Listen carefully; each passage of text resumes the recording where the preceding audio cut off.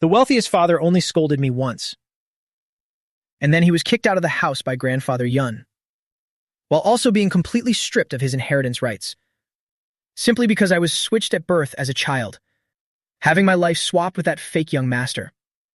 Grandfather Yun spent so many years just to find me again from the hands of human traffickers. And right today, grandfather took me back on his private jet. The entire way, grandfather Yun kept looking for chances to talk to me. He didn't know how to tell his grandson that his biological parents, along with his two older sisters, might not exactly welcome him with open arms. But the old man didn't care. If they don't care about his grandson, then he will. Today is just to see their attitude, to see if they know how to behave, or more accurately, to see what that family decides. Mo Lee, your parents are always busy, which is why they couldn't come pick you up in person. Seeing his grandfather like that, Mo Lee smiled faintly. That smile seemed a bit forced. Grandfather, I'm not a child anymore. Besides, my past experiences have made me much more mature. Months have already passed. If they truly wanted to take this son back, they would have flown to see me long ago. But even now, there's not a trace of them. What does that say? It shows they care more about that fake son. They probably don't want to upset him. They don't want his heart to break. In short, they have every excuse. But I don't want to hear any of it. Grandfather, having a grandfather like you, I already feel incredibly lucky. I won't expect anything else. Besides, I'm quite petty. I tend to hold a grudge. It's better if they don't come. I'm in no mood to play out some touching family reunion with them. I'm very busy, you know. Grandfather has given me a lot of pocket money, saying it's the monthly allowance accumulated over the years. And New Year's money, too. Looking at the long string of zeros in the savings account, I told grandfather, please use all of it to buy houses. Courtyard houses, and all sorts of high-end apartments. Buy them all, buy everything. As long as it's for sale, we must buy it all. The reason I gave was, of course, that I wanted to own many houses. That way it feels like I'll have a real home. I won't feel lonely anymore, and I won't be afraid. Grandfather Yun felt a deep pang of sorrow. How could his precious grandson be so pitiful? This won't do, not at all. I must protect my grandson properly. Doesn't my grandson just want to buy houses? Buy them, I'll buy them all for you. I just got off the plane. Grandfather Yun took me to see houses immediately. Grandfather directly bought an entire building for me, and it's right on a bustling commercial street. My heart felt like it was jumping out of my chest. Furthermore, he bought 5 or 6 courtyard houses all at once, all under my name. My bundle of keys is incredibly long. I've also bought some for you in other cities. Now, Mo Lee was a bit curious. How many is some? Grandfather, what exactly do you mean by some? Oh, just 5 or 6 buildings. I was speechless. I feel that relying on grandfather is actually fine. I'm willing, and as long as grandfather is happy, that's enough, right? Mo Lee was completely astonished. Grandfather, you treat me too well. I thought I'd have to manage everything on my own. Grandfather Yun looked at his grandson. In truth, he saw all of my hard work, and he somewhat understood what I was thinking. I wanted to prove myself, not rely on him. But I am your grandfather. I am the one you should lean on. Mo Lee, I will provide you with capital. Use it to invest. Use it to generate even more money. That in itself is a type of ability. If you worry about earning the capital first before starting a business for profit, don't you think that's far too slow? My money is your money. There's no difference. Or you can consider this money a loan from me. How does that sound? I want to see how far you can go. I believe Mo Lee is someone with his own views and the strength to back them up. Besides, even if a Yun family descendant loses, so what? They just go find other opportunities. With me here, my grandson can be as creative as he wants. I also realize the issue, but I shouldn't keep thinking like that. Striving on your own is good, of course. But with a higher starting point, I can reach a much larger world.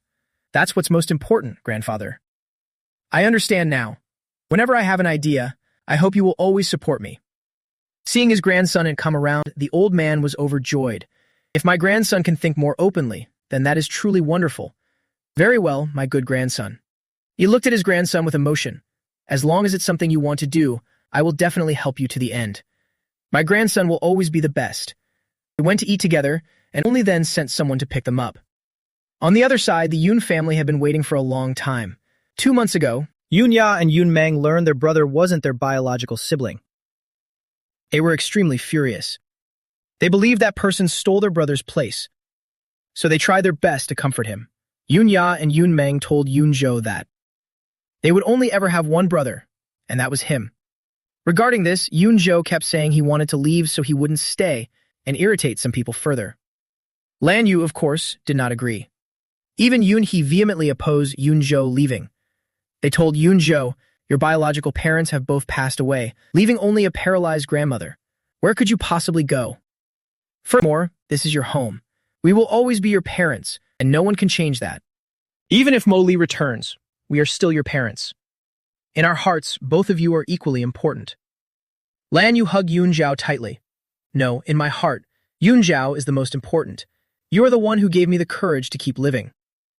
Yun Ya and Yun Meng also kept nodding, telling Yun Zhao, "Yun Zhao, you are our only little brother. No one can ever replace you." So they were supposed to be at the airport today to meet someone, but not a single one showed up. They just sat waiting at home indifferently, thinking that waiting at home was enough. To their surprise, they waited until 3 in the afternoon and still saw no sign of anyone. Lan Yu appeared extremely irritated. What does that Mo Li think he's doing? Lan Yue didn't dare complain about grandfather, so naturally all the blame was heaped on Mo Li. Lan Yue glanced at Yun He, telling him to call grandfather immediately, to ask what on earth was going on. "We've been waiting here for so long. Why hasn't he arrived yet? He has absolutely no sense of time," she muttered, a child raised in that kind of environment. How could he possibly be decent? Also, about that school you're planning to arrange, don't you dare put him in the same class as our Yunju. Don't let him corrupt my Yunju. Hearing this, Yunju quickly grabbed Lan Yue's hand. "Mother, please don't say that. It's fine if he's in the same class as me. That way I can take care of him. I've always understood one thing. All these years, it's because of me that he grew up in the poor countryside. It's all my fault. Now that he's back, I will apologize to him. Can everyone stop being unhappy because of me?" Yunzhou's eyes were full of concern, making Lan Yu feel incredibly heartbroken. "You silly child, what are you saying? This has nothing to do with you. You were just a baby back then. You had absolutely no idea what happened. Stop taking all the blame upon yourself. Do you hear me?" Yunzhou nodded obediently. "Thank you, mother. Thank you, sisters." All 3 of them were very happy. Yun he called grandfather.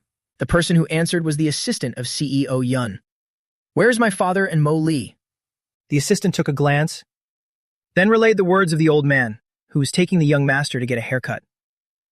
"CEO Yun, the old master has a message.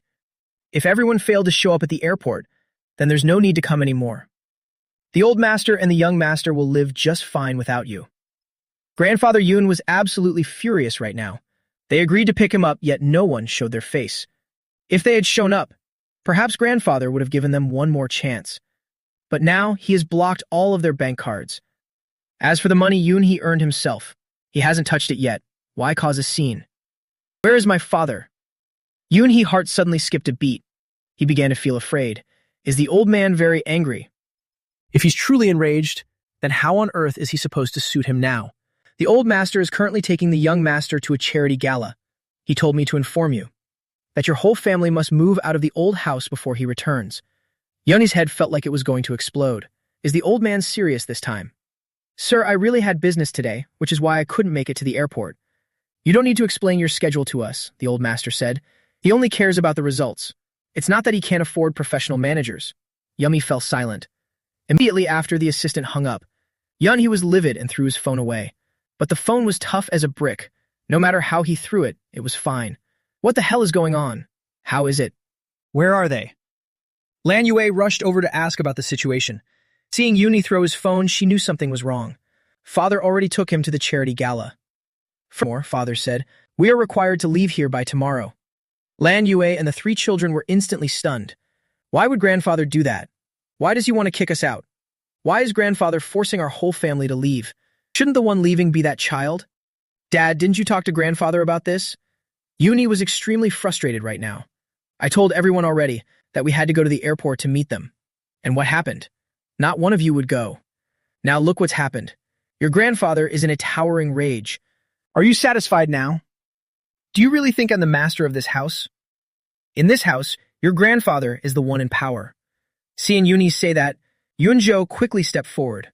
Mom, Dad, it's all my fault. If it weren't for me, grandfather certainly wouldn't act this way. How about this? I'll leave right now. Please tell grandfather that I've already gone. As long as I leave, he will be happy. and grandfather won't hate dad anymore. Yoon-jo spoke as he prepared to leave, but Lan Yu held him back tightly. You're not going anywhere. You are my son. How could you just leave like that? If your grandfather wants us to go, then our whole family will just go together. No matter what happens, our family must always stay together. Of course, before we leave, I must see that Mo Lee one more time, to see what he's actually plotting, and why he's brought your father and me to this state. He's deliberately destroying our family's peace. If that's how it is, she was determined to go and see for herself. When they rushed to the charity gala, grandfather Yoon had already won several items in Mo Lee's name. Furthermore, he introduced him to everyone, saying, Mo Lee is his true grandson. There was a lot of media outside right now, and the reporters were all very curious. Mr. Yoon, you said Mo Lee is your grandson. What exactly is the story behind this? Old Master Yoon had no intention of hiding anything. He answered their questions directly. Years ago, human traffickers kidnapped my grandson. And 2 years later, they brought their own child back here. They used my grandson's hair to fake a DNA test. From then on, the lives of the 2 children were completely swapped. Now I have discovered the truth. I have found my biological grandson. At the same time, I have informed the police. I've requested a thorough investigation into the past events. I definitely won't let those traffickers get away with it. Thanks to the efforts of the police, they've even rescued several other girls. That family was a professional human trafficking ring. Moreover, Mo Lee and I share a very special fate. You probably remember when I had an accident a few years ago. Actually, I had returned to my old hometown then.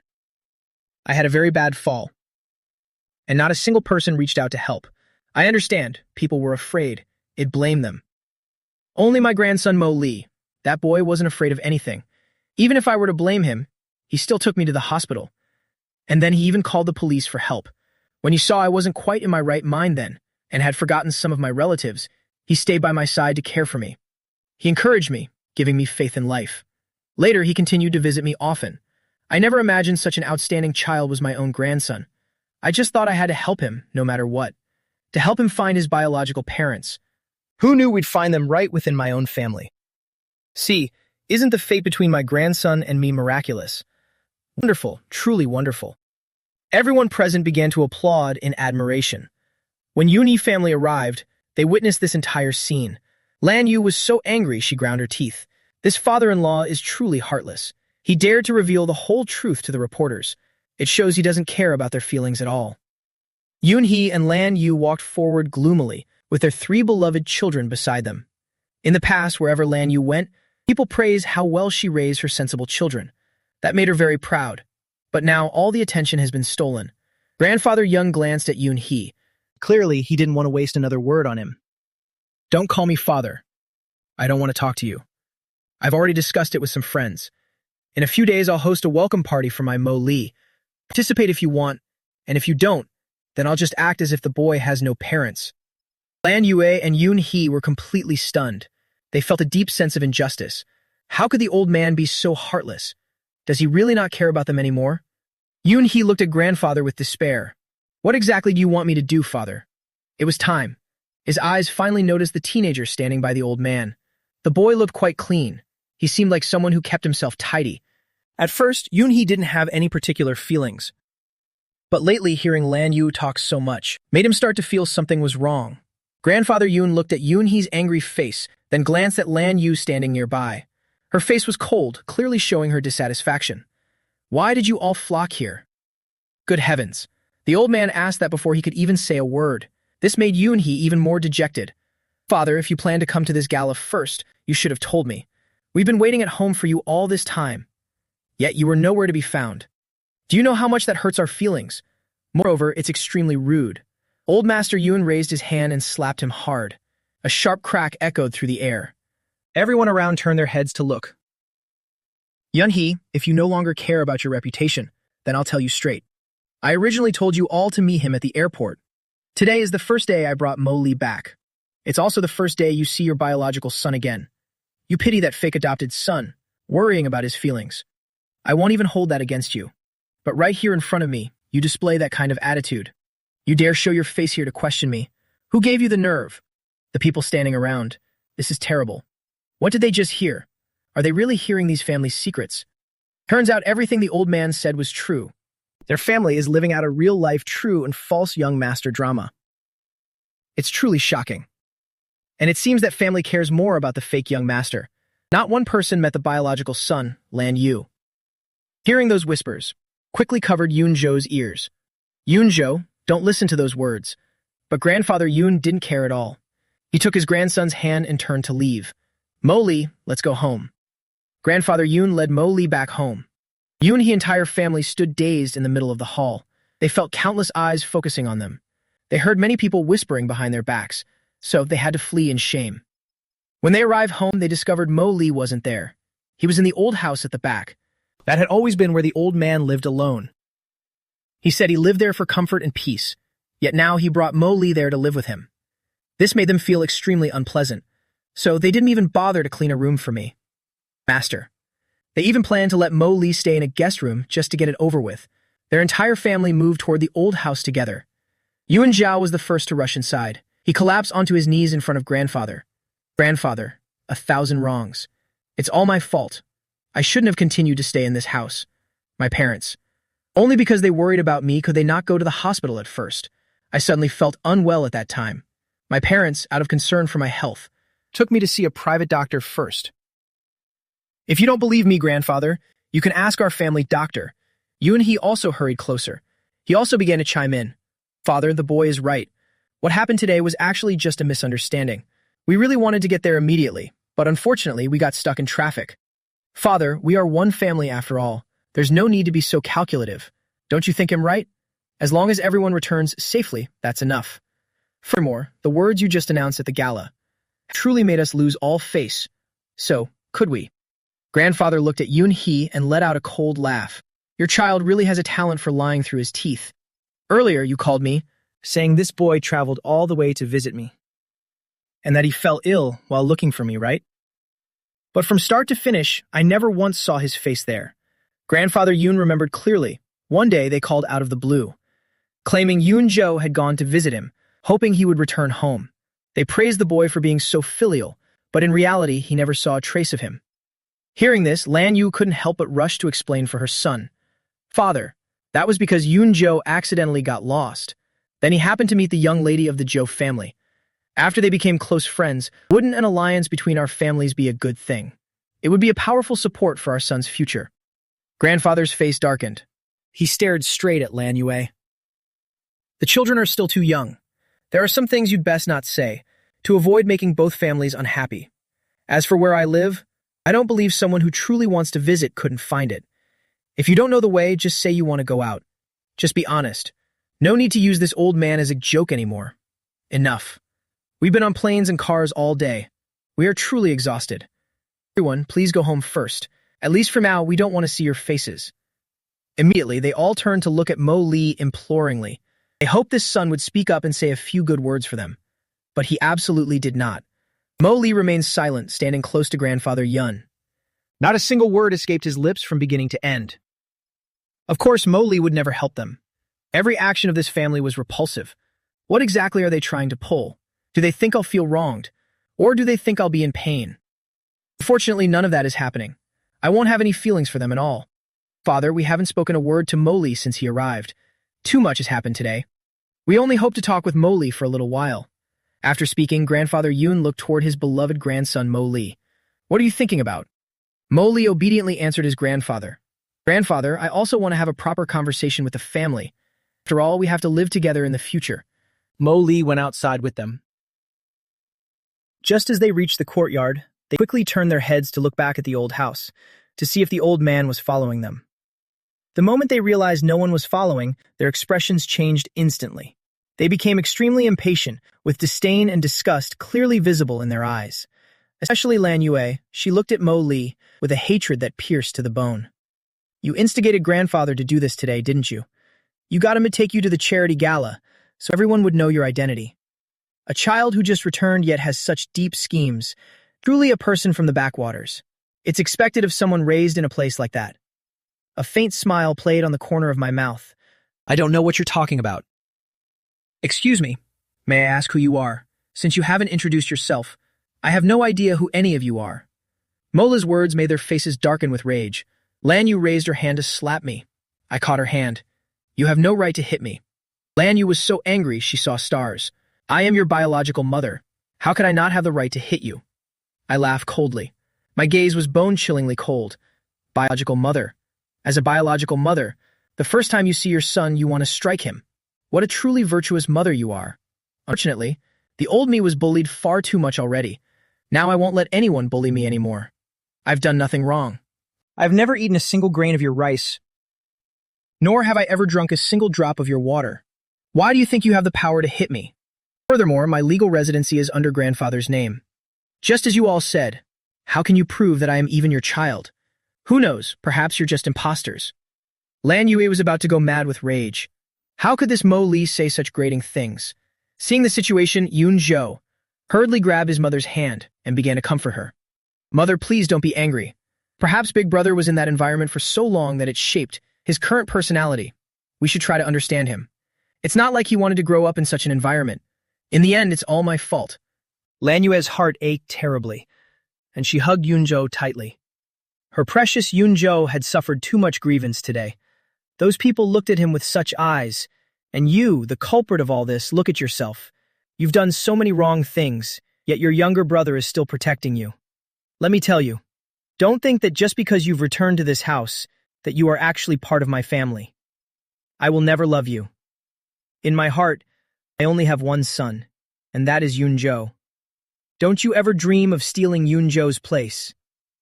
Truly, the words are exactly the same as in my past life. Only in the previous life, it was many years later. Now, even though I have no flaws, even though I am standing tall right here, there isn't a shred of affection in their eyes.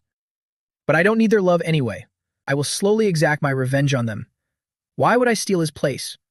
What place does he even have? The first half made them doubt their ears.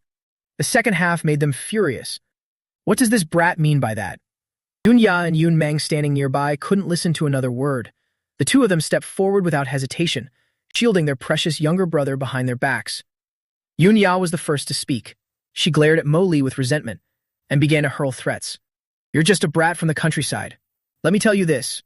Don't even dream of harming my brother. I will only ever have one brother, and that's Yun Zhou. Yun Meng chimed in immediately after, looking at Mo Li, and began her verbal abuse. Look at you, so ugly, and dressed so outlandishly rustic, especially those rough hands. One look and it's clear they're meant for heavy labor. With this lowly, pathetic appearance of yours, you dare claim to be our brother? Stop dreaming. Let me tell you, don't think your title can change anything. That is impossible. As far as we're concerned, you will never be part of this family. In our hearts, there is and only ever will be one brother, and that is Yun Zhou. You better not compete with Yun Zhou. Otherwise, we won't let you off easily. I burst out laughing at this. Why does it seem like none of them understand human language? You people are truly strange. On the contrary, I want to ask you all, exactly what am I supposed to be competing with him for? If it's for your affection, then forget it. I don't have the habit of sucking up to anyone. You don't like me, and I don't care for you either, so isn't that settled? The only person I care about is grandfather. As for the rest of you, in my eyes, you're nothing more than strangers. This time their faces darkened completely. Lan Yu prepared to strike me again. I advise you not to make a move. I heard that you are a person of great prestige and virtue, but seeing this hot-headed, violent side of yours, I see you're actually. I abruptly changed my tone. Your emotions are quite unstable, aren't they? Yun He let out a long sigh, looked at Mo Li, and spoke up. Mo Li, I am your father. I hope that upon your return, our entire family could live together in harmony. But why must you be so aggressive and back everyone into a corner? We've already explained to you that what happened today was just a misunderstanding. Besides, there were reasons for what transpired today. You should be more understanding of me. Your grandfather has misunderstood. You should help us explain it to him. That is the proper thing to do. But what did this child do? He just stood silently behind his grandfather, and now he even hurls such outrageous words at his own mother and sisters. I'm sorry, but who might you be? I truly cannot understand you people.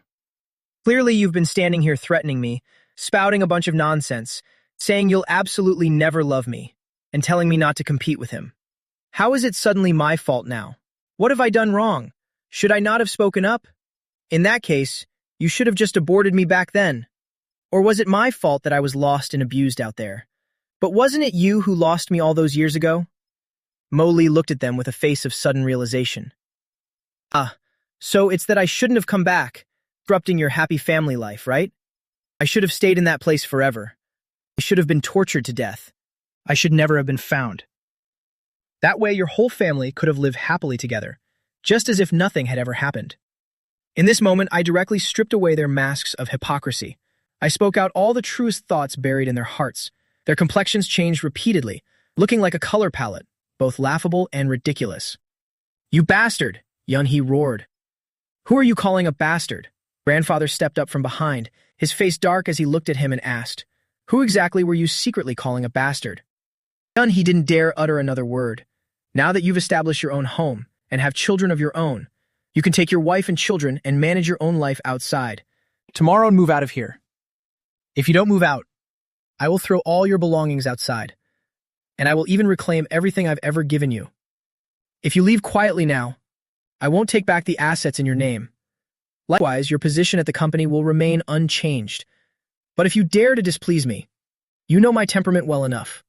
I'd rather donate all those assets to charity than leave you even a single penny." This time, Yun-hee truly crumbled.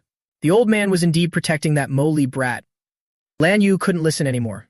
She gritted her teeth and spoke. "Fine, father-in-law. Rest assured. We will certainly move out tomorrow. As long as our family stays together, no matter where we are, we will always be happy. But as for this son, I will absolutely never accept him." She would never acknowledge a disobedient child, like Mo Li. I laughed after hearing that. "Then that's great.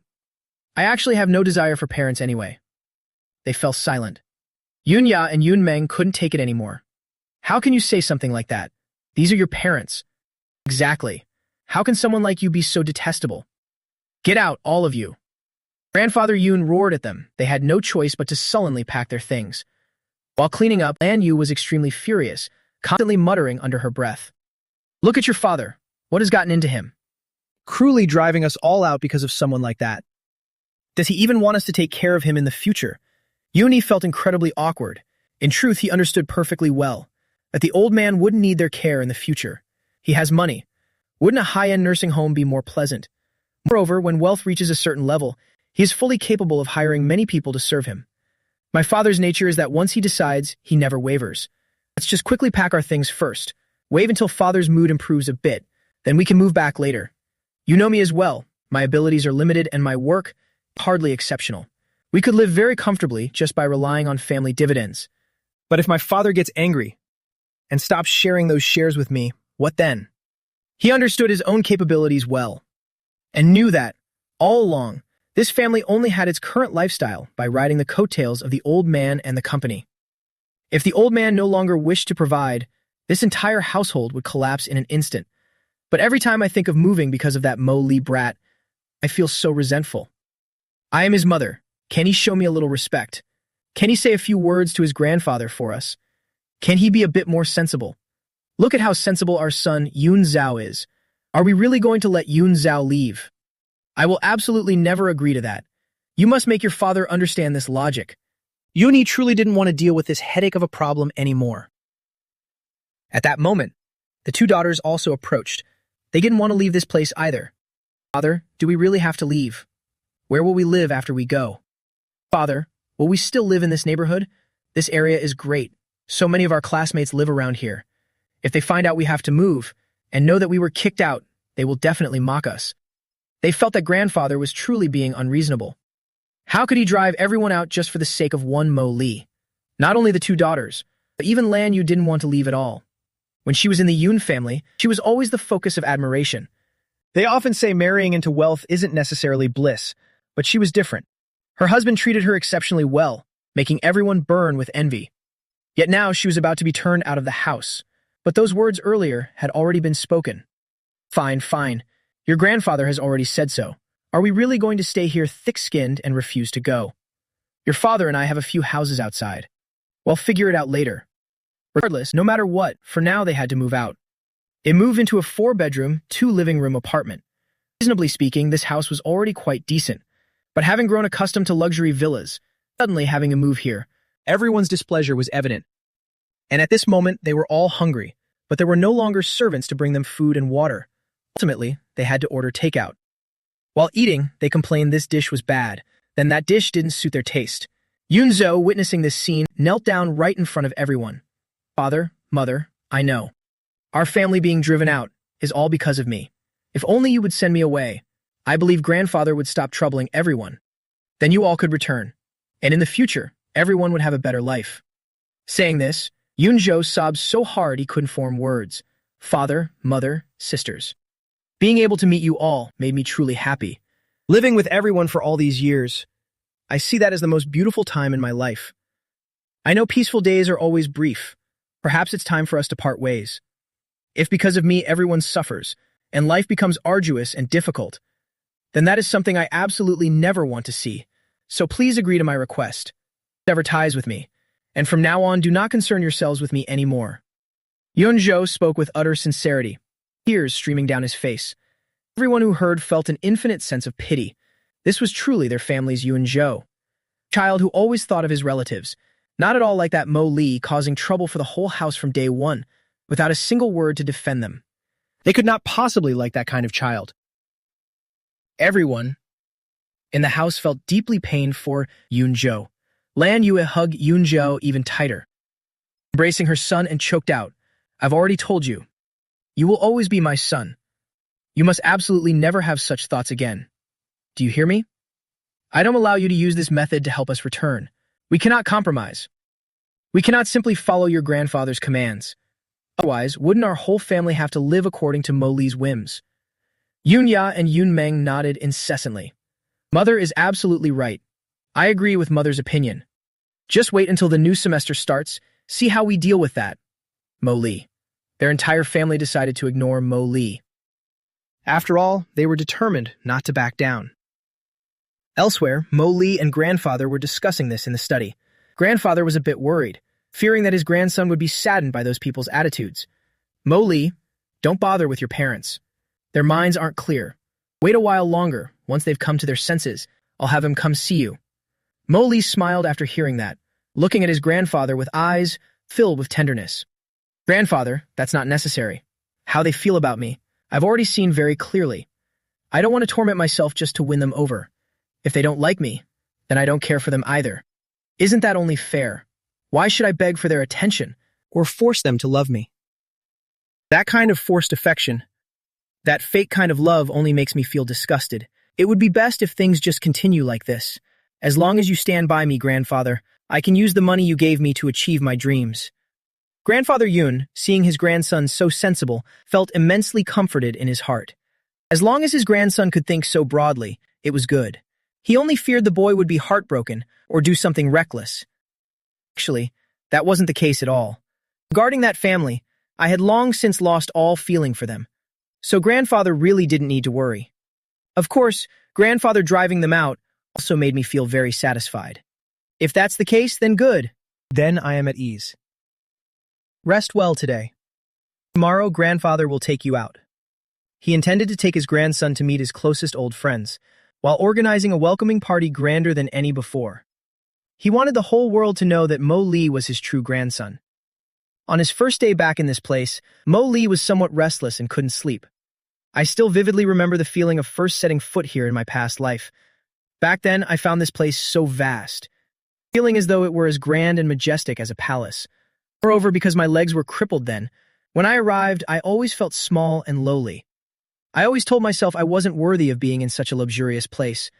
I once naively hoped my biological parents would give me some warmth and love, so I could believe the world still held something good, and give me the courage to continue living. But it was precisely their contempt and disgust that rubbed salt into my already scarred heart. They imprisoned me in a cramped attic, not allowing me to step outside. They used the excuse that it was for the sake of my health, to help my legs have a chance to recover. But in truth, they were only afraid everyone would find out that they had a disabled biological son like me existing in the world.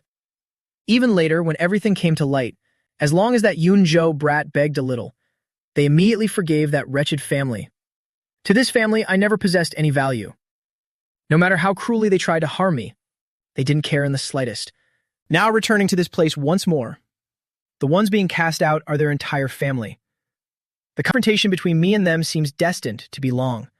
I will let that whole family experience what loving and protecting one another truly means. Mo Lee still remembered that biological father very well, Yun-hee, who seemingly around this time had reunited with the white moonlight of his life. And then they both rushed into each other like moths to a flame, their feelings incredibly intense.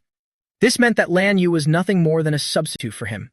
A few days later, Mo Lee hired someone to investigate Lan Yu, then secretly sent all the collected photos to her email inbox.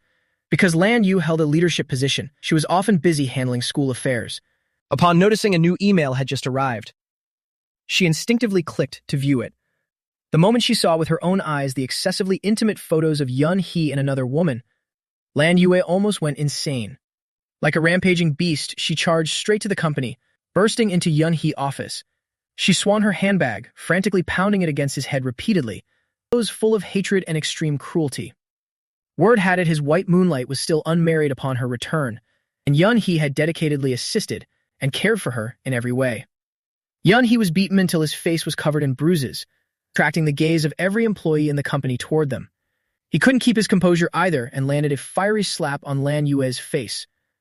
"Lan Yue, have you gone mad? What are you doing coming all the way to the office to cause a scene? Don't you see? Everyone is staring right at us. Aren't you ashamed?" Lan Yu clutched one side of her face, becoming even more hysterical. "You dare hit me. You have the heart to hit me. I sacrificed my entire youth and bore you so many children, and now you dare to raise a hand against me. They'll fight you to the death." By the time grandfather arrived with Mo Lee and witnessed this farce, the incident had already been going on for quite a while. Everyone around was whispering and gossiping about it. "What kind of game are you all playing?" Grandfather let out an authoritative roar, causing both of them to stop their actions immediately. When Lan Yu caught sight of her father-in-law, she became even more livid. "Father, look at your precious son. He dared to secretly find a mistress. He betrayed me. He's having an affair. Father, you must step in to demand justice and give me a proper explanation." Grandfather Yun asked her back in a cold voice, "What explanation do you want me to give?" Grandfather Van's intention was to gauge how Lan Yu actually wanted to resolve the matter. But Lan Yu mistakenly thought grandfather intended to cover up for his own son. "Are you also trying to shield him? This entire family, everyone is ganging up to bully me." Grandfather could only shake his head in disappointment. There were truly no words left to say. He was so angry he could hardly bear it. Seeing this, Mo Lee directly spoke up. "Grandfather means, how do you wish to deal with him?" Lan Yu paused for a moment at the question, before turning her gaze toward Yun-hee. She truly didn't know what to do. Her mind was a mess, and her chest burned with fury. She just wanted to rush in and beat him senseless, or even tear that wretched woman apart with her own hands. Grandfather Yun-lee cast a sharp, cold glance at Yun-hee. Just that one look was enough to make Yun-hee shrink back in fear, looking as timid as a frightened quail. "Yun-hee, get over here right now. Tell me clearly, what exactly is going on? You did it, but you don't dare admit it." Yun-hee furtively scanned the surroundings.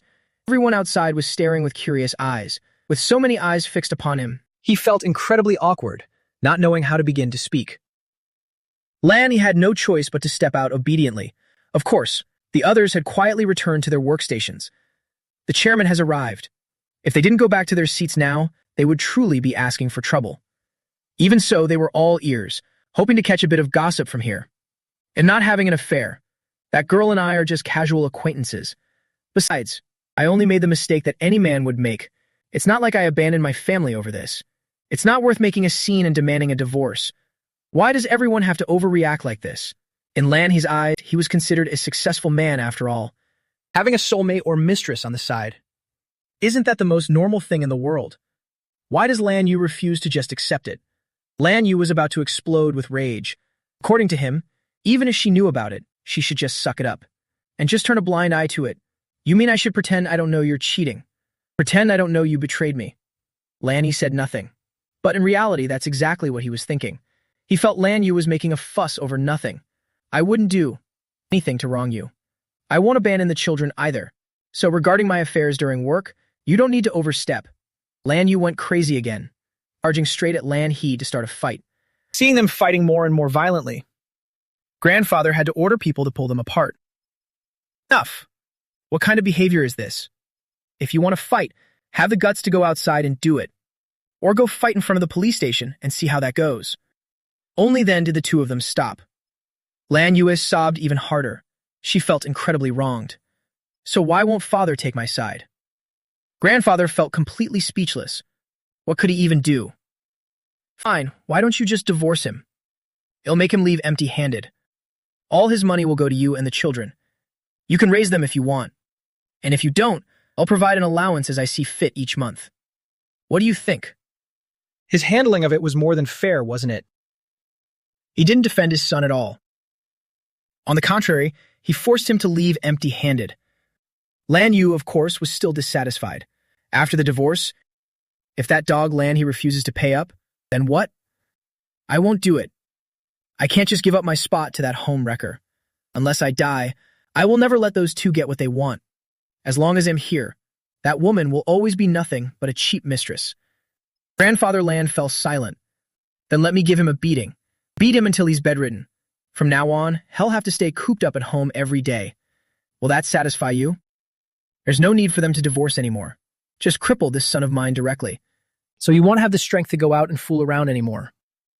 That won't work either. If it comes to that, does it mean he won't be able to walk anymore? That would be so embarrassing. You truly leave me speechless. This isn't okay. That's not right either. What on earth do you actually want? If none of the solutions I offer are good enough, then go handle it yourself. I won't bother with the two of you anymore, whether it's arguing, cursing each other out, or even getting a divorce. Honestly, it has nothing to do with me. Grandfather didn't want to worry about it anymore, leaving them to manage on their own. Lan He, you can get lost for today. Go on. Go settle your family matters. And then come back to work. If you can't handle this smoothly, then don't bother showing up here anymore. Lan He was also kicked out. Once outside, the two of them found another spot and had a massive blowout fight. Finally, seeing that it was getting late, they both tidied up their appearance and headed back home, acting as if nothing had ever happened. But only the two of them knew for sure that this had left a deep scar in their hearts. Once a mistake is made, you'll be tormented for life. Every time they remember today, they'll suffer. After they arrived home, they saw the three children playing happily together. They were all being very good, not making any trouble at all. Lan He and Lan Yue reached a temporary compromise. 2 more days passed. Lan Yue took the children to visit her parents' house. Her mother was extremely worried after hearing the news. Lan Yue, what's been wrong with you lately? Why am I hearing rumors that your biological son has returned? What exactly is going on? Since she never liked that child to begin with, she never had any intention of telling anyone. So where did her mother find out? Mom, I never told you about this. How did you find out? Old Lady Lan looked at her daughter and knew immediately she was overthinking again. She always loved imagining things, constantly feeling like everyone was plotting against her. The old lady sighed, giving her a light tap on the head. I'm asking because I'm worried about you. The news about your family is spreading everywhere. Your father-in-law has sent invitations to everyone, saying that in 3 days, he will officially introduce his eldest grandson to the world. So I wanted to ask you what the truth is. Who is this so-called biological son? Hearing this, Lan Yu's head began to throb even more. Seriously, what on earth is happening? Neither that father nor his son could give her any peace of mind. How could he introduce Mo Li at a time like this? Even I don't fully understand what's going on. All I know is that back then my son was switched. Lanzhou isn't my biological son, and Mo Li is the one my father-in-law. My father-in-law is being so unreasonable. He says he only recognizes that one grandson. I'm his mother too. How could I possibly just abandon Lanzhou? Back then, everyone turned on me and blamed me. They said it was my fault the child was lost. Do you know how much I suffered? To find Lanzhou and bring him back, do you know how much effort I put in? The old lady nodded repeatedly. Then she took her into her arms, comforting her daughter's heart. My dear daughter, you are absolutely right. Lanzhou has been with you for so many sentimental years. Even if you found the so-called biological son, you can't just discard Lanzhou. After all, little Lanzhou is so well behaved. I couldn't find a better child than him anywhere. Finally, someone was on her side. Lan Yue was overjoyed. She hugged her mother tightly and cried for a long time. As expected, only her mother understood her feelings. Seeing her daughter crying so piteously, the old lady couldn't help but feel moved. She kept patting her daughter's back. Don't worry about what your father-in-law thinks. As long as Lan He doesn't say that, then you have nothing to worry about. As long as the two of you are on the same page, everything will be just fine. Just thinking of Lan he made Lan Yue boil with rage. So angry she could explode. Mom, don't mention him again. He is truly a bastard. A real piece of scum. He dared to keep a mistress outside. Although I haven't caught them in bed yet, he and that woman. He keeps flirting and acting shady with her. He even dared to say, I'm not as gentle as she is. I must divorce him. I'm definitely getting a divorce. Lan Yue could never tolerate any betrayal. At this moment, she just wanted a divorce immediately. Just wanted to sever all ties with Lan He, wishing the paperwork could be done in the blink of an eye. Lady Lan was stunned. For a moment, she hadn't even regained her composure, because their relationship had always been very good. That son-in-law had always doted on her daughter. Every time they visited the maternal home, the son-in-law's attitude seemed perfectly normal. Picking up food for his wife, worrying about her clothes, all sorts of care and attention. And her daughter always looked so smugly satisfied. How did it come to this? Doesn't your husband treat you well? He cares for you so much. He dotes on you so much. What more could you want? Or did you misunderstand something? Or were you too overbearing and suppressed him? You must know that everyone around admires their family.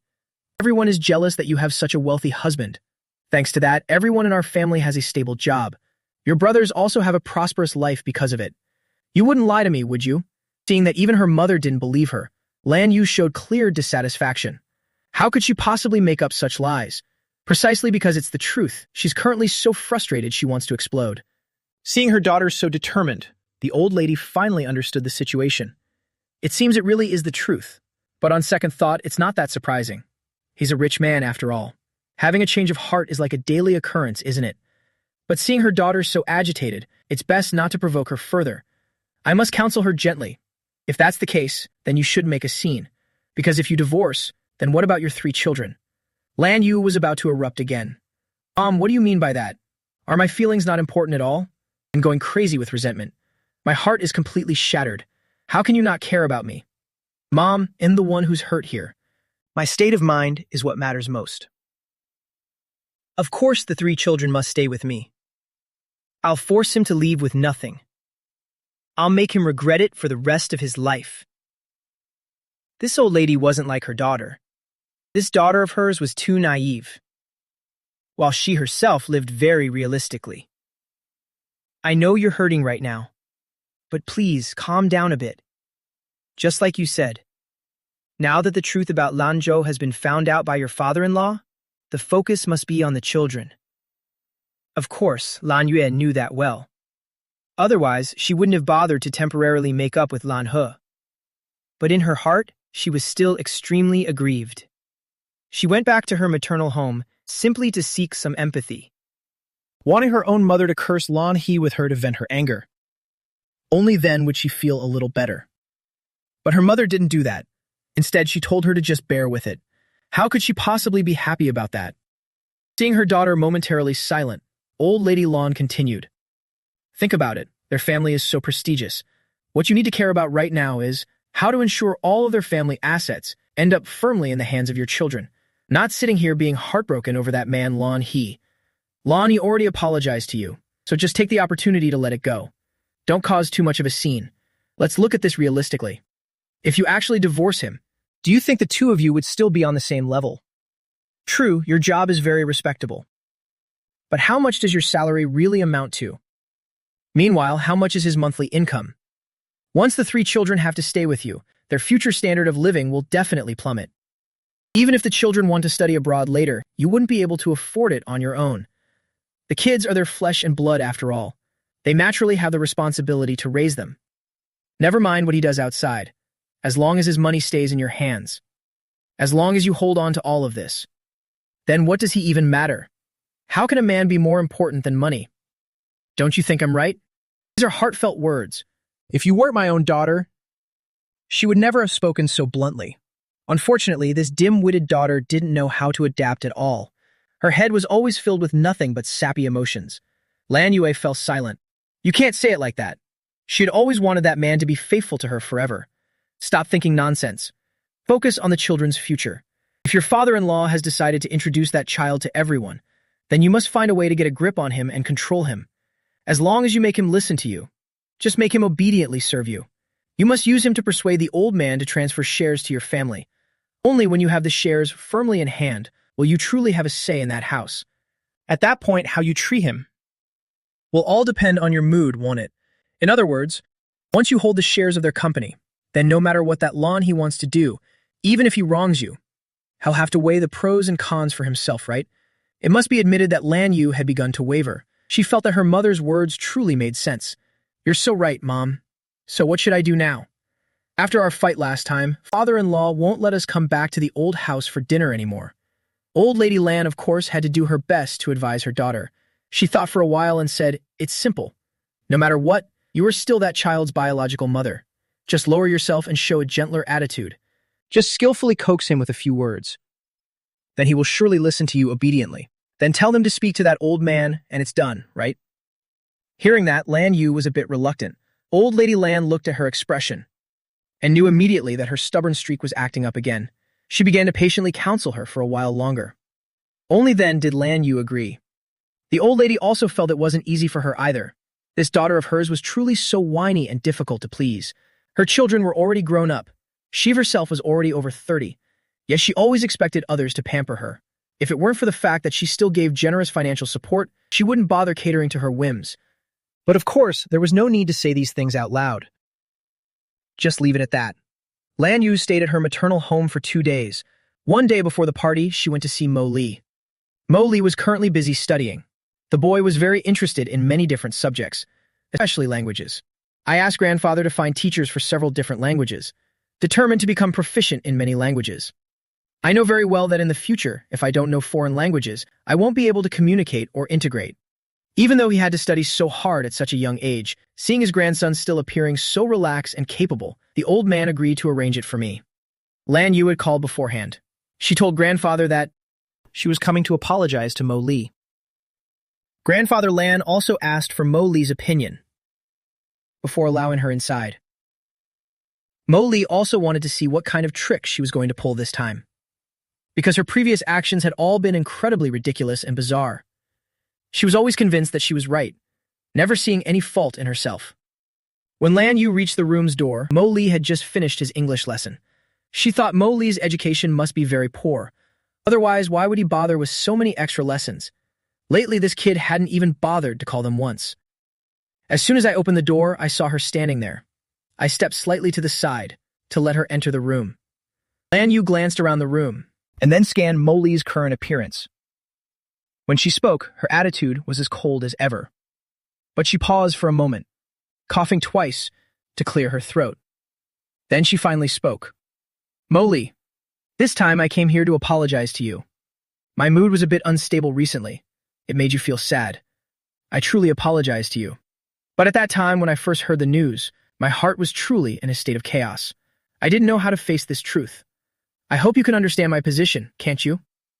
Mo Li smirked, looked at her indifferently, and coldly replied, "No."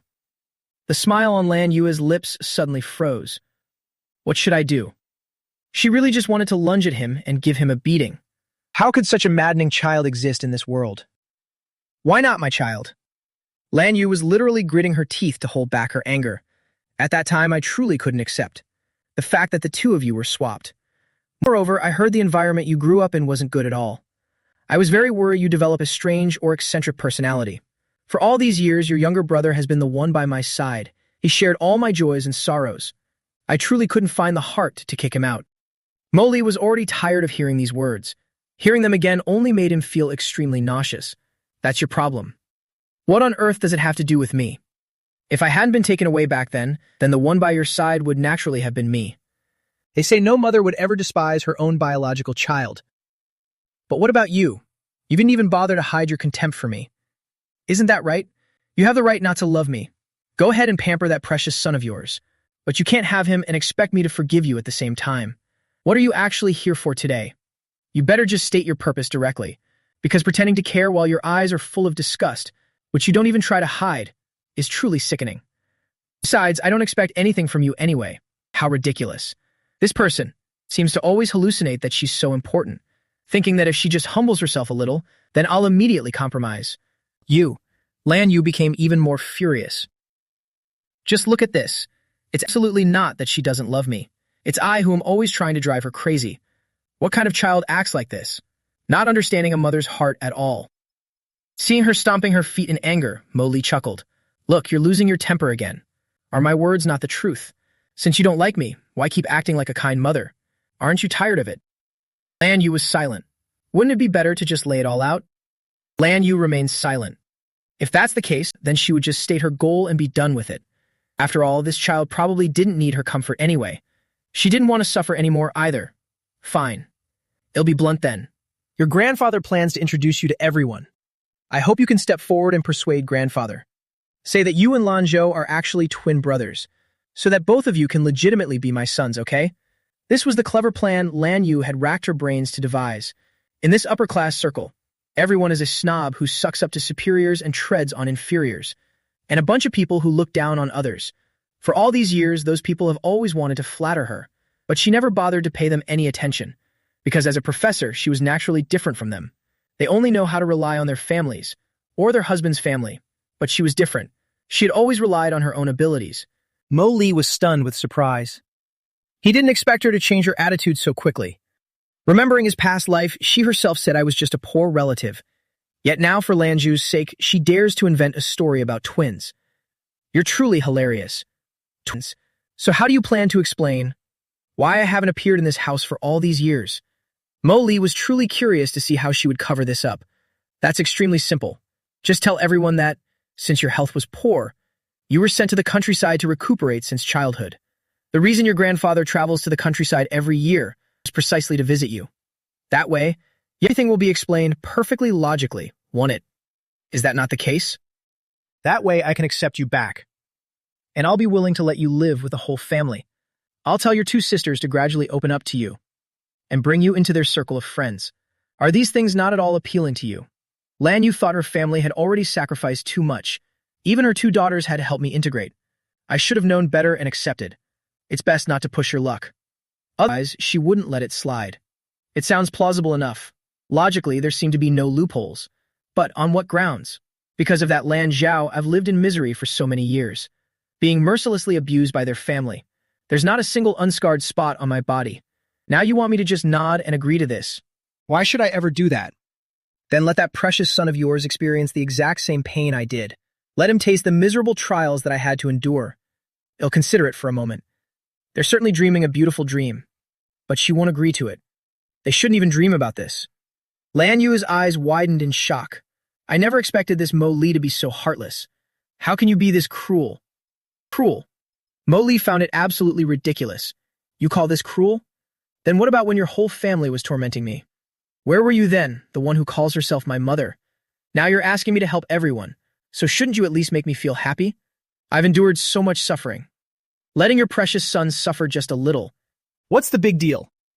If you don't agree, then just leave. The door is over there, I won't see you out. Besides, you could easily tell Grandpa yourself. Why haven't you? It's because you're afraid Grandpa will be upset. Afraid he'll be disappointed. That's why you're forcing me to speak. You want me to be the villain. So Grandpa will be disappointed in me too. You really are quite malicious. Mo Li threw the word cruel right back at her. Those words suit her perfectly.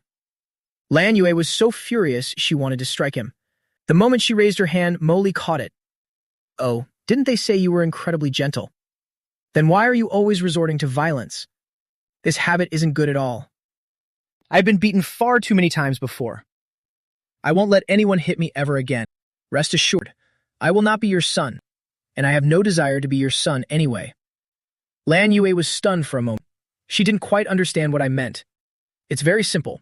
Grandpa has acknowledged me as his grandson, so I am only his grandson.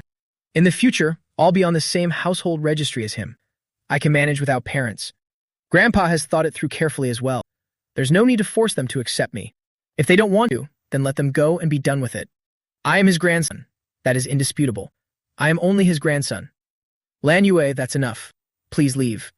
I don't want to see you anymore. Just as Mo Li finished speaking, the butler approached. The butler looked at her apologetically.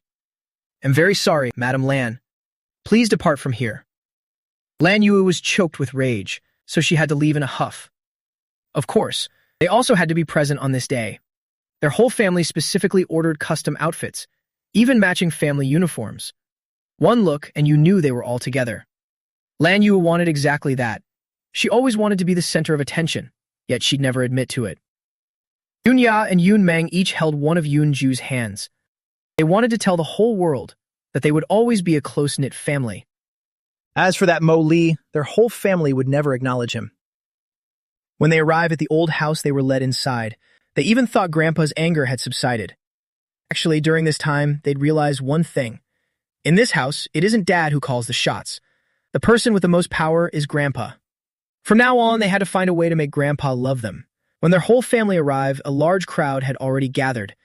Everyone had heard rumors about the situation, about the couple, turning against the old man for the sake of a fake son.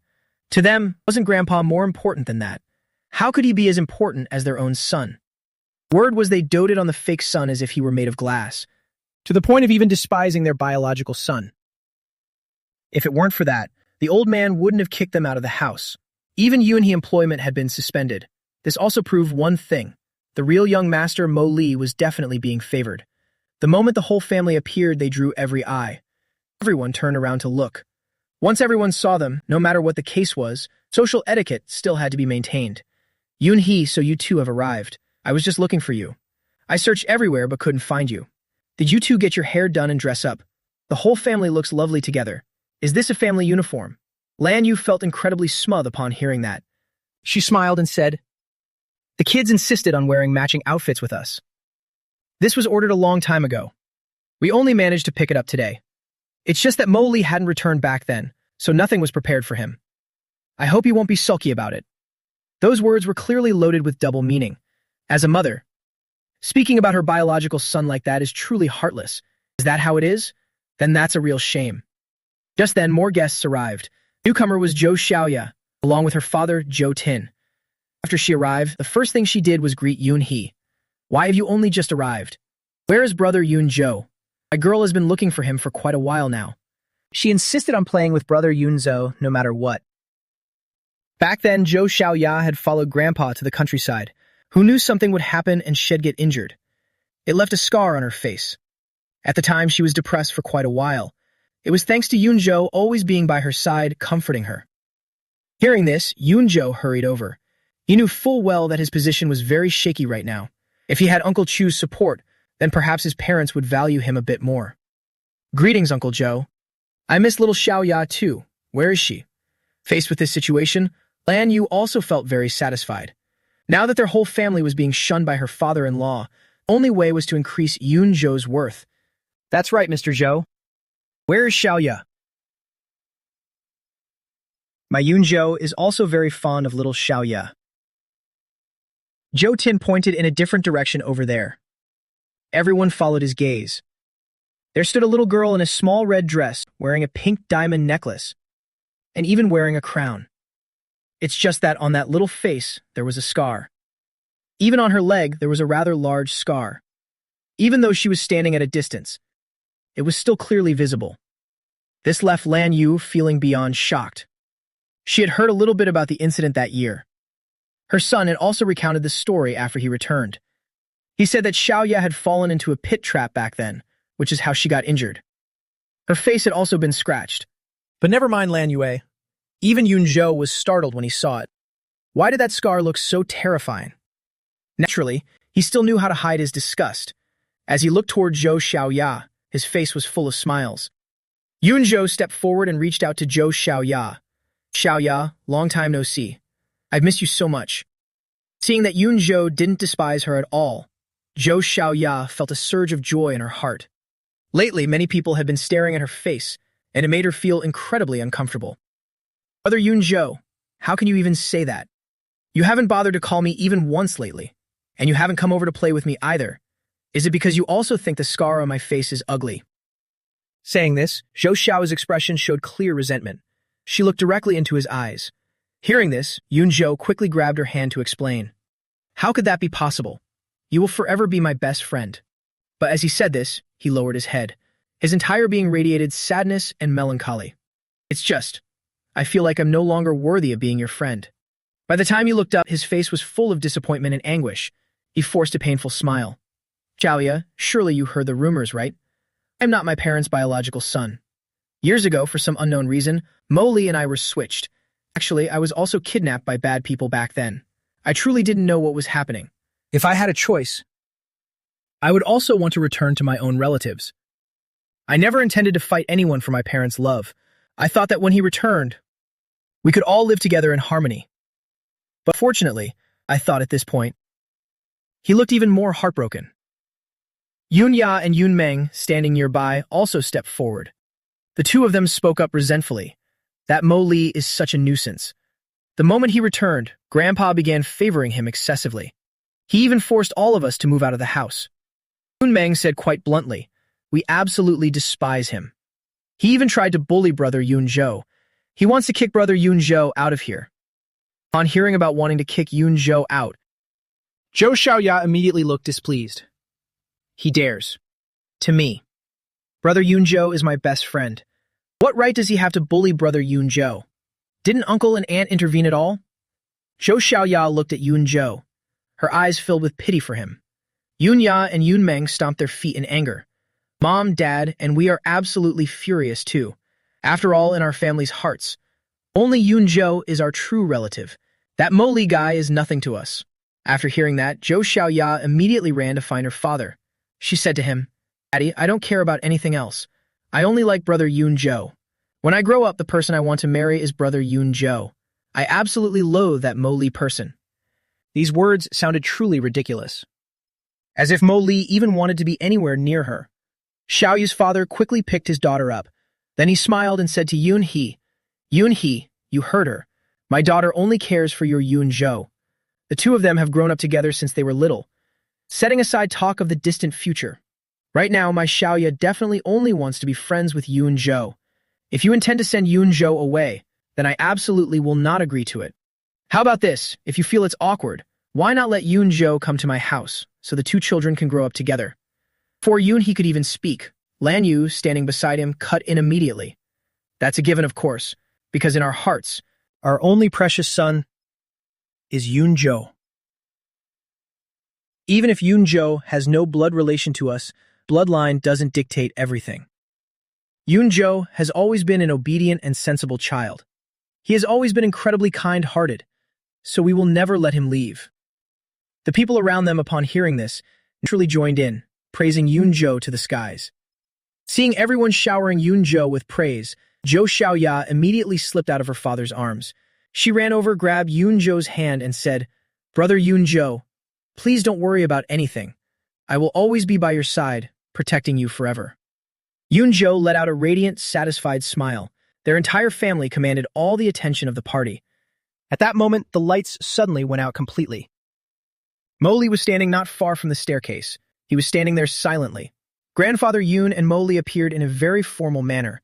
Between them, one wore a classic Zhongshan suit, while the other donned an exquisitely tailored vest.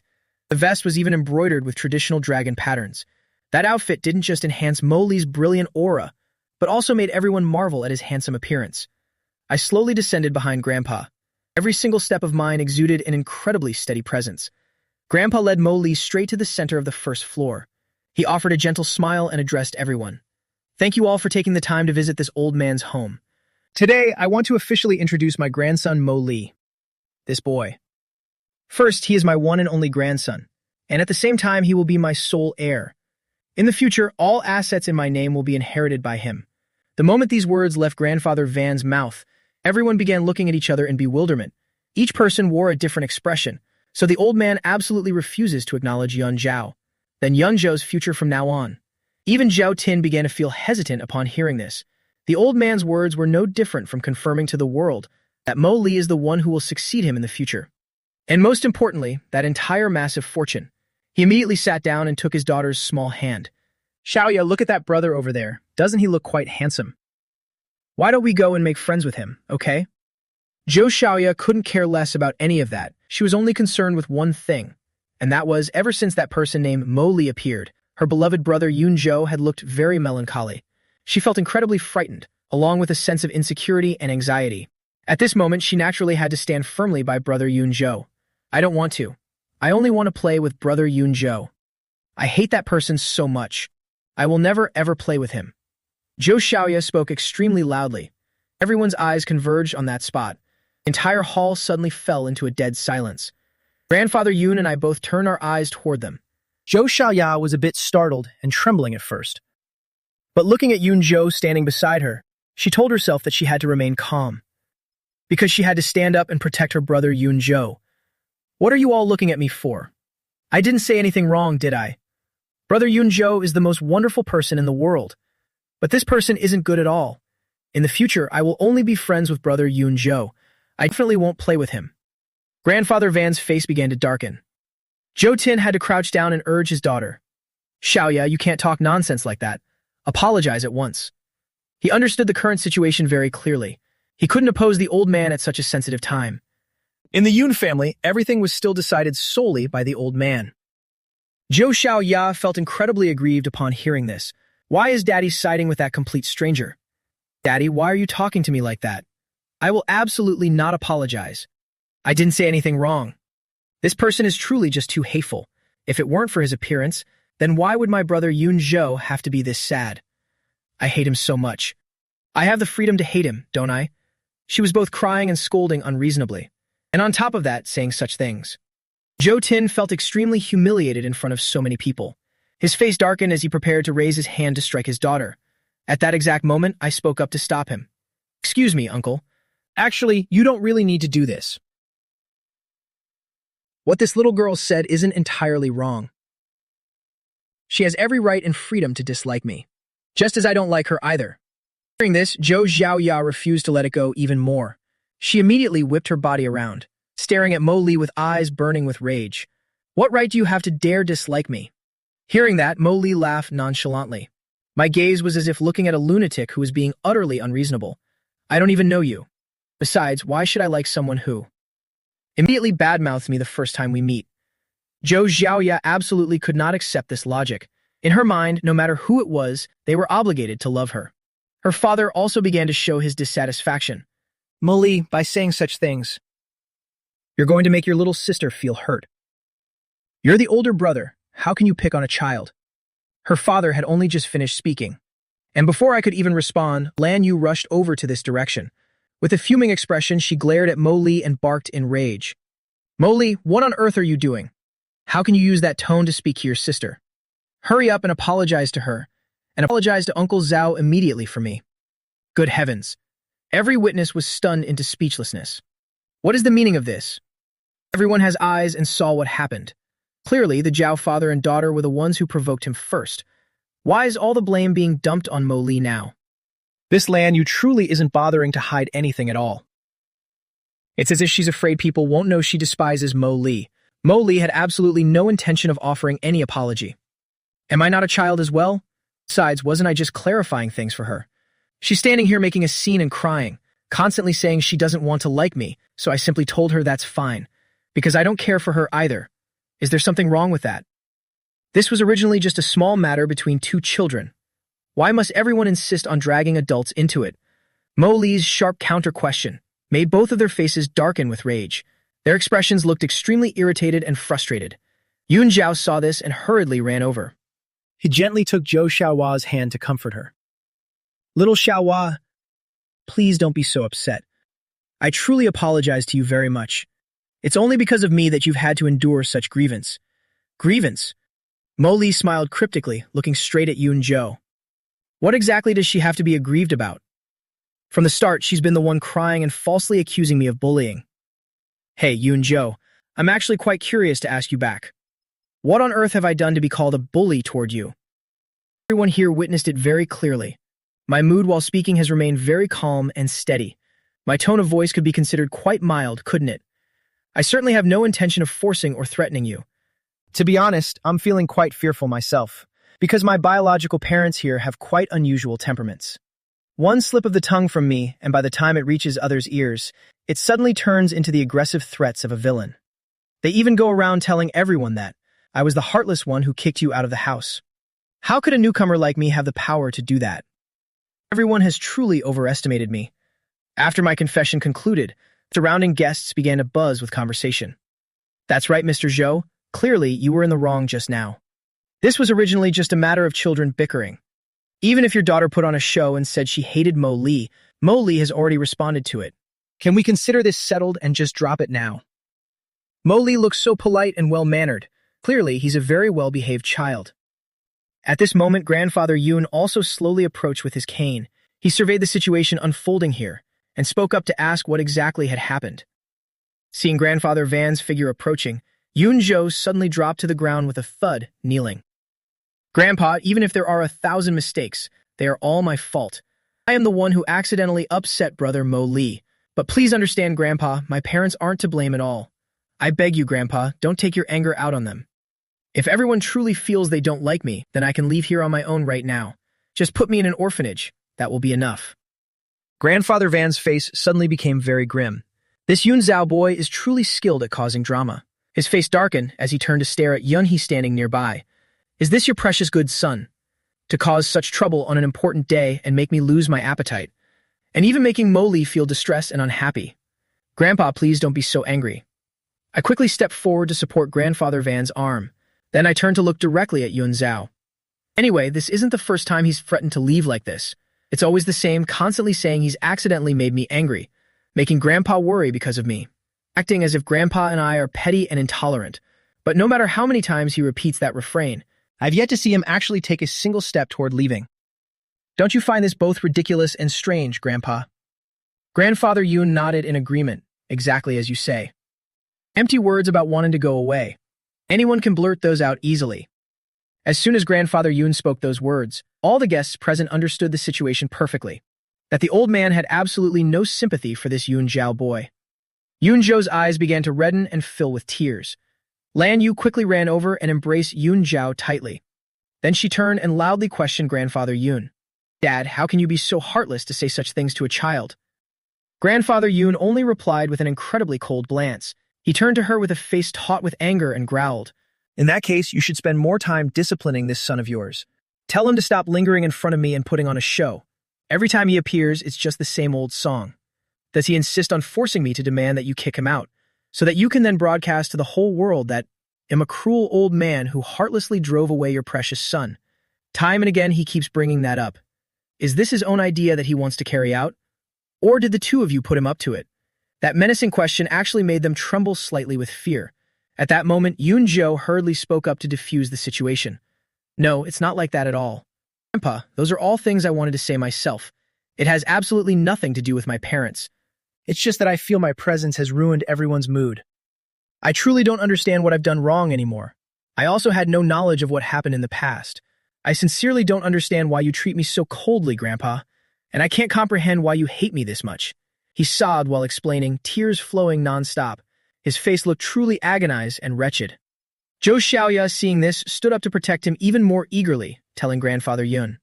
Grandfather Yun, my daddy always praises you as a talented and respectable man, but from what I see, you are actually a very bad person. Why are you so heartless to make my brother Yoon Jo cry like this? I've decided when I grow up, I'm definitely going to marry brother Yoon Jo, and I will never, absolutely never, care for that other person. Also tell them to stop having such deluded dreams. Grandfather Yoon heard that and let out a cold laugh. Young lady, how old are you anyway? What do you know about love, or what it even means to marry someone? But since you dislike our Mo Lee so much, then please, just leave. Our Yoon family does not welcome you. Father Zhou naturally would not leave just like that. Uncle Yoon, you've misunderstood. What happened just now was my fault, because I was too eager to protect my child, and it caused Mo Lee to be wronged. Mo Lee, I'm sorry, okay? Mo Lee stood obediently beside his grandfather. I didn't say a word. Grandfather Yoon waved his hand. You don't need to explain anymore. I heard everything you just said very clearly. Go home now. I won't keep you any longer. Father Zhou had no choice but to take Zhou Xiaoya and leave. Then I will come to apologize again next time. Father Zhou had just left. Few people were left to support Yunhe's family. Yunhe saw that things weren't going well. He hurriedly spoke to Grandfather Yoon. Dad, look. This is all just a misunderstanding. It's because I caused Yoon Jo to misunderstand. Actually, we were just about to announce to everyone that Mo Lee is our son, but Yoon Jo is also our son. Both children will stay in the house from now on. Wouldn't that be great? Yoonhe thought that with so many people here, the old man would have to give him some face. but unexpectedly. Grandfather Yoon said, "Since when does your family have two sons?" "Our family only has one grandson. I have two granddaughters, Yoon Ya and Yoon Meng, and I also have only one grandson.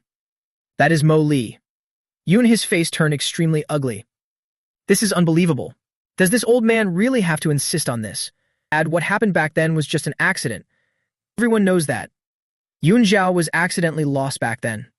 Both of us were absolutely desperate. We searched for 2 whole years. We went through so much to find Yoon Zhao again. To us, Yoon Zhao is the son we found after losing him through countless hardships. He is our precious treasure. We will never give up on him." Can't you understand us, Dad? Yoon, he tried to make the old man understand their feelings. At the same time, he was also taking a gamble, hoping that once people knew, they wouldn't think Yoon Zhao was a bad child, and also hoping they would see the couple as loyal and affectionate. When Yoon Zhao returned, he gave us new hope. And just then, grandfather abruptly cut him off. "Shut your mouth right now. What is really going on here? I will clarify everything in a moment. I've also invited some friends from the media today to help me witness some important matters. I originally intended to speak later, but since you said this much already, then let's start right now." Yoon Hee and Lan Yu were both stunned.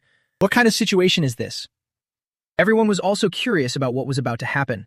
Under everyone's suspicious gazes, the notaries and lawyers were all present. The old man directly led Mo Lee onto the stage. Then he looked over at Yoon Ya and Yoon Meng over there. "Yoon Ya, Yoon Meng, both of you come over here too." Yoon Ya and Yoon Meng instinctively looked at their parents. After seeing Yoon Hee nod, the 2 children stepped forward. They didn't understand what was going on.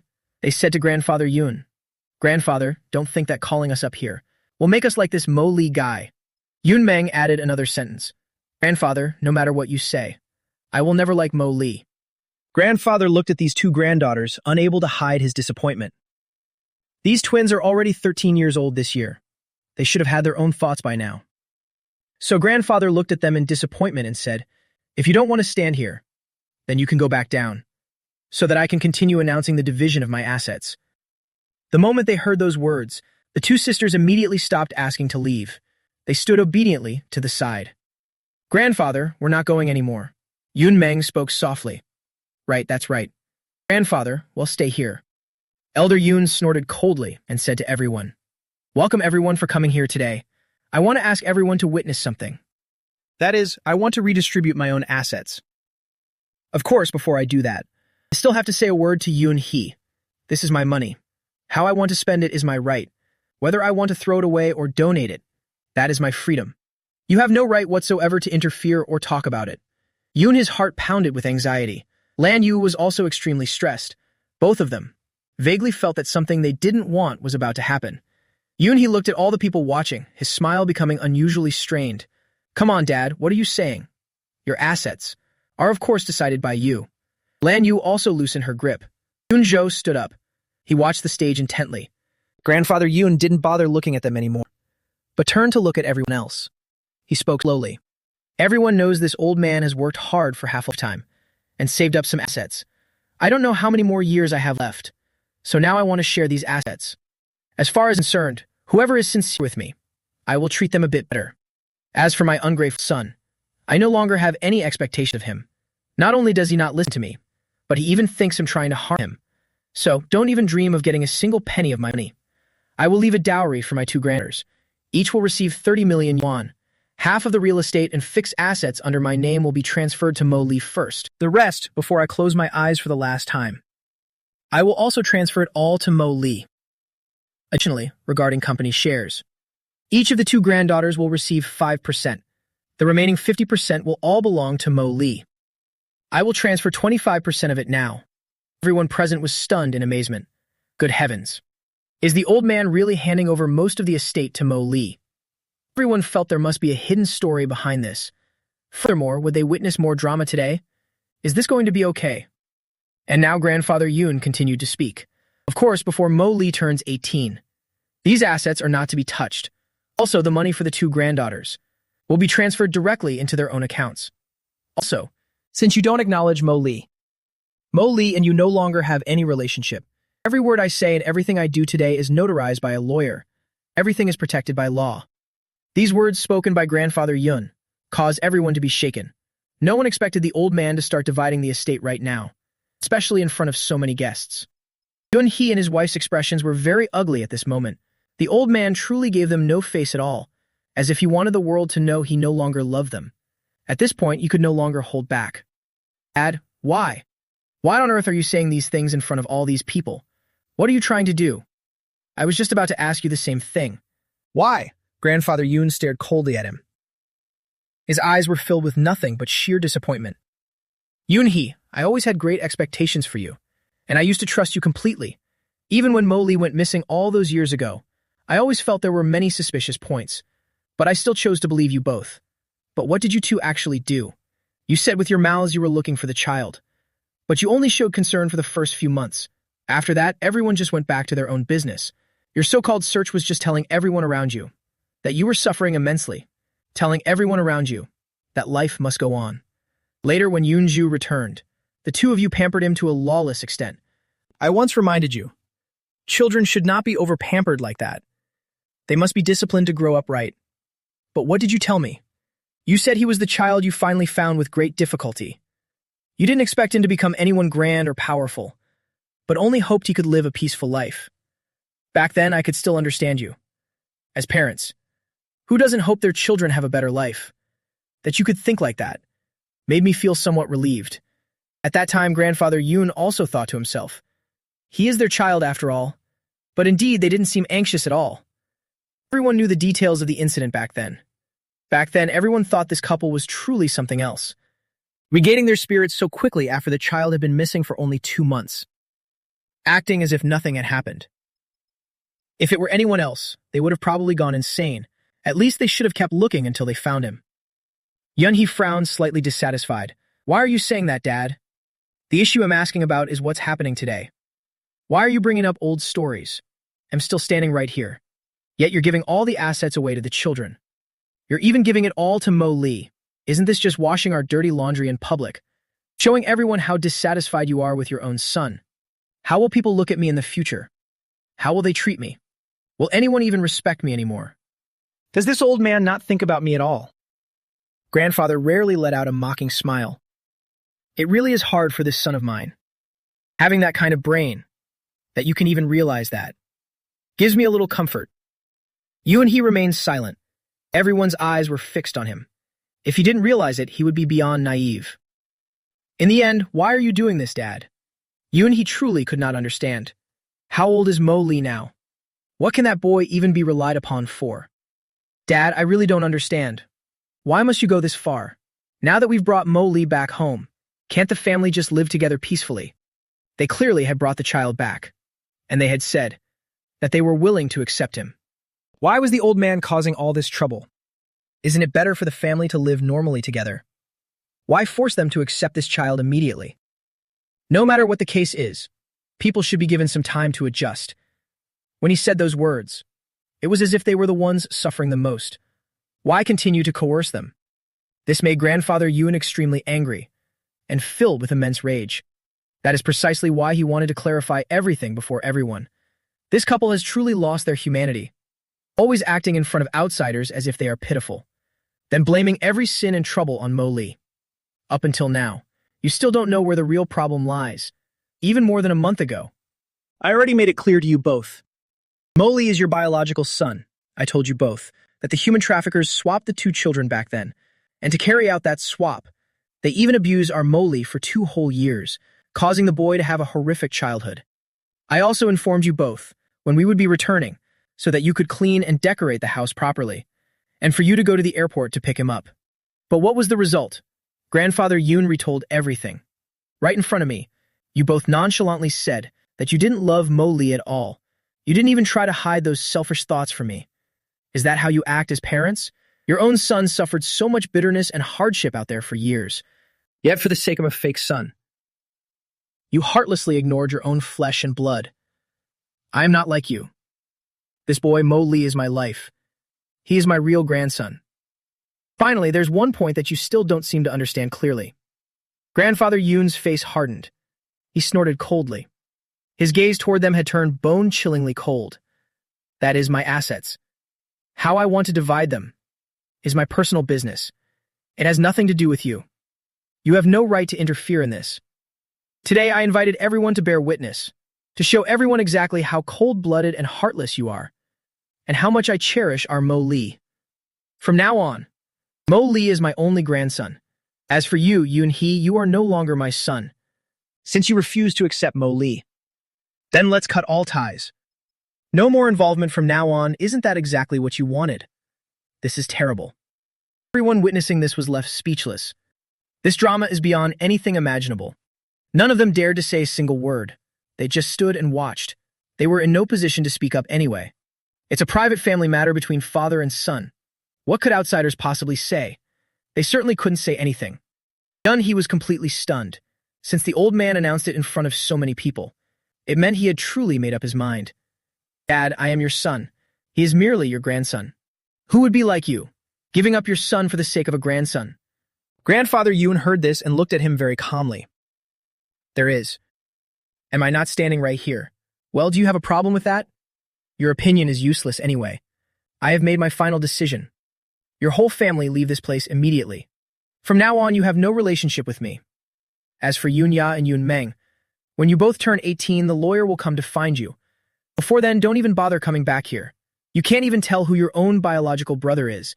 You don't need to return here anymore. Lan Yu seemed as if she couldn't hear anything anymore. She just kept staring at Mo Lee. She expected Mo Lee to say something, but he said absolutely nothing. The boy just stood silently and obediently beside his grandfather. At this point, she was truly beyond furious. Yoon Zhou, after hearing everything, once again chose to fall to his knees. Grandfather, all of this is my fault. I can leave. I just ask that you don't. Grandfather Yoon didn't even bother with him. Drag him out. Butler, go and take this Yoon Zhu kid outside. Lan Yu hurriedly chased after them outside. Yoon Hee also prepared to run after them. Grandfather Yoon suddenly spoke. Yoon Hee, I always knew you value that fake son very highly. Therefore, I never forced you to get rid of him. Yet you insisted on being blindly partial. You didn't even bother with a bit of outward politeness, so I have no reason to be polite with you either. Once you walk out of that door today, you are no longer my son. Never use the title of my son to address yourself again. I will hold you accountable to the very end. Upon hearing those sharp words, Yoon Hee's face turned red with shame and anger, and he rushed straight out. He waited until they had all left. Only then did Grandfather Yoon turn to look at everyone. He spoke calmly. Perhaps some may not understand why I acted this way. It's because their family was too biased. They had absolutely no regard for my grandson, always thinking that fake one was their own son. If they were this partial right in front of me, then who knows how much they would bully my grandson in the future. A person who has no biological connection to me whatsoever. Then why on earth should I raise him? Then Grandfather Yoon looked affectionately at me. He reached out and held my small hand tightly. When I returned to my old hometown, I accidentally fell. Grandfather Yoon said this. His face showed a clear sense of fortune. At that time, absolutely no one bothered to help this old man up. Everyone was afraid of getting involved or being blamed.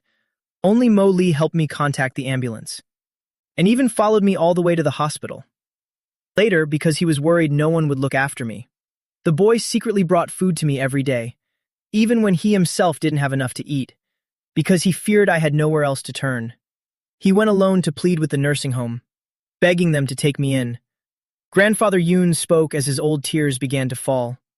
It was truly heartbreaking to hear, moving anyone who witnessed it.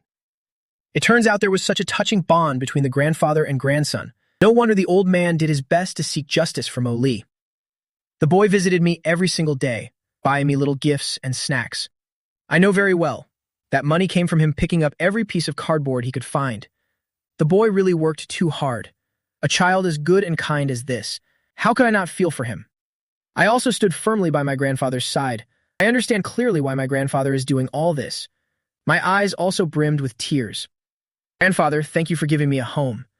Before, I thought there was no one in this world who was truly good to me. I was like a piece of trash discarded by people. A redundant person, worthy of being hated. Hearing the words Mo Lee spoke, only then did everyone truly pay attention to me at the same time. Behind the screen, old photos of Mo Lee began to be shown. The boy in ragged, patched clothes picking up scrap, going up the mountains to pick herbs, and the numerous wounds all over my body, along with the audio recording of the village chief's account. Grandfather Yoon exposed the entire truth to the public. Everyone also saw it with their own eyes. The Miamet video had to live a very miserable life. I was beaten, cursed, and severely abused by that family. I had to carry the whole family's laundry to the river to wash. My hands and feet were often cracked from the cold. Additionally, the chickens, ducks, and pigs in the house were all cared for and fed by my own hands. Even the farm work was carried by me alone. At first, I thought because I was the eldest brother in the house, doing those things was only natural for me. But later, I bitterly realized it wasn't like that. They hated me, simply because my existence disgusted them. No matter how obedient I was, no matter how hard I tried, no matter how high my grades were, even if I was top of my class, even if I brought them glory, it was all meaningless. They truly hated me. They just hated me extremely. They even just wanted to beat me to death to be rid of me. But they stopped every single time, because that house still needed me for labor. At that time, I also often, in the middle of the night, sneaked out alone and cried silently. Speaking up to this point, I gave a helpless smile, as if I saw how foolish I was back then. Actually, what was the use of crying back then? Crying couldn't change this harsh reality.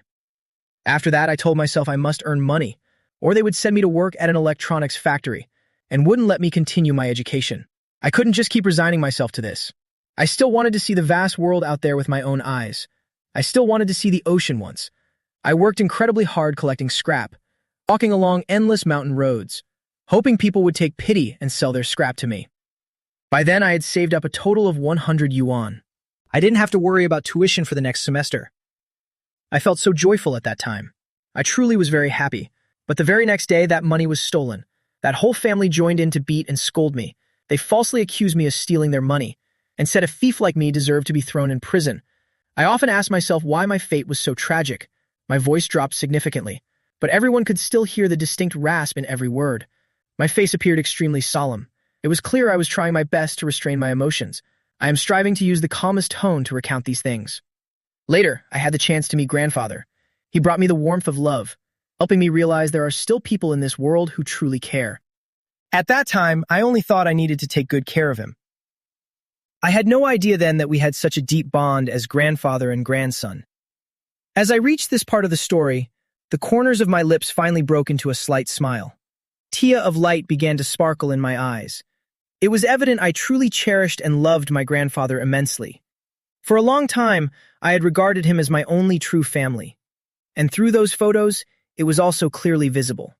At that time, grandfather dressed very simply indeed. No one could have guessed he was such a prominent and grand figure, right? Back then, because of my injury, I temporarily lost my memory. I also thought I was just a lonely old man with no one to rely on. The two of us used to sit and talk frequently back then. Every time I saw the boy, I felt a strange sense of familiarity. Later, as I gradually regained my memory, I harbored the intention of helping this poor child, wanting to bring him back here for a better life. It was the boy who warmed my heart and gave me more motivation to keep on living. I told myself that no matter how well I treated him, it was only natural and what I should do. By this moment, everyone understood everything. It turned out the old man's affection for the child wasn't just about blood, but also because this very boy saved his life. Then something happened in the house, and I also knew the whole situation clearly.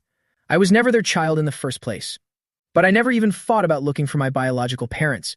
I always thought that someone like me was simply born without the fate of being loved by parents. Perhaps it was just a lack of destiny between us. Guys, why is it that no matter how hard I tried back then, their whole family still treated me that way? As Mo Lee spoke these words, a bitter smile played at the corners of his mouth. No matter how one looked at it, everyone felt that this child had endured far too much grievance. No matter how much resentment he held in his heart, the boy didn't want to say a single word. Perhaps it was out of fear. Fear that after finding his biological parents, he would still be loathed by them and abandoned by them all over again. That is why I don't want grandfather to trouble the Yoon family on my behalf. Grandfather knew it was time for him to speak up. So he stepped forward and addressed everyone. I know this child is afraid and doesn't want to seek his biological parents, but I believe that no matter what, he should still know the truth of his origins. Regardless of the pain he has endured, I have been quietly investigating this matter. I never expected that the final result of the investigation would be, this child is my very own biological grandson. Good heavens, this is truly so dramatic. Everyone felt that this was even more surreal than a TV drama. As grandfather spoke, tears streamed down his face. Of course, there was also a sense of profound luck in those tears. He said, "You have no idea. When I saw the test results, I cried like a child. I thought to myself, oh my God." From that very moment, I felt that with this child. I always had a feeling of incredible closeness. He is my precious grandson. Years ago, someone harmed him. After learning the whole story, I was desperate to tell Mo Lee right away. But do you know what the boy's reaction was? Everyone's eyes were fixed on him. Some shook their heads, indicating they didn't know. Others tentatively tried to guess. Was it that he didn't believe it? Did he think you were only saying that to comfort him? They said that because they realized that child had indeed lived a very miserable life. To get to where he is today, it really wasn't easy for him at all. The footage even included photos of him selling rice balls. This child truly gave his all just to keep living. That's right. The boy didn't dare to believe it. He was afraid it was all a lie, and at the same time, he didn't know how to face it. By then, he was clearly already able to support himself. Every day he went to sell rice balls, waking up at 4 every morning to steam the rice. He had to prepare many things from the night before. You could say the money he earned was all blood, sweat, and tears. At that time, he was truly very insecure, and also very frightened. The first thing he said to me was that he wanted me to go with him for a DNA test. Only then would he believe I was really his grandfather. Many people hearing this had eyes that turned red with emotion. Some even began to wipe away tears. They never expected that this child had endured so much hardship out there. They believed that if it were them, after knowing all this, they would definitely be extremely partial to this child. Even without mentioning the life-saving favor compared to someone else's child, one's own biological child is always more important. What do other people's children have to do with them? Only that couple found this child unimportant. What they did was truly unacceptable. Even if they didn't like the child, they should have at least appeared happy to welcome him back. Even if, when no one was around, the whole family said they hated him behind closed doors, but they didn't do that. They were too full of themselves, exposing all their hatred and disgust right on their faces. This was exactly what made Grandfather Yoon fly into a rage and decide to punish them. After the test results came out, this child still couldn't believe the truth. At the same time, he was very worried that his biological parents wouldn't like him. He acted very strong, saying it didn't matter even if no one liked him. But I could still feel his hesitation and caution. Grandfather took Mo Lee's hand, looking at the boy tenderly. "Wherever Grandfather is, that is your home. Don't worry about anything." Mo Lee looked at Grandfather and smiled, then turned his gaze toward the guests. "I'm not afraid of the uncles and aunts, or brothers and sisters here laughing at me." At that time, my mouth always spoke very tough words. I told Grandfather that I didn't care about them at all, and I didn't need them to love me. But in the quiet of the night, I also asked my own heart, why can't I make others love me like that? Why did they, without even really looking at me, hate me the moment they caught a glimpse of me? Is it just because I was abandoned in a place like that? Just because they think I'm uneducated? Just because they think I'm full of bad habits? Does that give them the right to hate me so much? Their attitude hurt me deeply. So I had to harden my heart and tell myself that if they didn't like me, it didn't matter. It's enough as long as I love myself. I'm not money. After all, how could everyone love me? As the child spoke these final words, his expression was so heartbreaking. It made everyone feel immense sympathy. How could this child be so pitiful? The old gentleman couldn't hold back his tears either, and he hugged his grandson tightly. Then he said to everyone, "Look, having witnessed everything this child has been through, and then seeing that attitude of theirs, I ask you, how could I not be furious? I only hope they could treat this child a little better. I hope they could live more responsibly. I hope they had a bit more character to understand that they are the parents. I didn't beg them to particularly favor Mo Lee. I only hope they'd give him the impression of a good father and a kind mother.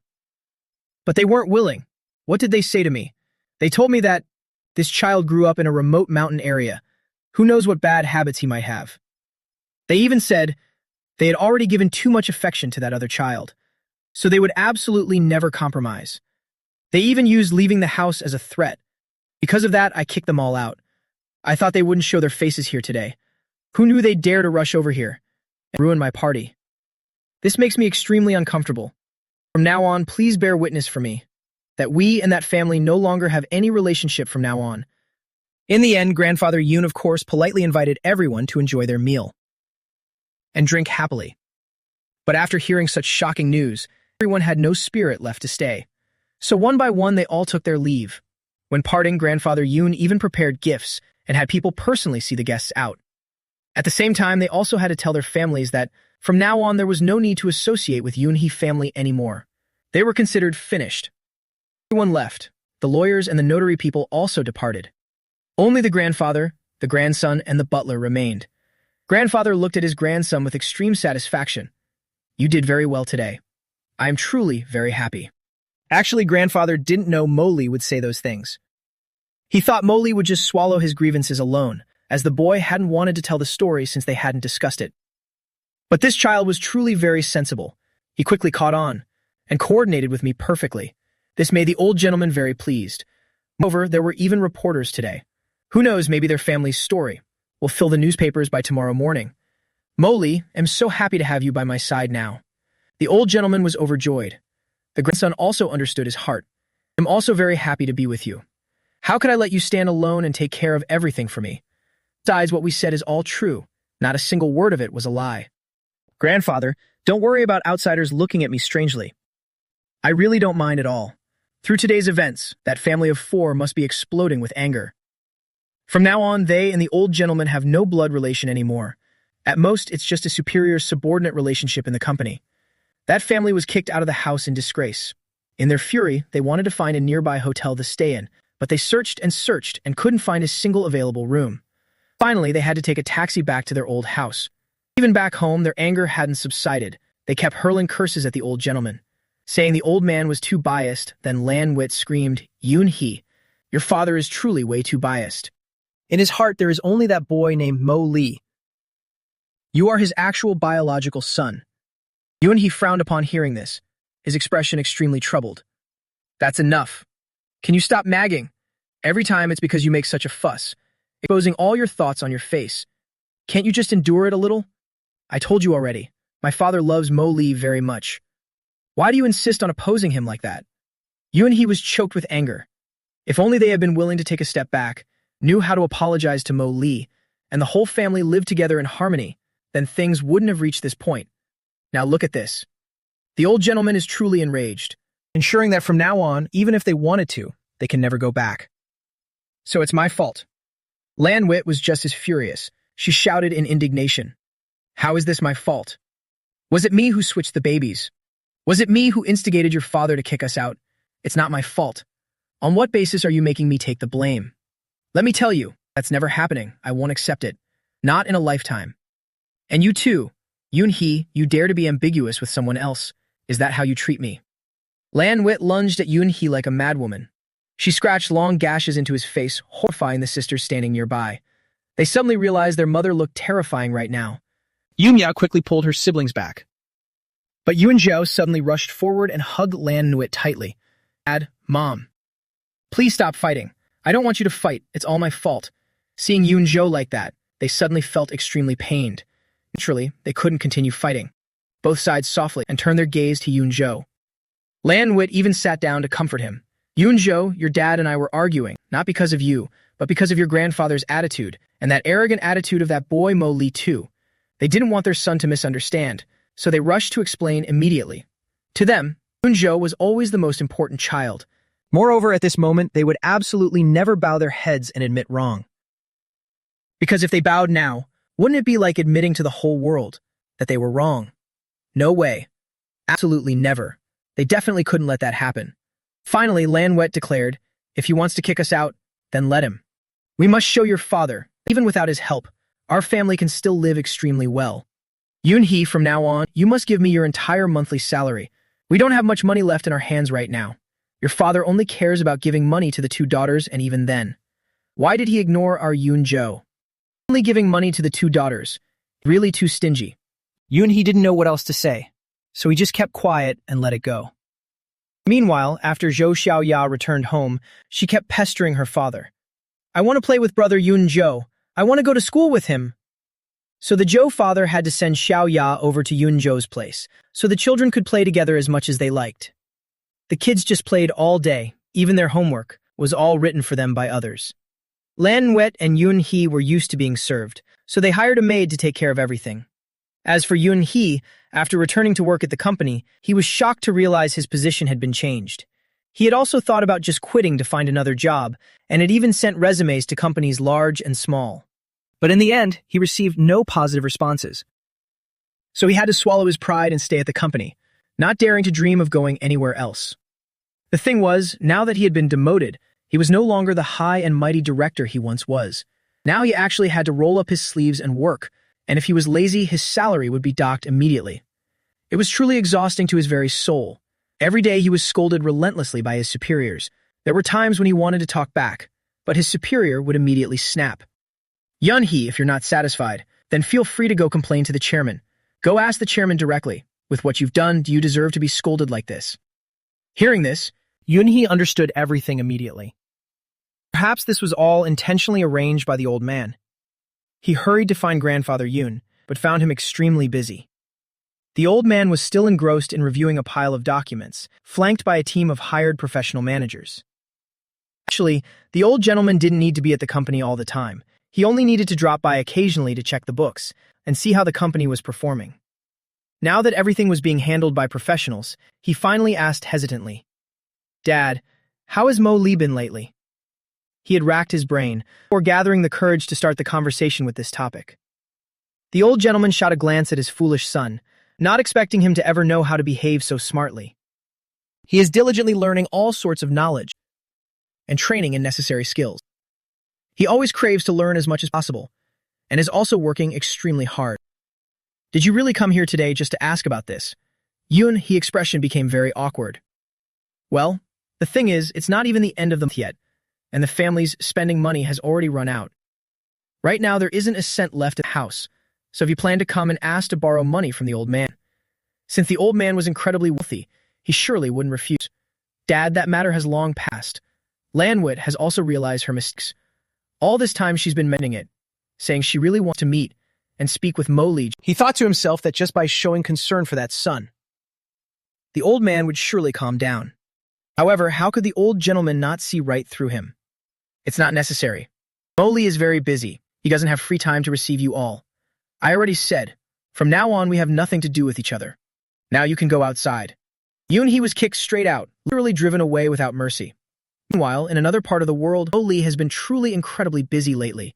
Grandfather helped me find a manufacturing plant and even hired many skilled workers. So I began guiding everyone on how to process beef jerky.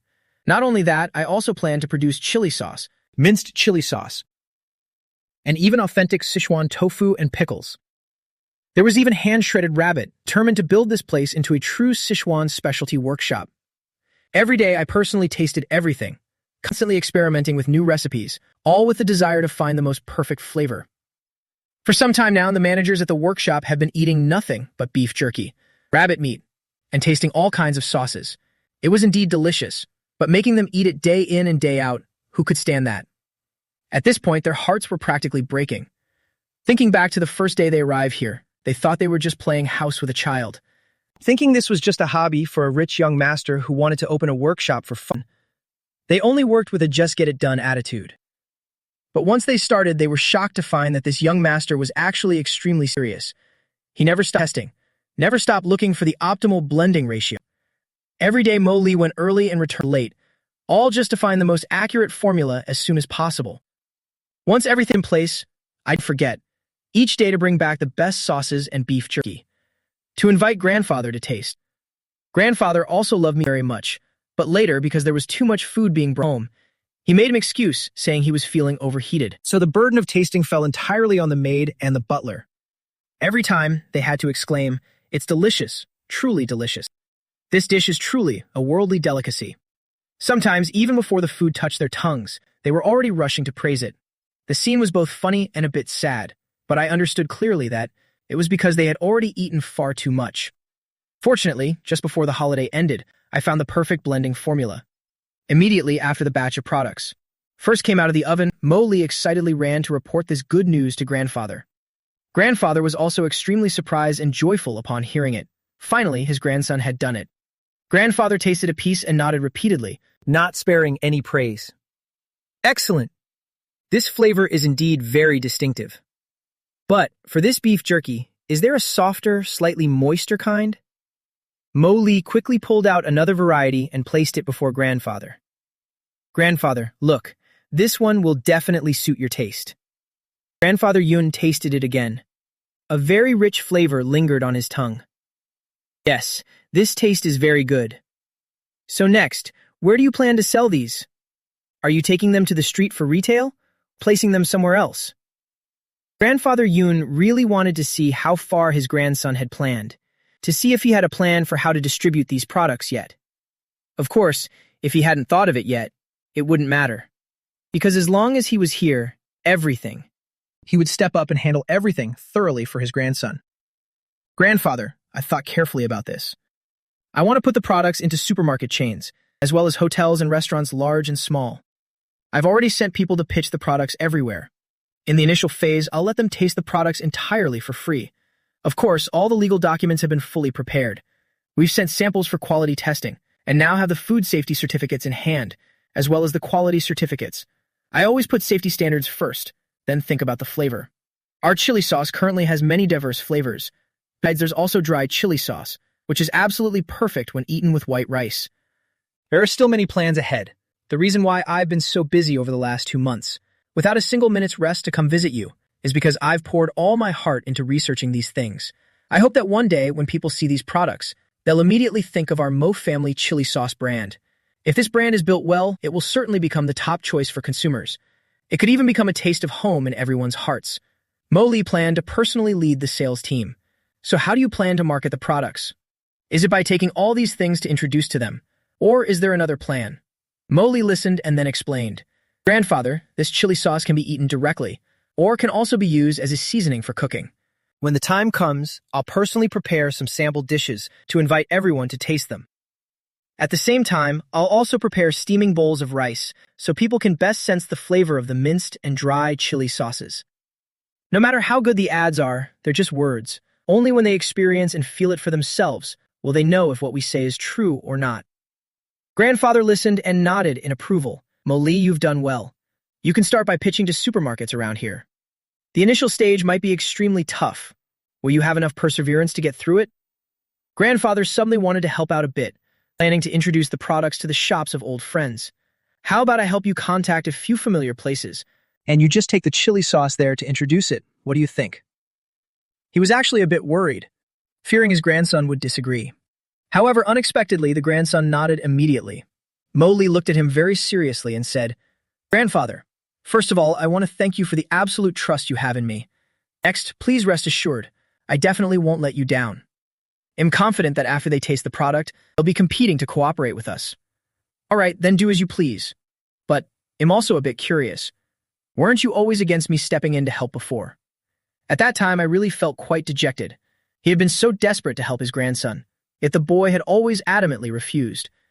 Grandfather, you've misunderstood me. It's not that I don't want your help. It's just that regarding the matter of my biological parents, I didn't want you to waste your efforts on my behalf, and even less did I want to lower myself to beg them. If they didn't want to accept this son, then so be it. Personally, I'm not really interested in living with them either. I absolutely do not want to bow my head to those people. Grandfather, I'll never accept bowing to them. I don't want to live a life of suppressed resentment. I know perfectly well that they utterly loathe me. They only love Yun Zhou, so for what reason should I go and flatter them? In the end, they won't even spare me a single glance. They might even throw some sarcastic and mocking words my way. I don't like that at all, Grandfather. But the chili sauce business is a different story. Regarding our chili sauce, I am extremely confident in our products. I believe that after you introduce me to those friends of yours, they'll have the confidence to secure these orders. I will show them that their trust in you is absolutely well placed. Hearing this, Grandfather Yun understood Mo Li's intent and said, All right, and let's go. The next day, I brought many lunch boxes prepared by the factory. I used those aluminum lunch boxes. Inside was food cooked with our chili sauce, and there was some dried chili sauce on the side as well. The dried chili sauce contained peanuts, fermented black beans, and chilies too. Flavor was absolutely delicious. It goes perfectly with rice. Of course, there were also shiitake mushroom sauces, enoki mushroom sauces, and many other varieties. The first place they visited was a restaurant. It belonged to an old friend of Grandfather, housed in a very large building. Naturally, it only had 3 floors, all dedicated to the restaurant business. Seeing his old friend arrive, they greeted each other first. Mo Li obediently followed grandfather to greet old man Vuong. Seeing how sensible this child was, he was very pleased. He even gave him a very large red envelope. Said, "You really never come here without a reason. Bringing your grandson along today too. What brings you to see me?" Grandfather sat down with old man Vuong, then looked at Mo Li with a smile. "Hey, old friend. My grandson mentioned he wants to show you something to win you over. Hopefully you'll agree to add these items to your kitchen's ingredient list." Old man Vuong was a bit curious upon hearing that. "Well, that certainly piques my curiosity. Mo Li, tell me, what exactly do you plan to use to convince me? You should know that your old man Vuong was originally a chef. There aren't many ingredients I haven't seen before. To truly impress me is going to be quite a challenge." He had seen countless ingredients and prepared many delicacies, so ordinary dishes no longer had any way of leaving an impression on him. Mo Li pulled out a large bag, and after opening it, inside were several lunchboxes.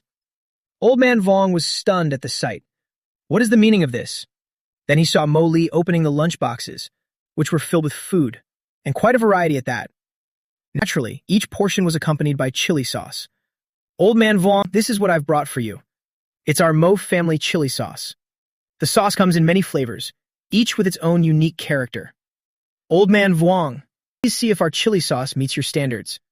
Mo Li presented a sample of each type of chili sauce. Of course, there was beef jerky too, but it seemed I had forgotten something. Seeing such meticulous preparation, old man Vuong believed the grandfather and grandson were very serious. He adjusted his attire and sat down once more. The aura of a domineering leader suddenly emanated. "Mo Li, you intend for me to eat these things? I don't see anything appetizing about these dishes at all." Old man Vuong saw quite a lot of chilies, enough to make anyone's head spin. "Old man Vuong, what I want to introduce is our chili sauce, along with various other sauces. Mo Li." Smile at old man Vuong. Old man Vuong laughed and said, "Don't think that just by smiling at me, they'll believe you right away. I must firmly protect my reputation." Grandfather burst out laughing and said bluntly, "What does your son's company have to do with you? Now just say whether you want to taste it or not. If you don't want to try it, then I'll go find someone else. Let me tell you, it's out of our close bond that I brought my grandson to see you first. The chili sauces he makes, along with the beef jerky, are incredibly delicious. Earlier, plenty of people have already placed orders. If you guys weren't my good friends, do you think I'd even bother remembering you? Mo Li, let's go. We'll go somewhere else. Since he doesn't want to try, then fine. Don't trouble him anymore. As if we're desperate for business. It's not worth it." Grandfather stood up as he spoke, intending to pull his grandson away. Old man Vuong saw this and quickly held grandfather's hand. "Hey now, just a joke. Why are you being so tense? Of course I know your stuff is high quality. Rest assured, I will definitely taste it carefully, all right?" Naturally, from old man Vuong's perspective, these things were surely made by old Yun. He didn't quite believe that a child could create such things. He took out a lunchbox and began to eat. He thought to himself that even if it wasn't good, he had to give his old friend some face. In half a lifetime, he had never asked them for anything. "It's just some chili sauce. I can accept it anyway. At worst, I'll just use it for staff meals." But when he tasted the first bite of rice, he was struck with astonishment. The flavor was truly magnificent. The chili sauce didn't overpower the food, but instead enhanced the deliciousness of the dish. Furthermore, these were genuinely delicious.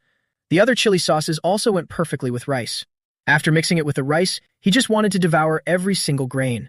In such a situation, it was only natural that he wanted to keep some. "Mo Li, the chili sauce you made is superb. Do you have inspection certificates?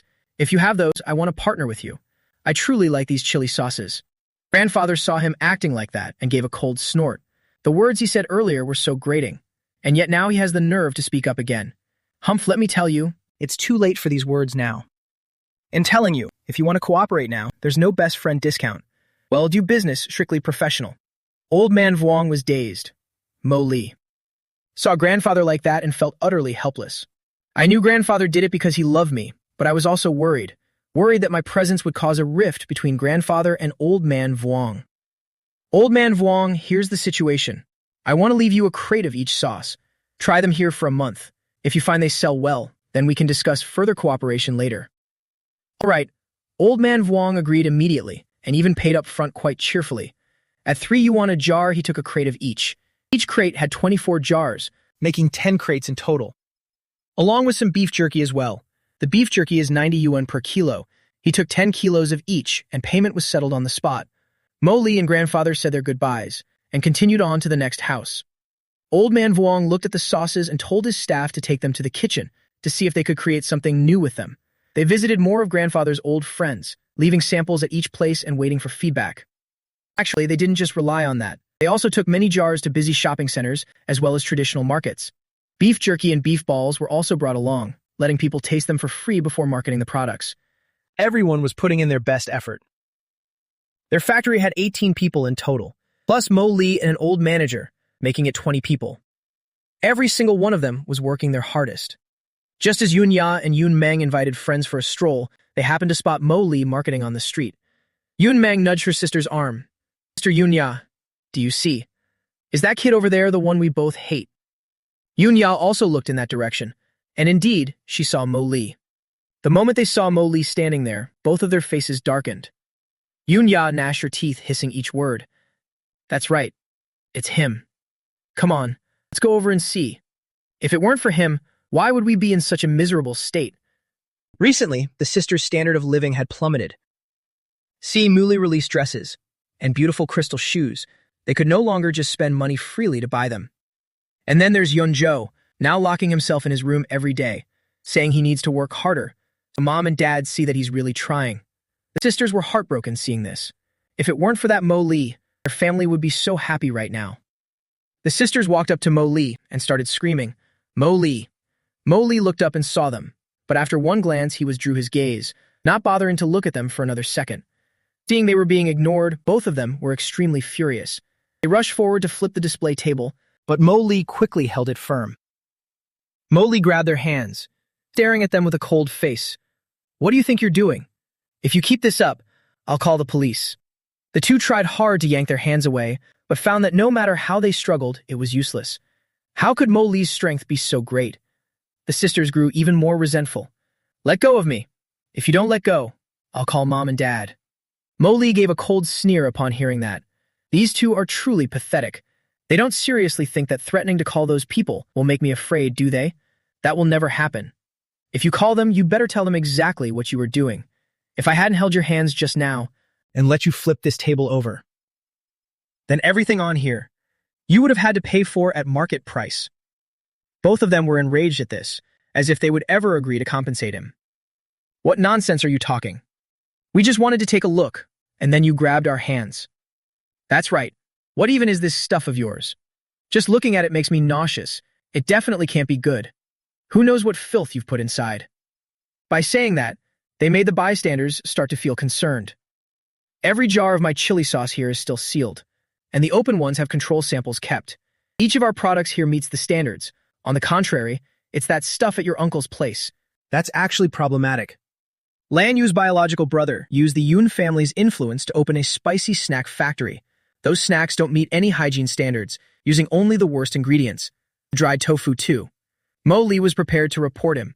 This is for the sake of consumer health. If you two continue to stand here slandering our products, then I'll report you to the police, too. The sisters were so mad they could explode. This jerk is really too much. Report to the police. Is that the only thing you know how to say? Seeing them driven to madness, I added further. Can't be helped. A pitiful person with no one to love like me can only rely on the police for help. After all, and not like you. You have parents who love you dearly, who can scold me without a second thought. They blame me, even though I am their biological son. To them, I'm just a redundant existence, someone they're desperate to get rid of. Is it not true? Your whole family can't wait to kick me back to the village, wishing I had never been born. Because you hate me.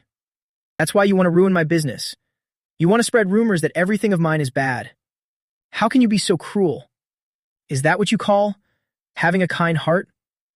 Why do I feel like everything you say is a lie? You people are truly wicked. Every word from Mo Li stunned them, as no one had ever spoken to them like that before. For a moment, neither of them knew how to argue back. But very quickly, Yunya regained her voice. Are you just jealous? As soon as they thought of this, they felt certain it was the case. How could Mo Li not be jealous of the three of them? They were cherished by their parents like precious gems, while he was loathed by them from the very first day. Feeling she had the answer, Yunya regained her arrogance. When she looked at Mo Li, triumph was clear in her eyes. She sneered and said to Mo Li, it's only right that Mom and Dad hate you. Think about it yourself. You've made this house a mess since the day you returned. What on earth did you say to Grandfather to make him hate us so much? A kid like you deserves to be loathed by his parents. Meng also caught on and felt that was indeed the situation. Surely Mo Li was jealous of the love their parents gave them, so he made up lies about Mom and Dad to Grandfather. Meng was furious, hands on her hips pointing at Mo Li's face and scolding. Mo Li, if you want Mom and Dad to forgive you, then go talk to Grandfather. Tell him it was all your lies and that he has misunderstood us. Before you showed up, our family was living very well and were extremely happy. At that time, Grandfather also treated us wonderfully. Those words sounded so pleasant. The whole family living well, Grandfather being good too. Your family never actually spared a thought for Grandfather. If you really cared for him, then why haven't you visited him all these years? I visit Grandfather every week, but I've never bumped into any of you there. If what you say is true, that your parents deeply respect Grandfather, then why don't they go visit him? Why don't they come back? It's because he feels no sense of family with you around. All you care about is how much money he hands you each month, not the man himself. Even during the 6 months he was suffering from memory loss, you didn't bother to look for him even once. Isn't that right? In your hearts, you just want money in your pockets every month. Whether he's here or not, whether he returns or not, doesn't matter to you at all. This family has never worried about Grandfather for a single second. In their minds, money is the most important thing. If Grandfather doesn't return, it's even better, as no one will interfere with this loving family. They have money, and no one to supervise them. Isn't that life just perfect? And yet, they still have the gall to ask why Grandfather doesn't love them. Hearing Mo Li's words, it was obvious they would never admit the truth. They certainly would never trek to that tiny, shabby place, as if anyone would want to go. You're lying. Grandfather is resting in the countryside. As his grandchildren, we shouldn't go disturb him. Of course, they wouldn't admit it's because his place is too remote. There's nothing there. They would never agree to go. Besides, Dad said, as long as it's something they don't want to do. They shouldn't force themselves, all right? No matter what the truth is, you know best in your own hearts. I don't want to see you anymore. Please leave. If you stay here any longer, I'll call the police. Both of them glared at Mo Li with rage. Mo Li, you are such a nuisance. Mo Li was unfazed by their words. Still better than ungrateful wolves like you. Yunya and Meng were momentarily speechless. Let me tell you something. Don't ever dream that Mom and Dad will love you. They can't stand you right now. You'll forever be the child that parents loathe. Mo Li actually laughed upon hearing that. These two seemed to have no other insults besides that one repetitive line. Hey, you two aren't little children anymore. Why don't you even know how to scold properly, repeating the same thing over and over? I couldn't care less about them. Do you really think I need their love? How ridiculous. Just like with you two. Seeing you just annoys me. I truly don't care what you think of me. From now on, if we cross paths, let's just be strangers. That's the best way, understood? Yunya and Meng grew even more furious. Moreover, as if they would ever believe that. You see, you're just a case of sour grapes. Saying it's green because you can't have it. Exactly because you can't have Mom and Dad's love, you're pretending you don't care. Are they desperately trying to prove that point? They were secretly feeling gloating inside. Mo Li finally saw through them. They really don't understand reason. Do you not understand human speech? Or has my behavior not been clear enough? I truly don't give a damn about you, and I care even less about your so-called loving family. The ones who actually care are yourselves. You just want to see me looking miserable, wanting to see me sad and weeping. Well, you're overthinking it. My time is precious. I don't want to waste it on nobodies. Mo Li finished and went back to marketing his goods. Witnessing that, the sisters were even more choked with rage. This Mo Li truly seems not to care in the slightest. What on earth is going on? Not far away, their friends were calling out, Yunya, Meng, what are you two doing? We have to go. The two stomped their feet in anger before finally leaving. After finishing work that day, Mo Li gathered evidence, then went to report that food processing factory. It was right next to their own factory, a place where nothing met the standards, and it was even causing environmental pollution. After filing the report, Mo Lee returned home in high spirits. Naturally, Mo Lee didn't keep anything from grandfather Yun. I just reported the Lan family's food factory. Grandfather was taken aback. Good heavens, my grandson really shows no mercy to his own mother. Reporting even his uncle's factory, but it's a good deed regardless. You're right, that kind of factory should definitely be reported. You've been tired all day. Sit down and eat some dinner. Don't overwork yourself. Coming home at 8 or 9 p.m. every day. Don't you care about your health? Lately, the boy comes home late every single night because of his work at the factory, that he's neglecting his own physical well-being. This made grandfather extremely pained and worried. Grandfather, I'm fine. The results these past 2 days have been very positive. We've been continuously selling a lot of stock. Next, I'm thinking of opening my own eatery. That way, we can sell our entire range of chili sauces in the shop. Grandfather heard this and supported him wholeheartedly. He pulled out a map and asked where I wanted to open the restaurant. Mo Lee looked at the city map and felt a bit puzzled, seeing many places marked with triangles. Grandfather, what are those triangles for? Why are there so many? Grandfather smiled broadly, showing his white teeth. Wherever there's a triangle marked, you can just pick one to use. Mo Lee glanced over and hummed softly. Grandfather, I think it shouldn't be too far from the factory. Sometimes urgent matters won't be handled in time. I want to choose this location. After careful consideration, Mo Lee chose a spot very close to his home and the factory. Moreover, there are office buildings and schools nearby, so business will surely thrive in the future. I believe no store fails, only people who don't know how to succeed. Grandfather saw this and was extremely supportive. As long as it's what his grandson wants, he'll let the boy go at it with full force. Mo Lee finished dinner and returned to his room to write his plan. The store is secured, so the business plan must be completed quickly as well. Only then can the next steps in the business world begin. Mo Lee lowered his head and started writing and sketching, completed all the necessary preparations. He woke up early the next morning to make buns and wontons. Grandfather Lan couldn't stop praising him after finishing the meal. As long as my grandson makes it, it will definitely be delicious. Seeing grandfather's unconditional praise, Mo Lee was momentarily stunned. Grandfather, why don't you try it more carefully? I want to make the most authentic wontons and noodles. And even the lima bean pork trotter soup, adding a bit of chili paste. That flavor is truly exquisite. Of course, there's also this spicy shredded chicken. The numbing spiciness and rich aroma blend with a sweet aftertaste. Grandfather, please try it all. Grandfather Lan tasted it very carefully. The taste is indeed wonderful. He looked at his grandson before him with a serious gaze. Mo Lee, I owe you too much, and I'm certainly not just trying to flatter you. The flavor of these dishes is genuinely excellent. It's exactly like the taste I remember from the county. Mo Lee, you must have faith in yourself. Truthfully, I was indeed a bit lacking in confidence. I thought grandfather was just praising me no matter what. Even so, I am still very confident in these recipes. Back then, I had done almost every kind of job. Initially, I learned many dishes in a small eatery, and then I went on to learn many other things. I am capable of doing many things.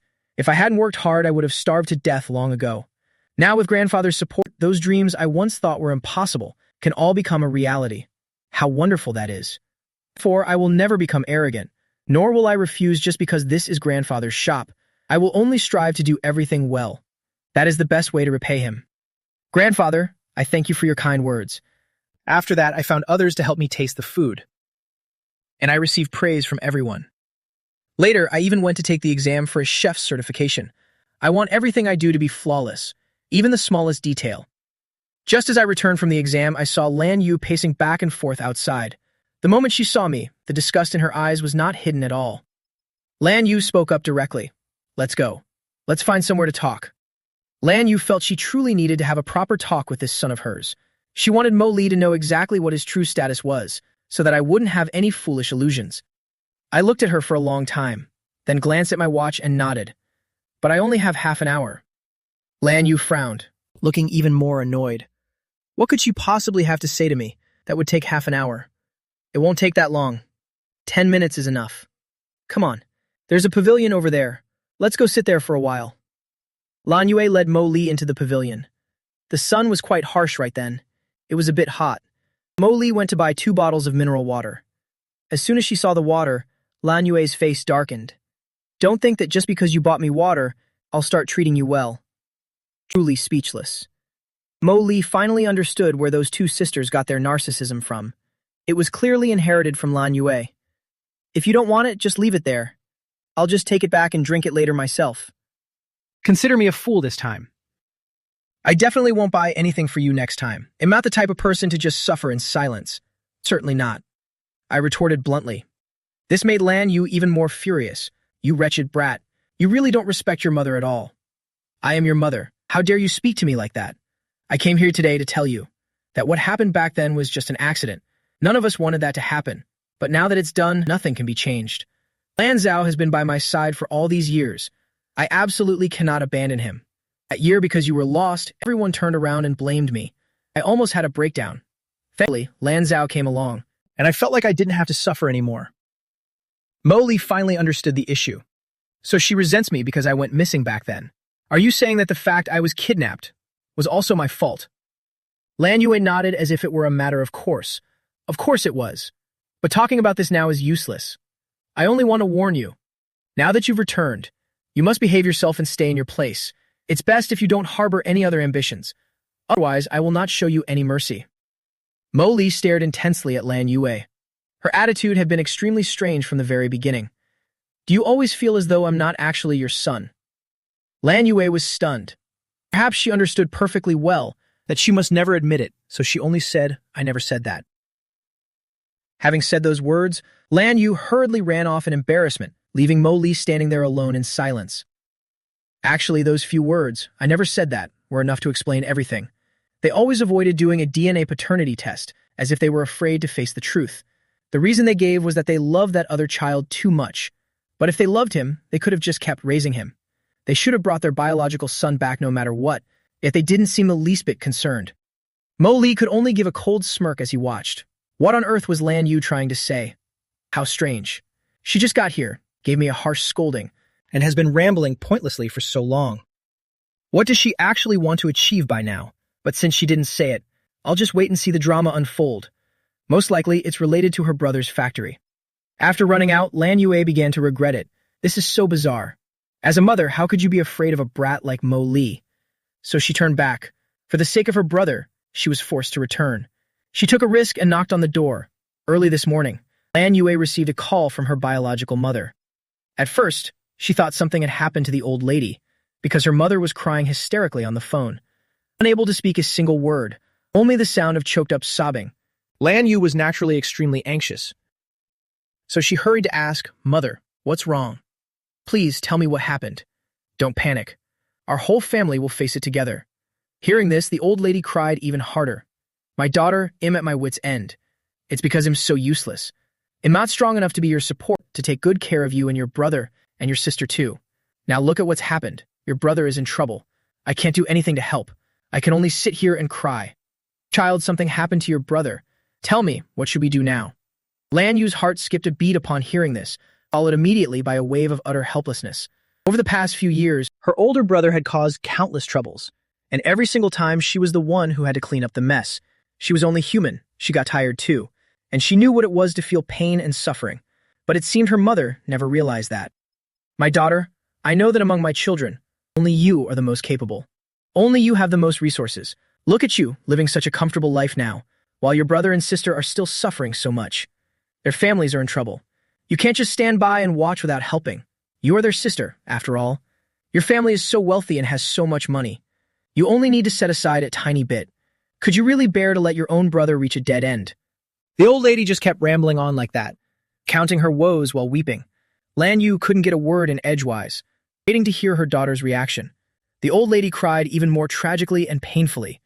Heavens, how can you be so blind? This old body of mine is truly useless. I can't even protect my own children. I'd rather die and be done with it. Let me just find a rope and hang myself. Lan Yu felt a pang of sorrow hearing that. Every single time her mother used this tactic to pressure her.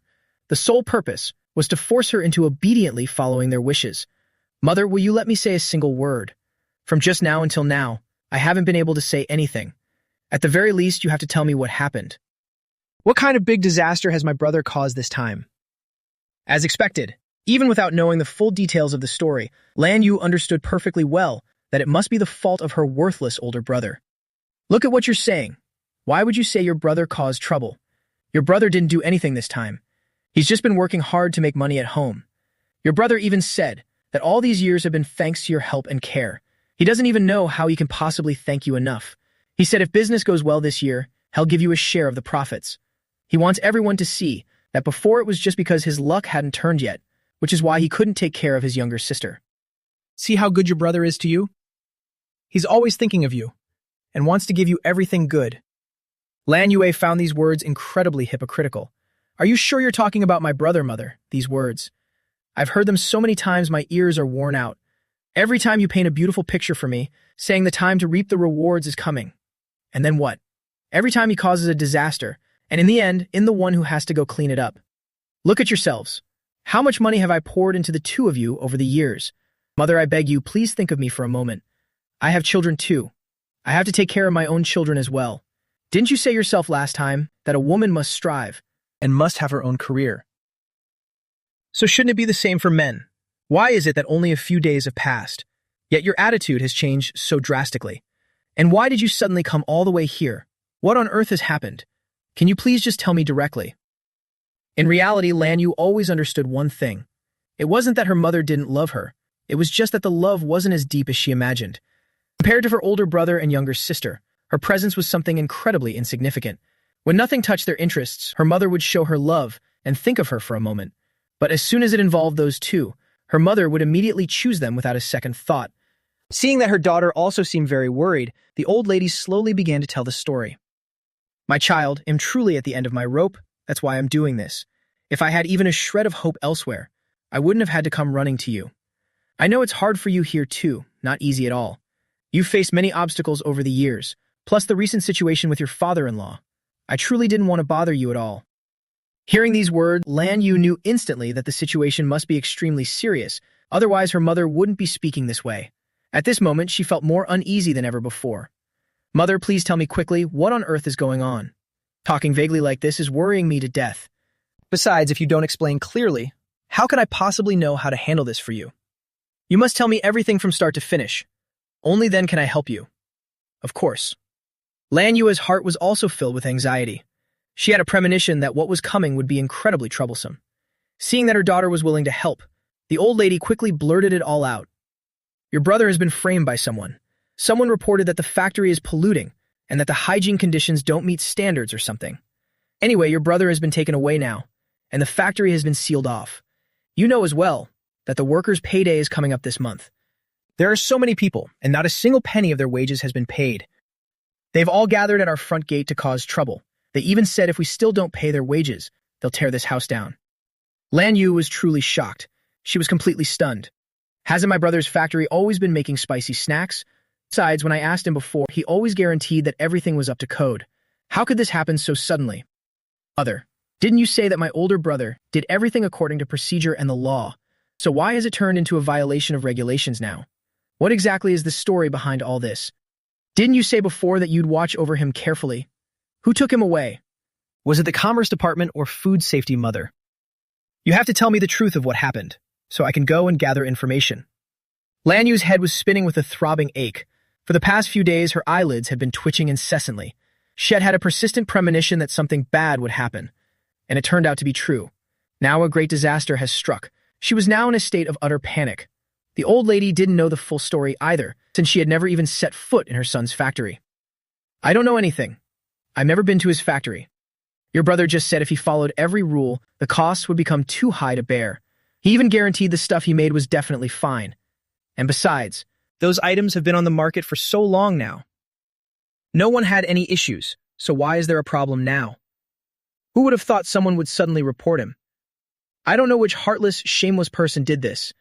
If this old lady ever finds out who it is, I'll go right to them and curse them out, until their whole family is too ashamed to show their faces in public. Lan Yue finally truly understood the issue. So her mother knew perfectly well the factory didn't meet standards. So what do you expect me to do now? I'm not some kind of god.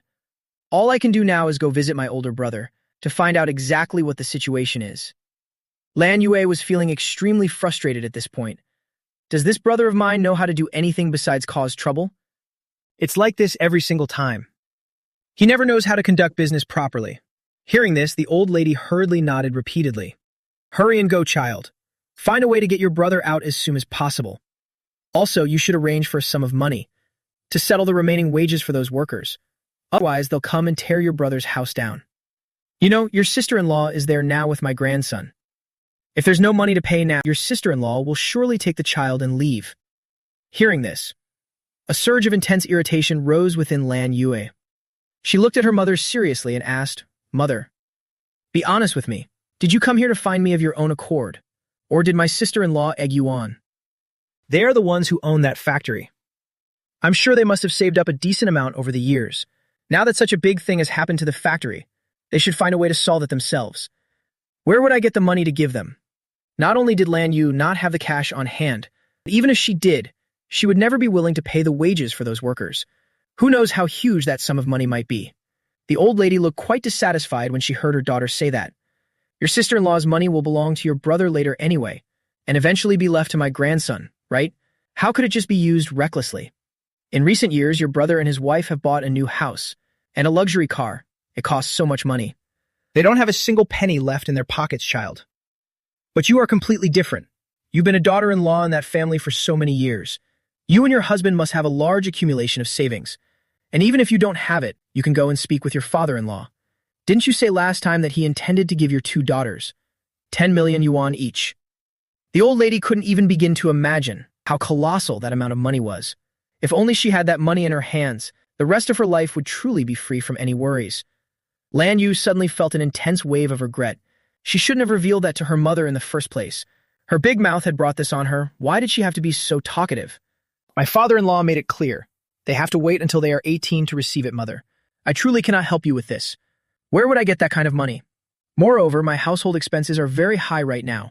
Both our salaries aren't much, yet we have to support 3 young children. I really have no way to help my sister-in-law. I'm sure she'll find a way to manage on her own. Besides, you should investigate the root of the matter before deciding. For now, I'll go and look into the situation first. After hearing her daughter's words, the old lady felt a bit resentful and unhappy. She felt this daughter didn't seem to value her own biological family at all. Otherwise, she wouldn't have spoken such heartless words. That is your own flesh and blood brother. Are you really going to turn a blind eye to him? That sentence from the old lady made Lan Yue feel deeply hurt and sorrowful. When did I ever say I wouldn't care? If she truly didn't want to get involved, things wouldn't have reached this point. Mother, if I didn't intend to help, why would I be standing here saying this to you? Just let me go and inquire about the situation first. Can I not do that? Lan Yue asked a few friends to gather news, and only then was she terrified to learn that her brother's situation was completely hopeless. The food products seriously violated safety regulations, raising major concerns about consumer health. Furthermore, the ingredients used were all of the lowest quality. In this situation, he would definitely face massive legal trouble. The unpaid wages for the workers were also an extremely urgent matter, and the subsequent compensation for damages would be a colossal burden. As soon as these scandals were exposed to the public, he would face a never-ending wave of returns and demands for compensation. Lan Yue brought a lawyer to meet her older brother Lan Bing. As soon as he saw Lan Yue appear, the first words out of Lan Bing's mouth were, "Lan Yue, you must find a way to get me out of this godforsaken place. I truly don't want to stay here for even one more second. This is absolutely detestable." Hearing this, Lan Yue felt an intense wave of displeasure in her heart. Her older brother's selfishness truly hadn't changed after all these years. How could you possibly have done such things? Do you realize your current situation is hanging by a thread? You keep demanding that your sister rescue you no matter what, but do you think I even have the power to do that? How much savings do you and your wife have left? Hurry and tell her to bring all that money here. Whatever compensation is needed must be paid immediately, and every worker's wage must be paid in full, not a single penny missing. Otherwise, you have no idea how many years you'll be behind bars. As soon as Lan Yu finished speaking, Lan Bing instantly flew into a rage. He was in a state of extreme fury. I am your older brother. How can you be so heartless as to abandon me? You truly are an ungrateful, callous woman. If you insist on not helping me, then I will reveal everything to the world. I'll tell them that you purposefully abandoned your own son years ago. Lan Yu's face suddenly drained of color, turning deathly pale. She glared furiously at her brother. Older brother, what kind of nonsense are you spewing? I never intentionally abandoned my child. Lan Bing looked at Lan Yu, a cold, mocking smile playing on the corners of his mouth. Lan Yu, you are my younger sister. I know your true nature better than anyone else. Back when you and your husband had that explosive argument, you were convinced he was seeing someone else. So, in a blind rage, you took the child and disappeared. Then, when he went through so much trouble to find you, while the two of you were busy arguing, the child went missing. But that was just a performance you put on for everyone to see. I know exactly what the underlying truth is. A fierce rage erupted. Your thoughts back then were truly extreme. You thought because he betrayed your feelings, you had to make him pay by losing his son. Except you didn't expect that family to react so strongly. They tirelessly and persistently searched for the child everywhere, which made you realize just how important that little one was to them. That's why, as soon as Lan Zhao appeared, you treated him like a treasure and pampered him excessively. Isn't that right? After all, the two of you are flesh and blood. Whatever calculations this sister of his was making, this brother understood better than anyone else. This younger sister of his was inherently stubborn and defiant, coupled with a selfish nature that only ever considered her own self. She always craved that only her image be allowed to exist within her husband's mind. She believed once her husband had wronged her, she would retaliate by snatching away his most precious thing, his child. This sister of his truly had a deeply malicious intent, just to monopolize her husband's affection. She could even discard her own biological son without a single regret. Lan Yu's expression had now become absolutely ghastly. She shouted out in a fit of rage, "Older brother, I suggest you stop speaking such drivel. I love my son more than anything in this world. I would never let anyone hurt my child." Lan Bing burst into laughter once more, a laugh full of sarcasm and mockery.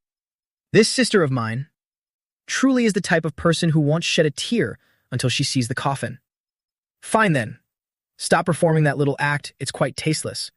The reason why you don't show any love to your biological son, it's because every time you see him return, all those horrific memories of what you did years ago flood back into your mind. You'll remember the moment you heartlessly decided to throw him away, yet ironically, he was able to return here as if nothing had ever happened, and even captured the full affection and love of your father-in-law. She felt a wave of indignation. She wasn't happy at all.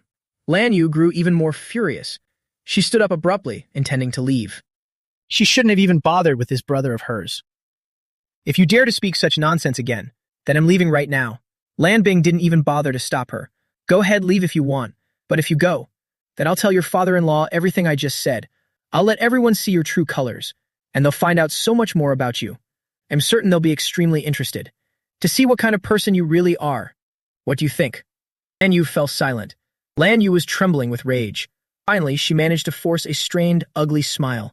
Then she looked at her brother and uttered, "Fine. Then tell me, what on earth do you want?" Lan Bing knew his younger sister only too well. She was clearly feeling guilty and afraid.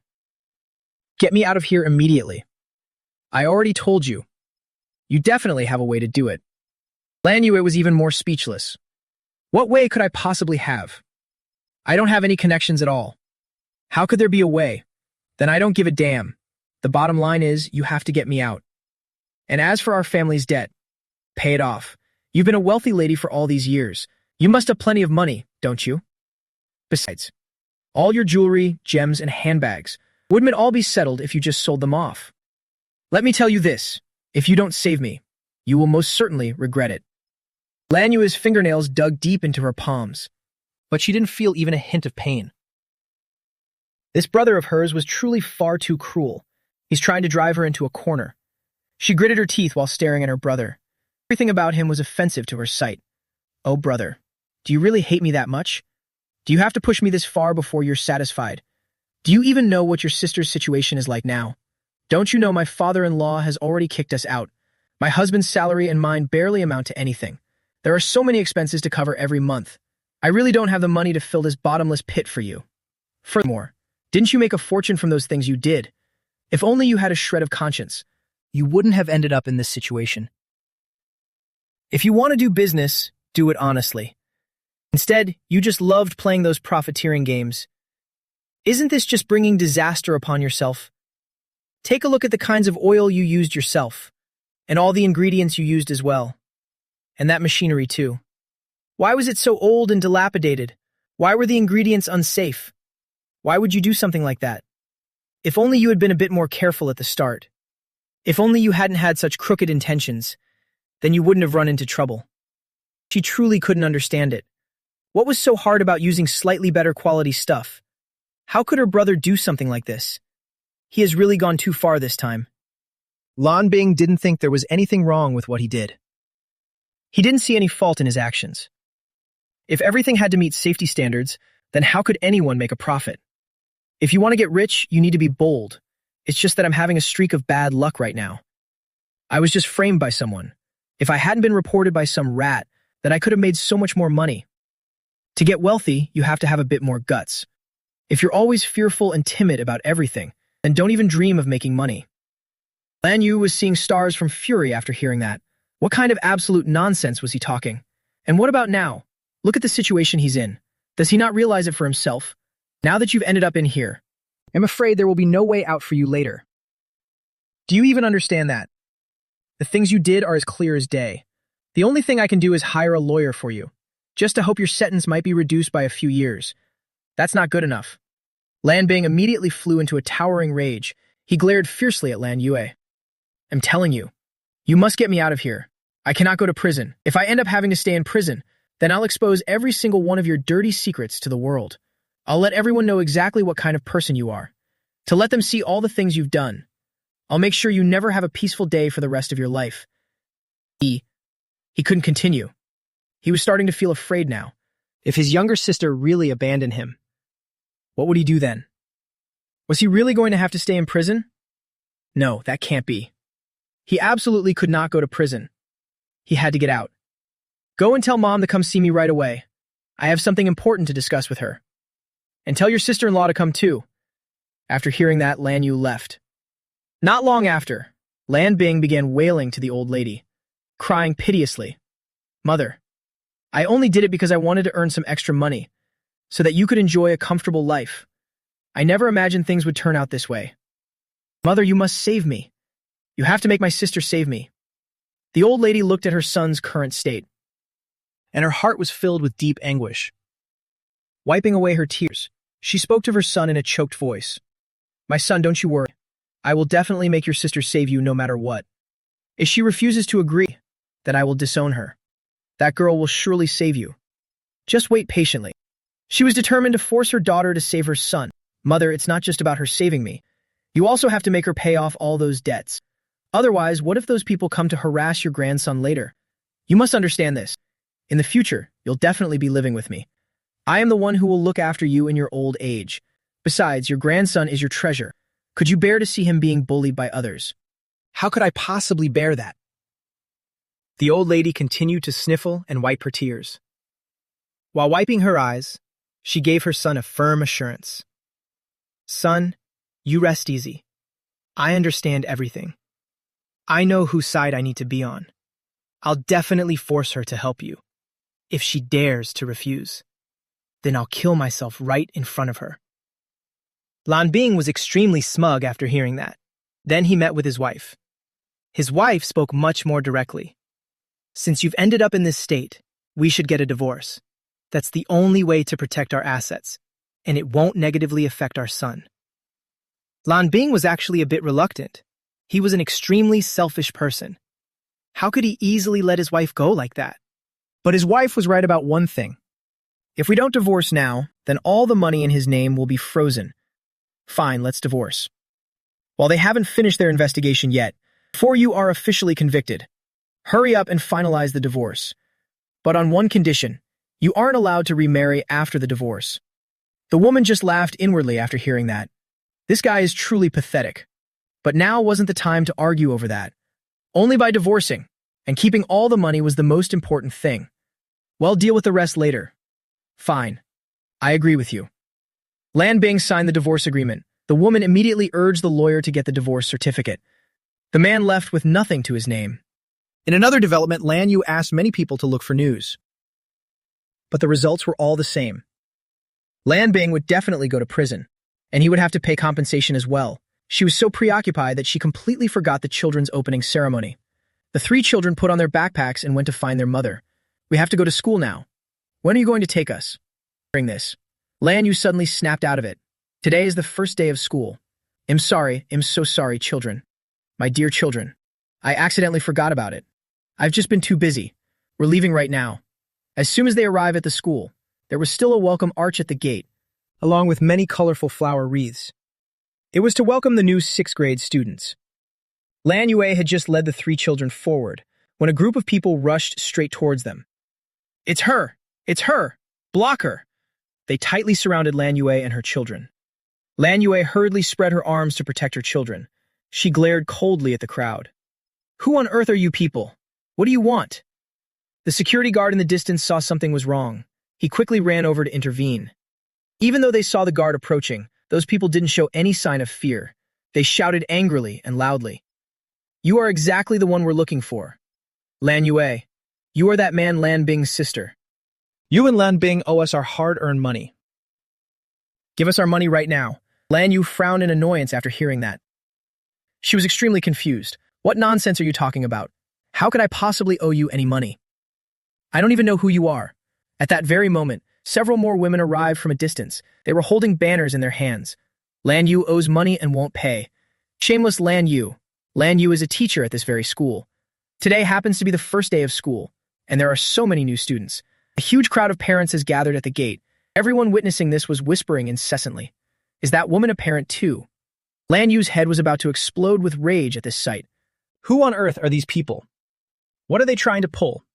Let me tell you this, if you dare to come here and cause trouble like thugs, then you will have to answer to the law. Our people can absolutely take you to the police station. It would have been better if Lan Yu hadn't said that. But the moment those words left her mouth, the crowd immediately went berserk. Several women even sat right down on the ground and began to wail piteously. Everyone, come look at the kind of teachers they have at this school. They're nothing but bullies to common people. They owe money but refuse to pay. Is she planning to just swindle us out of our money? My entire family is waiting for that money just to buy food. If you don't pay us, then you're truly leaving us with no choice but to starve. We have no way to survive anyway. We will come and sit here every single day, you'll see. And so they just sat right there on the ground and began telling their story to everyone around them. None of you know the truth. This woman and her brother opened a spicy snack factory just because they wanted to make a huge profit. They didn't care about anything else anymore. They ignored food safety. They didn't give a damn about product quality. They used nothing but the absolute worst ingredients, even gutter oil and all kinds of other filth. They stuffed it with countless toxic food additives and substances that are harmful to human health, as long as they could mask that rotten stench. They were willing to throw in the most disgusting things. When workers like us refused to go along with it, they just kicked us out without a second thought.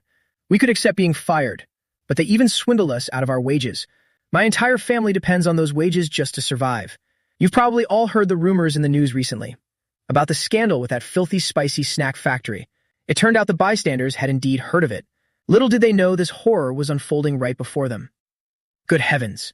Then they had to find out exactly what was going on. Are those spicy snacks really that problematic? Is that right?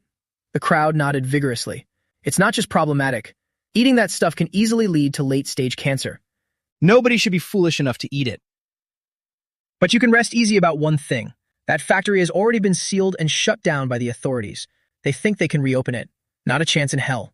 We're only here today to demand the justice we deserve. At this moment, Lan Yu's head was ringing with a sharp buzzing sound. Everything happening was completely beyond her imagination. She wanted absolutely nothing to do with this deadly mess. Lan Yu just wanted to rush in and have a fierce argument with them, scream in their faces for them to disappear. But deep down, she understood one thing very clearly. If she heartlessly drove them away now, then she would have to face all the cruel rumors and backlash alone. She had to grit her teeth and force out the most strained smile possible. Everyone, it's all a misunderstanding. That spicy snack factory isn't actually mine. My brother is the one who owns it. I truly had no idea what was going on at his factory, much less how the production process was being handled. And your wages have nothing to do with me either. You should go find the factory's mistress to demand your money. Don't come here and bother me like this. Lan Yu. She was truly trembling all over with rage. These people are just too strange. Why don't they go find my sister-in-law? Why do they insist on coming here to make such a scene? Could it be that her sister-in-law instigated them to come here? In fact, Lan Yu had guessed completely wrong. But there was a connection, nonetheless. Mo Li slowly parted the crowd and stepped forward. I stood calmly, watching Lan Yu frozen in humiliation in the middle of the circle. Countless scrutinizing and mocking eyes were fixed on her. She looked pathetic and furious, yet utterly powerless. There was a time when I was the one everyone stared at with those eyes. What was it they said? You're already this old, and you don't even have the basic strength to endure? Now Mo Li really wanted to see if a grown woman like her also lacked the slightest bit of endurance. That simply won't do. You better learn how to endure this very well. The crowd didn't stop shouting. They even pulled out a notice from the factory and pointed directly at the name of the legal representative listed on it. Hey, look at this very carefully. You are the legal representative of that spicy snack factory. Just as people said. Coming to find you, the legal representative is exactly the right thing to do. Even if these things weren't done by you directly. You're still the legal representative. Lan Yu was frozen in shock and horror. Lan Yu suddenly seemed to lose her mind. What on earth has happened? Why does she have absolutely no knowledge of this legal representative business? She truly didn't know. She honestly had no idea about it whatsoever. It wasn't that Lan Yu didn't understand what a legal representative was. She just couldn't fathom how she had suddenly become one. She truly had zero information regarding this matter. After hearing such evasive denials, those people became even more violently agitated. One by one, they stood up aggressively, looking as if a massive brawl was about to break out. They began screaming fiercely at the people around them. Everyone, look at this. She's trying to refuse to admit it. The evidence is right here. Don't even try to deny it. You are the legal representative. You must step up and take responsibility now. Give us our wages back immediately, or else we will sue you in court. All of us will flock to this school of yours and demand that the school leadership takes our side. You're quite something, aren't you? You are respected and esteemed by everyone. So why would you do something so despicable? A person like you. You swallowed our hard-earned money whole and then drove us into a dead end with no escape. How could you possibly be worthy of standing at a sacred pulpit to teach students? Lan Yue could only stand there dazed for a moment from the shock. Then an elderly woman stood up unsteadily. She trembled as she uttered these decisive words.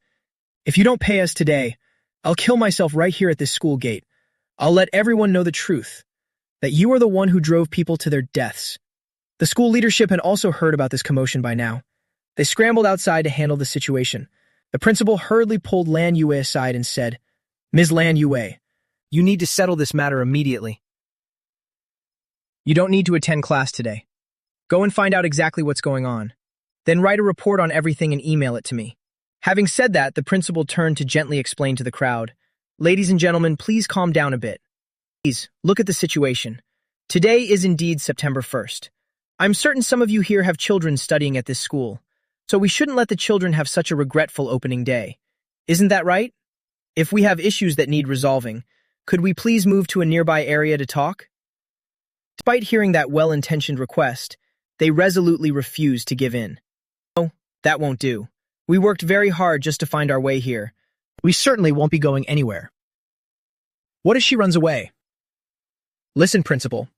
We truly don't want to cause trouble for anyone. But we are really at our wits' end. My entire family is waiting for me to bring money home just to survive. The elderly person said while sobbing, tears streaming down their face. It was an extremely pitiful and heartbreaking sight. Seeing that misery, everyone knew those words must be true. Another person was clutching a wound wrapped in stark white bandages. I had an accident right in their factory. Yet they dared to say it wasn't a workplace accident and refused to pay me even a single cent in compensation.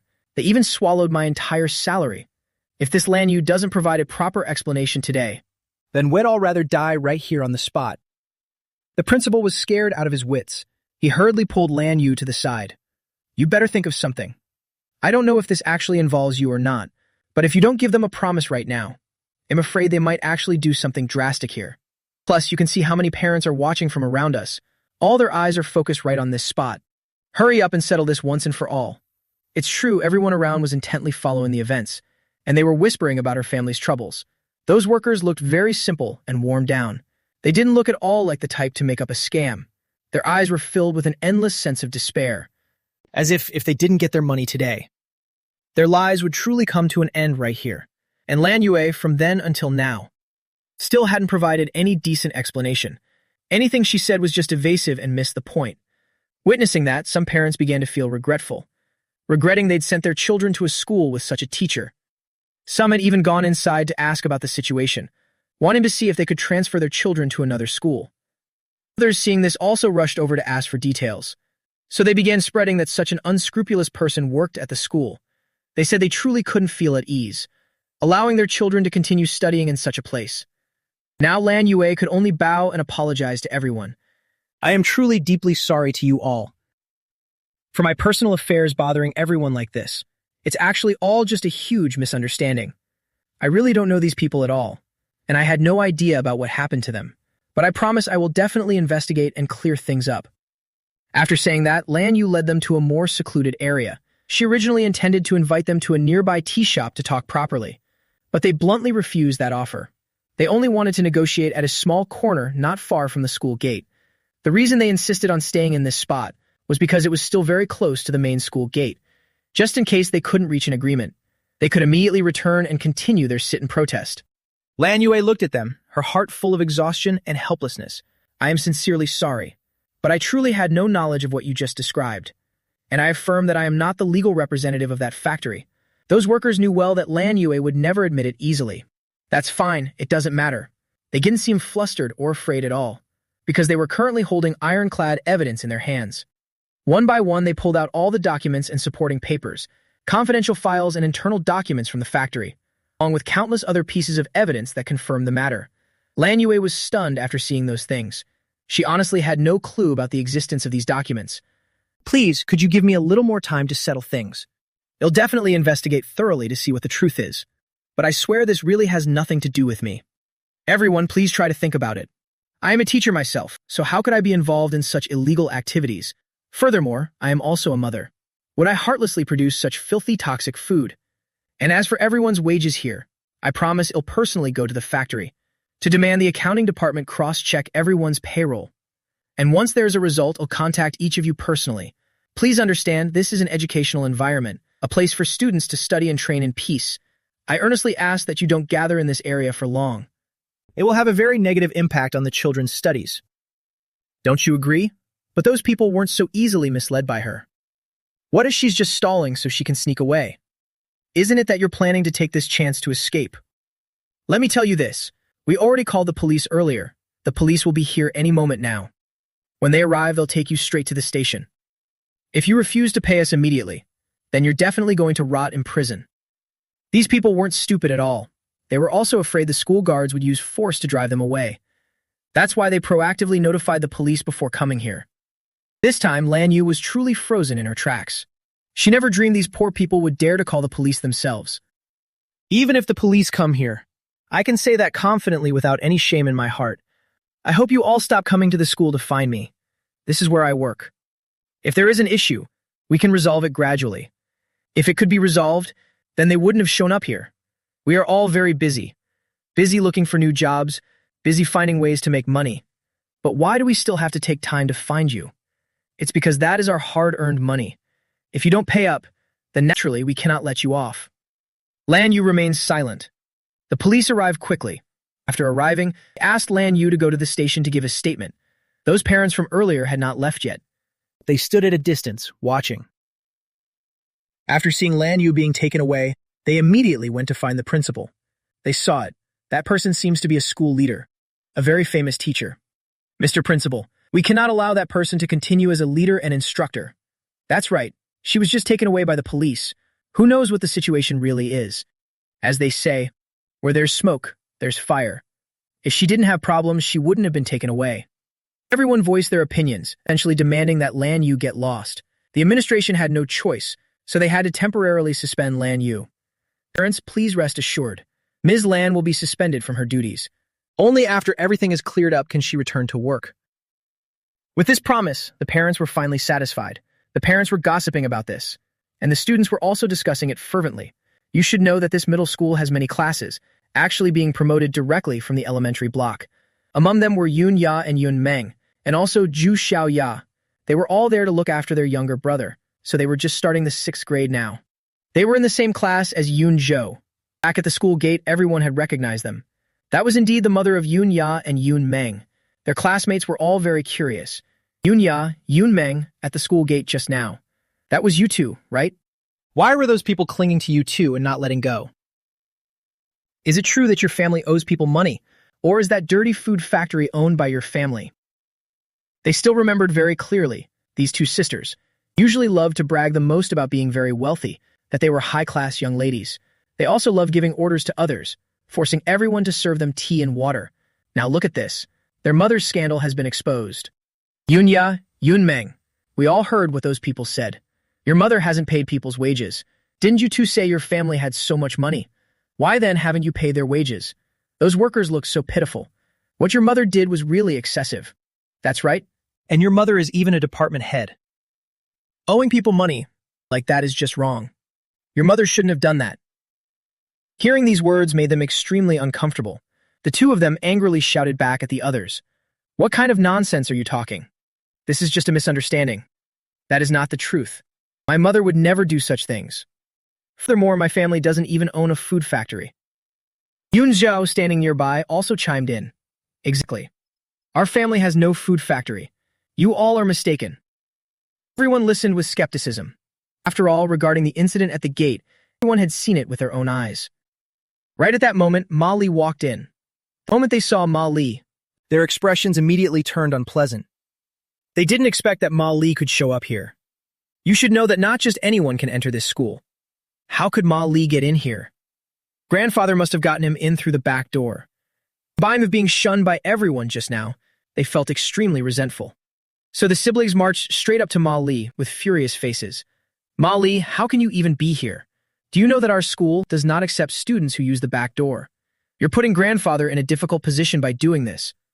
Ma Li heard this, and the corners of his lips curled into a cold smile. These idiots. Why didn't I realize they were this stupid in my past life? Putting everything else aside, just the fact that I am standing here. As family members, no matter how much they hate me, they shouldn't say such things. By saying that, where exactly are they putting grandfather? Of course, I enter here through the proper channels. My household registration has been moved here. I am a student of this district. Furthermore, I passed the entrance exam, so naturally I was admitted. I just didn't expect to end up in the same class as you. What rotten luck. Mala's face clearly showed his disgust. He wanted them to know they weren't that important. Other students who heard this also spoke up. That's true.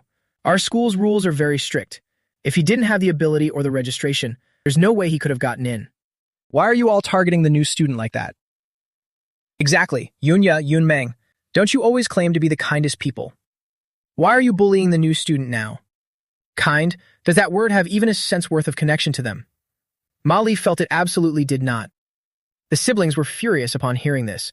These classmates basically know nothing. Just as the two were about to expose Ma Li's true face, Yun Zhao hurriedly pulled them back. Nuna, don't say it, wait. Looking at Yun Zhao's behavior, everyone felt there was something suspicious. Add to that what happened at the school gate earlier, and everyone thought they were very strange. Is there something that can't be said? We're all classmates. Just speak plainly. Right, what do you want to say? Yunya and Yunmeng glanced at Ma Li. And just as they were about to speak, I cut them off. I am the biological younger brother of these two. And Yunzo is the son of the human trafficker from back then. To let their son enjoy wealth and luxury, they swapped the two of us. He doesn't want anyone to know about this. All the students were shocked and turned their gaze toward Yunzo. Who would have thought Yunzo wasn't his parents' biological son? They hurriedly questioned Yunzo. Yunzo, is what the new student said true? Yunzo, are you really a human trafficker's son? Yunzo, how do you even have the face to stay here? I gave a cryptic smile, watching the awkwardness of the three of them. Previously, these three siblings used to brag to everyone that I was just a cripple, living off of others. Now the tables have turned. It's time for him to taste what it feels like to be criticized by everyone. No, that's not it. Yun Zhao spoke up frantically. I am my parents' son. Yun Yao also snapped out of it, tapping at Ma Li. I knew it, you're just jealous. Jealous? What am I jealous of? Ma Li took 2 steps toward Yun Ya. Am I jealous that you all were kicked out by grandfather? Or jealous that your mother is about to go to prison? Those uncles and aunties out there clearly look like poor laborers. Their hands are full of wounds, their faces full of wrinkles. They are the pillars of their families. If they weren't driven to a dead end, why would they come all the way to the school? To you, that amount of money is probably just a meal, a set of clothes, or one of your watches. But to them, it is life-saving money. Yet your mother doesn't care at all. It truly makes one feel disgusted. Oh my God. All eyes were now fixed on Yun Zhou. This shock was truly too great for them. It turns out Yun Zhou is not their biological child. Furthermore, Yun Meng and Yun Ya's entire family were kicked out. No wonder they don't look as arrogant as before. Yun Meng looked at the situation, knowing everyone believed what Ma Li said. She hurriedly looked at everyone, trying to stay calm as she spoke. You've all misunderstood. Ma Li is indeed our younger brother. It's just that he grew up in a remote village in the countryside, so his personality is a bit lacking in manners. Ma Li reached out to interrupt her. Your younger brother is Yun Zhou. There isn't a sense worth of a relationship between me and you. As long as you don't play tricks on me in the future, I will treat you like thin air. But if you insist on charging in front of me. Ma Li didn't say anything more, just smiled and looked at them. His gaze was bone-chillingly cold, making them shudder just from a glance. Yun Zhou stepped up from behind his two sisters, looking at Ma Li with a pained expression. Ma Li, must you really go this far? Just because our parents love me more, can you really bear to make me suffer through all this? Ma Li's gaze remained fixed on Yun Zhu's eyes, unwavering. On the contrary, Yun Zhu was both guilty and frightened, to the point he didn't dare look Ma Li in the eye. If truly hate me that much, I can leave. Having said that, Yun Zhu looked extremely lonely and sad. Ma Li burst into laughter again. I'm tired of hearing these words. You said that 9 out of 10 times. Don't you get tired of it?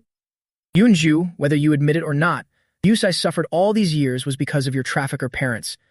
Back then, they harmed me to the point of fever and memory loss. And you, do you really have no memory at all? Why did I hear that you all have actually always stayed in touch? As soon as Ma Li said this, it was like a heavy bomb exploding. You're lying. Yun Zhao couldn't keep up the act anymore and blurted out, I basically knew nothing about that. I am my parents' son. I know you lived in the countryside for so long, and on the day you returned, our parents didn't love you, so it's normal for you to feel hurt. No one here is a fool. His clumsy attempt to hide the truth just now, everyone saw it crystal clear. Now, no matter what he says, no one will believe him. Ma Li's gaze became more serious as he looked at him. I can take responsibility for every word I say. We can go to the police station. What about you, do you dare? Do you dare guarantee that every word you say is the truth? The faces of those kids immediately turned pale. Seeing their deathly pale complexions, I finally let them off for now. Class is starting soon. From now on, let's act like we don't know each other. After all, trash like you isn't worth my acquaintance. In the future, absolutely do not claim to know me. They were so angry they were speechless, only able to stomp their feet in frustration. Anya really couldn't stand it anymore. Ma Li, if you don't care, then why are you airing this dirty laundry? I turned around and looked at her loudly. It's because I fear your shameless habit of turning black into white. After all, this isn't the first time you've done so. The three of them were stunned. As they were about to say more, someone rushed forward, giving me a hard shove. But I stood firm without wavering. I looked closely. Well, isn't this Zhu Xiaoya? She's a fanatic of Yun Zhou. You are not allowed to bully brother Yun Zhou. He is the most wonderful person. You are just a country bumpkin. How can you even compare to him? Zhu Xiaoya blocked Yun Zhou, glaring at me with puffed cheeks, as if I were some ultimate villain. I truly didn't care about Zhu Xiaoya at all. I looked straight at her and spoke. Who are you? Zhu Xiaoya was silenced. Just as Zhu Xiaoya was about to speak, others chimed in. Xiaoya, what's wrong with your face? Why is there such a large scar? Xiaoya, what happened to you? Your face right now. Zhu Xiaoya suddenly realized something, hurriedly covered her face and ran back to her seat. The other three also sulkily went back to their places. In short, they had lost their spirit. The teacher walked in and informed the class. This coming Monday, our school will have an aptitude test. Those with excellent results will be placed in the experimental class, and the bottom 50 students will have to transfer to another school. I hope you all will do your best. Today we will skip the self-introductions, because it's uncertain if you will still be studying together next week. That remains to be seen. Everyone listened without feeling too stressed, as they were quite used to examinations. Yun Zhao heard this and looked at me with great concern. Ma Li, you just came up from the countryside. Are you confident? Do you need me to tutor you? I smiled at him and gave a reply. Do you know? 6 months ago, that human trafficker said his son has now become a wealthy young master, treats him very well, even sending money back to him. Yun Zhao's expression changed rapidly. He couldn't believe that I knew so much. Seeing Yun Zhao being bullied, Yunya couldn't contain herself. She pointed her finger in my face. Ma Li, stop talking nonsense. I'm telling you, if you fail the exam, I will definitely go to the department head to have you kicked out of the school immediately.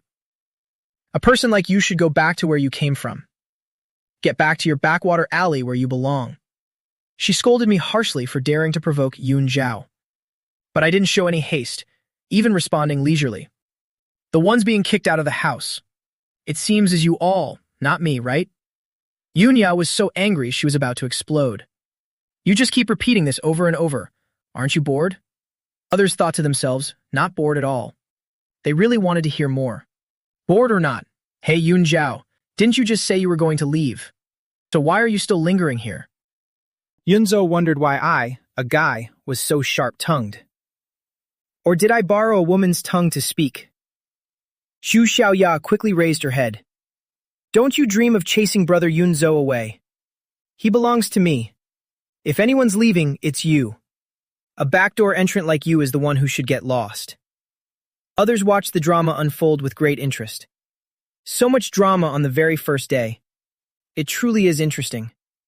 I glanced at Zhu Xiaoya. In the end, who is the real backdoor entrant?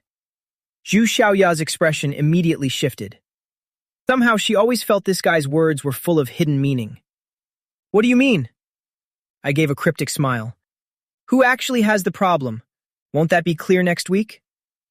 Zhu Xiaoya still felt he was intentionally implying something. Of course it's you. You are just a bad person. Yes, I actually want to be a bad person too. The homeroom teachers saw the situation and stepped in to stop them, ordering the whole class to stop gossiping. All right, everyone be quiet. Focus on reviewing well at home for the next 2 days. Return to school on Monday. Just now, not only did the workers arrive, but other victims have arrived as well. They are surrounding the entire school area. To ensure student safety, the school has decided to give you time off. You will have a full 3-day break. Returning on the 4th, we will conduct the examination immediately. Hearing this news, the students all cheered with joy. After the teacher left, the atmosphere became even more lively. Of course, some students were still very anxious, fearing they wouldn't do well on the exam. As Ma Li was walking outside, he was called back by Yun Ya and Yun Meng. They glared at Ma Li, hands on their hips, with faces full of fury. Yun Zhou took a step forward, extending his hand to Ma Li. Ma Li, I sincerely hope we can live in peace. No matter what, we are both our parents' children. I believe you don't want to see our parents sad, right? Let's just let bygones be bygones. From today on, let's get along with each other. The moment Yun Zhou reached out, Ma Li suddenly laughed. This Yun Zhou had studied Taekwondo. He was confident his hands were very strong. Doing that clearly had no good intentions. Ma Li also reached out, gripping his hand tightly. How coincidental. Ma Li here has nothing special, except for superhuman strength. Yun Zhao intended to teach Ma Li a lesson from the start, wanting to make Ma Li scream in pain, then exposing Ma Li as a bad person to everyone. But he didn't expect Ma Li's strength to be so terrifying. His hand was squeezed so hard it was incredibly painful, so much so that he could barely maintain his calm facade. Yun Zhou hurriedly shook off Ma Li's hand. Ma Li gave a slight laugh. Seems your sincerity only goes this far. Yun Zhou went silent. Yun Zhou shook his hand twice, but the pain lingered. This Ma Li was clearly ignoring him on purpose. It's just that I fell 2 days ago. That excuse sounded fake immediately. Those watching couldn't help but laugh. What a ridiculous reason. Zhu Xiaoya went crazy again, once again blocking for Yun Zhao. Let me tell you, grandfather will soon see through your true face. Don't get ahead of yourself. Besides, the exams at our school are extremely serious. Someone who used the back door to enter like you will definitely fail miserably. Then you'll become a laughingstock to the world, and you'll have to pack up and get out of here. Ma Li glanced at the scar on Zhu Xiaoya's face. Then he casually replied to her insult. Then I'm truly looking forward to it.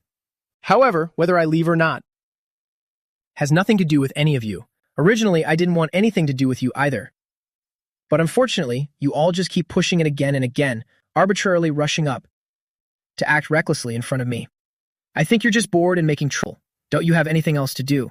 If you feel so sorry for your brother Yeonju, then why don't you just take him away? Further, if you truly love him, then give him some money to buy a car or buy a house. What's the use of just talking? It's truly laughable. He's been kicked out of the house now. He's at his most desperate point. Everyone went oh wow upon hearing that. More hot news. And they had heard whispers before about Yoonju's family being thrown out. They thought it was just a rumor. Who knew it was the truth? You, Ma Li, don't act so high and mighty. Do you dare to bet with me? If your score in the upcoming exam is lower than ours, then you must disappear from here. At the same time, you must apologize to Brother Yoon Jo and loudly declare to everyone that, from now on, the only young master of the Yoon family is Brother Yoon Jo. Although the betting condition was extremely childish, I still wanted to ask back. So what if you all lose? That's impossible, Zhu Xiaoya blurted out. Even if I lose, Brother Yoon Jo will absolutely never lose. Brother Yoon Jo is the most talented. He definitely will not lose. Someone from a far-off corner like you has no idea how outstanding Brother Yoon Jo is. You think just being smooth talk to please grandfather is enough? Do you know what management is? Do you know how to manage a company in the future? Do you know anyone? Do you have social connections? You have nothing in your hands. Even if you hold the company in your hands later, you'll only lead it to ruin. You will only make grandfather utterly disappointed. Others felt something was not right upon hearing this. These words are truly a bit excessive. Furthermore, how can the future be predicted now? Even if he doesn't know how to do it now, he can still learn it later. So confident in yourself. Then why don't you dare to say what happens if you lose? Mo Li is no fool at all. Now is the time to make them pay a heavy price. Yoonju's academic record is indeed excellent. Everyone else is breaking into a cold sweat for Mo Li. One of the classmates stepped forward and said to Mo Li, Yoonju's grades are truly impressive. He's always in the top 10 of the entire grade. Moreover, he has many private tutors, so he can learn a lot of material in advance. You've already gotten into our school. Even if you don't do well in the exams later, as long as you aren't in the bottom 50, you can still continue studying here. There's no need for you to take this bet with them. Mo Li glanced over at the person who just spoke up for him. He didn't expect anyone in this place to actually defend him. Thank you, classmate. I'm not stupid either. They haven't even put up a stake yet, so why should I bet with them? Besides, the bond between me and grandfather cannot be broken by anyone. Only the incompetent complain about the unfairness of fate. Zhou Xiaoya charged forward in rage, preparing to strike me. I spun around and easily dodged her. Zhou Xiaoya tumbled to the ground with a painful thud. Her hand was badly scraped. Zhou Xiaoya burst into loud, sobbing tears. Scrambling to her feet, she shrieked, Mo Li, just you wait. I'm going home to tell my grandfather. Zhou Xiaoya stormed off. Yun Ya and Yun Meng rushed to shield Yoon Jo. My gaze shifted back to Yun Zhao. What do you have to bet against me? Yun Zhao wetted his teeth. His eyes grew rimmed with red, looking as if he were the one being bullied. He said, if I lose, I will leave the house and never come back again. Is that enough? Perhaps only then will you finally be satisfied. I raised my hand to cut him off mid-sentence. Everyone says you're smart, but I think you've lost your mind. Your brain is clearly malfunctioning. I have told you countless times, whether you stay or leave has absolutely nothing to do with me. Stop imagining that I care about such things. Even your parents are of no importance to me. This is the last time I'm going to explain this. This time, please stop using this excuse to put on a show in front of me. I'm sick of watching it. Your acting is way too dramatic. I don't even bother looking at them. To me, they are just names of strangers, just like all of you. I treat you like thin air, yet you insist on viewing me as a threat, constantly approaching me to spout this nonsense. So this stake of yours holds absolutely no value to me. I ended with a mocking smirk. And another thing, don't think I don't know. You're just hoping I'll kick you out. That way, you can make that couple think that I was the one who drove you away, so they'll pity you even more, right? Seriously, how childish. Even Quach Jai Jai isn't this naive. Your IQ is truly concerning. Everyone else watching was stunned. This Mo Li truly gives them no face at all. He just says whatever is on his mind. Yun Ya and Yun Meng were about to say more. I rolled up my sleeves. You two, go find somewhere cool to stand and stay there. Otherwise, I'll tell grandfather that you both are bullying me. Do you think you'll still be able to get your allowance then? Since they like to hide behind authorities so much, I'll just do the exact same thing. The two of them were about to explode with rage. Having been kicked out of the house by grandfather, life hasn't been easy for them lately. And now I dare to threaten them with baseless complaints. When did we ever bully you? Don't talk nonsense. The bystanders were dazed, as if that were true. So many eyes have seen it clearly. How can you still deny it? I pulled out my old brick phone in front of them, pressed the phone to my ear. Grandfather, Yun Ya and Yun Meng are bullying me again. They say you used the back door, shoved me into this school. They even threatened to hit me. Yun Ya and Yun Meng rushed forward to grab it. We did not. We never did that. I lowered the phone, tucked it back into my pocket, then gave them a knowing look. Truly a bunch of idiots. Yun Ya and Yun Meng stamped their feet in pure frustration. I was definitely trying to provoke them to death. I just turned around to leave Yun Zhou behind, when suddenly a sentence rang out. If I lose, I will never appear before you again. Mo Li turned his head to look at him. This bet of yours sounds a bit too light. How about this? Whoever loses must leave this school, and also compensate the other party 5,000 yuan. This amount must be like pocket change for you, right? After all, it was just your allowance before. This amount used to be nothing to him. But given his current circumstances, it was actually a very large sum. Yun Zhao wetted his teeth and agreed with Mo Li. Fine, it's a deal. Having said that, Yun Zhao led his two sisters away. The others surrounded Mo Li and said, Mo Li, what you did could easily lead to trouble. Though Mo Li didn't understand why they were so enthusiastic, he still expressed his gratitude. Thank you all for the reminder. It's fine. Thank you, everyone. Perhaps because he had witnessed too much darkness in human nature in his past life, I still cannot fully open my heart even now. Trusting others is so difficult. Maybe it will be different later, but not right now. Seeing how brave I was, everyone was deeply impressed. They asked me, is everything you just said true? Are you really the biological brother of Yun Ya and Yun Meng? I nodded, calmly replied to them. But as you all have seen, there is absolutely no affection between us. They only wish I had never appeared, wishing that none of this had ever happened. As for me, I honestly don't care. They want us to pretend we don't know each other. Yet they themselves aren't satisfied with that. They insist on believing that I care deeply about them, that I long to be the son of their parents. How ridiculous. Who would humble themselves to flatter those who hate them? I'm not crazy. Knowing full well they dislike me, knowing they detest me, why would I rush in just to be bullied by them? I'm not sick. As soon as I finished speaking, everyone agreed that it made perfect sense. That's right. Who would want to be around someone who doesn't like them? So, where are you living now? Do you live alone? They actually felt that the Mo Li before them must be quite elite. Otherwise, he wouldn't have been able to get into this school. I live with my grandfather. Grandfather treats me exceptionally well. He always protects me. Grandfather gives me the feeling of a real family, so I don't need them. Previously, the human trafficker's family treated me very poorly. If they weren't beating me, they were scolding me, and they forced me to do hard labor. Therefore, to me, parents is not a beautiful word. It's better not to have them. After hearing this, everyone felt even more sorry for me. Compared to those three boastful siblings, Mo Li was much more approachable. You will definitely live a great life in the future. We believe you will surely be successful. For the next few days, just focus on your studies. We can lend you all of our notebooks. Here is our contact information. Well, bring the materials over to you then. They planned that once the photocopying was done, they would deliver it personally to Mo Li. Mo Li hadn't attended elementary school with them, so he didn't know the academic pace here. There were probably many types of exercises he had never encountered. In that case, thank you all so much. Mo Li left his address with them. At the same time, they dragged Mo Li along to the copy shop. 3 or 4 of them photocopied documents and gave them to Mo Li. Our school has always had a tradition of beginning of the year entrance exams, so we already have all the materials ready. Oh right, do you plan to board at school? Our school offers the choice between boarding and commuting. Of course, I will choose to commute. I usually have many things to take care of. I want to choose off-campus living. Hearing that, they immediately reminded me. Then you'll need to find a house nearby. Our school starts classes quite early. Time gets very tight once you reach middle school. They shared many things with me. I was deeply grateful. Thank you all for helping me so much. How about I treat everyone to some fried chicken?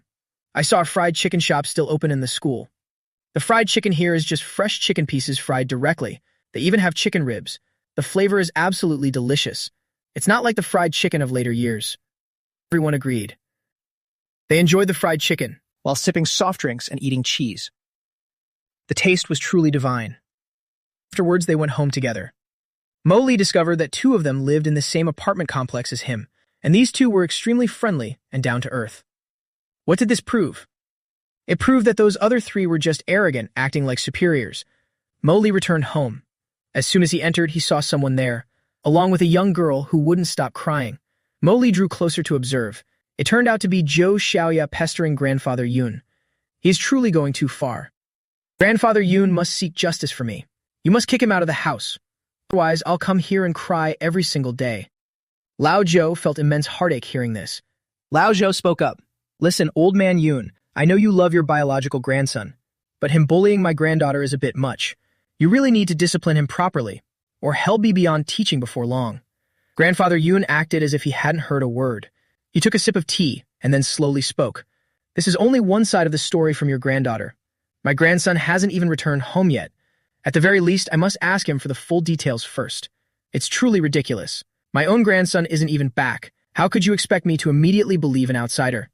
No matter how he viewed Zhou Xiaoya in the past, he would certainly trust his own grandson more."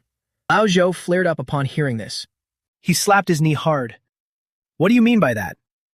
Are you implying my granddaughter is falsely accusing your grandson? You should remember this well.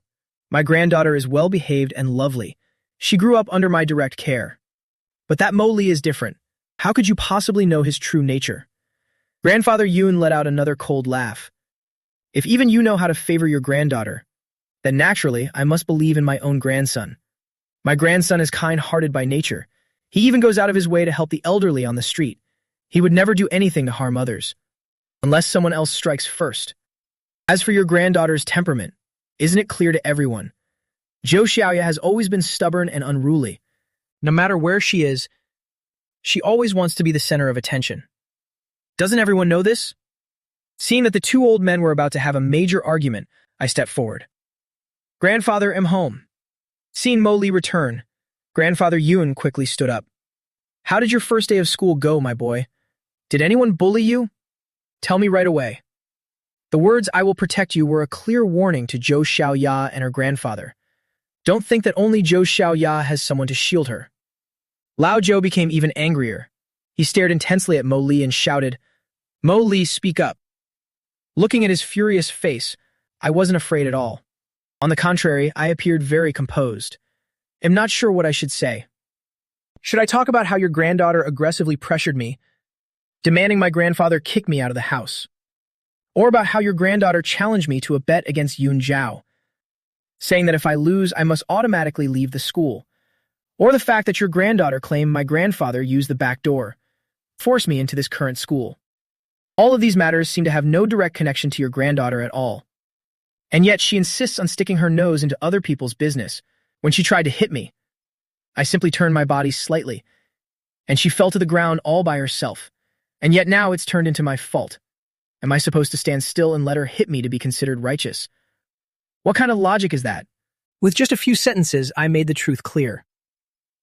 Having heard everything, Grandfather Yun was absolutely furious. His face darkened as he looked at Lao Zhou. "Listen here, Zhou. What exactly does your granddaughter mean by this? What do my family's internal affairs have to do with her? Does she really need to stand here and criticize us like this? What, do you all think I'm dead? That you feel free to bully my grandson? Is that it?" Lao Zhou glanced at Zhou Xiaoya. Seeing her looking extremely panicked, he could already guess part of the truth in his heart. But he still stubbornly argued back. "How can you say that? You believe your grandson is right, and I think my granddaughter isn't wrong either. Both sides have their own arguments, so how can we know for sure whose fault it really is?" Hearing this, I burst out laughing. This is quite simple. I noticed that the school's surveillance cameras are always active. We just need to check the footage to see the truth. I didn't even touch a single hair on your granddaughter's head. As for what she said, or the words I just recounted, you can totally go and ask the other classmates. There were many witnesses at the time. She can't just flip the truth by being the only one talking. Hearing that, Zhou Xiaoya flared up in rage. "Grandfather, look at him. He just used that exact same tone to speak to me earlier. It's true that I fell on my own just now, but it's only because I was so angry. I intended to hit him, because the position of the young master of the Yun family rightfully belongs to Yun Zhao, the aunt-uncle, and Yun Zhao has suffered so much injustice, and yet Grandfather Yun even kicked them out. How could we do such a thing? Grandfather Yun, you're hurting them by acting like this." Having said this, Zhou Xiaoya felt even more confident. She felt that what she was saying was completely justified. Everything was fundamentally his fault. It was because he returned. Yun Zhao and everyone else had to leave. It's all because of him. And now he has the thick skin to attend the same school. What does he think he's doing? Isn't he just trying to show off? I will absolutely not let that happen. Grandfather Yun, I'm telling you straight today, the only person I like is Yun Zhao. In the future, the only person I'll marry is Yun Zhao. I will never have any relationship with this Mo Li. Grandfather Yun laughed upon hearing this. This girl truly is. You looked at Zhou Xiaoya and spoke gently. You can like whoever you want, And not liking someone is also your freedom. Naturally, it's the same for our Mo Lee. Mo Lee, tell her yourself. Do you like her? I don't, Mo Lee replied coldly. I don't like children who cause unreasonable trouble. Zhou Xiaoya was stunned. Zhou Xiaoya went insane with rage. She stamped her feet and shrieked, I hate you. What a coincidence. Me too, kid. You were tolerable when you were just angry. But now that you're in middle school, this kind of behavior is just called childish. Always talking about liking this and that. Are you a preschooler? Lao Zhou was also extremely furious. He felt that this Mo Li had no manners at all, not even knowing how to yield to a younger sister. He couldn't help but growl, Mo Li, Xiaoya is younger than you. You should know how to yield to her a bit. If she's a child, then does that make me an adult? Why should I have to yield to her? If I were wrong, I would be willing to apologize, but the issue is that I am not wrong. If you don't believe me, go check the cameras. Grandfather, I'll head to the study room now. I spoke and walked straight away. I didn't care to say another word to them. Humph, thinking in the type who has to give everyone face. Truly beyond ridiculous. After Mo Li left, they turned to look at Grandfather Yun. Grandfather Yun appeared extremely calm. I think my Mo Li is absolutely right. Right and wrong aren't decided based on age. Fault lies with your Xiao Ya, so why should my Mo Li apologize? It's quite comical. Fine. Lao Zhou was so angry his chest felt like it would explode. Fine, since you want to cover for him like this. Then from now on, we don't need to associate with each other anymore. Having said that, he took Zhou Xiaoya by the hand and left. After leaving the house, Zhou Xiaoya was still incredibly resentful. Grandfather, I'm dying of rage. I don't care. I have to find a way. This made Lao Zhu feel a bit puzzled. My dear child, what are you planning to do? Zhu Xiaoya remained silent, just breathing heavily. Grandfather. Basically, just don't interfere. Mo Li returned to his room and began studying. I realized that my memory is currently exceptionally good. Before, when the tutors came to teach, they also praised me for being very intelligent. I have already self-taught the middle school curriculum up to the 9th grade. Therefore, I'm truly not afraid of that entrance exam at all. I've even mastered the basics of other foreign languages. At dinner time, Grandfather personally came to call me. Mo Li, come out and eat, my boy. Don't you worry. No matter what the situation, I will always stand by your side. That Chow family girl is the one who's truly overspoiled. Mo Li opened the door and said to him, Grandfather, I don't take those things to heart. I'm still busy studying. The grandfather and grandson had their meal together. Grandfather told me, the beef jerky and chili sauce business is progressing very well. We need to expand the production scale. I've bought up all the factories in the surrounding area. I thought that was a very good move. If there's any urban clearance later, those places will be a gold mine. Seeing that his grandson didn't object, Grandfather Yun was extremely delighted. Excellent. Yet another day he was able to help his grandson. After finishing all the discussions, Grandfather also mentioned the engagement with the Zhou family. Actually, at that time, it was just a joke between us two old men. I never actually intended to force you to marry Zhou Xiaoya. You can rest easy. I will flatly refuse when the time comes. As for Yun Zhou, humph, Grandfather gave a cold snort. That Yun Zhou doesn't have a single trait that compares to our Mo Li. Zhou Xiaoya must be blind to think Yun Zhou is good. By the time she regrets it, it will be too late. My grandson will absolutely never spare her another glance. Mo Li saw his grandfather's demeanor and felt that he was truly quite endearing. Grandfather, it seems they don't think that way at all. Grandfather Yun thought about this, and his expression grew even more grim. He gave another cold snort. You have no idea that old man is the most calculating person in the world. A few years ago, when their family was slightly more prosperous than ours, he immediately denied this engagement altogether, saying it was merely a joke, telling us not to take it seriously. In the last 2 years, as their family fortune has declined, he started dropping hints about the engagement in front of everyone again. Why is he still mentioning that Yun Zhao boy now? It's just because he thinks him old and no longer have the strength to manage the company, thinking that sooner or later this business will fall into your parents' hands, and the one your parents love most is Yun Zhao. But that man is cautious to an extreme degree, so he would never make a decision hastily. Seeing that you are the one I support wholeheartedly, he brought Zhao Xiaoya here just to get close to you. He probably thinks his granddaughter is some goddess descended from heaven, imagining you'd be head over heels the moment you saw her. Such blatant disrespect for others.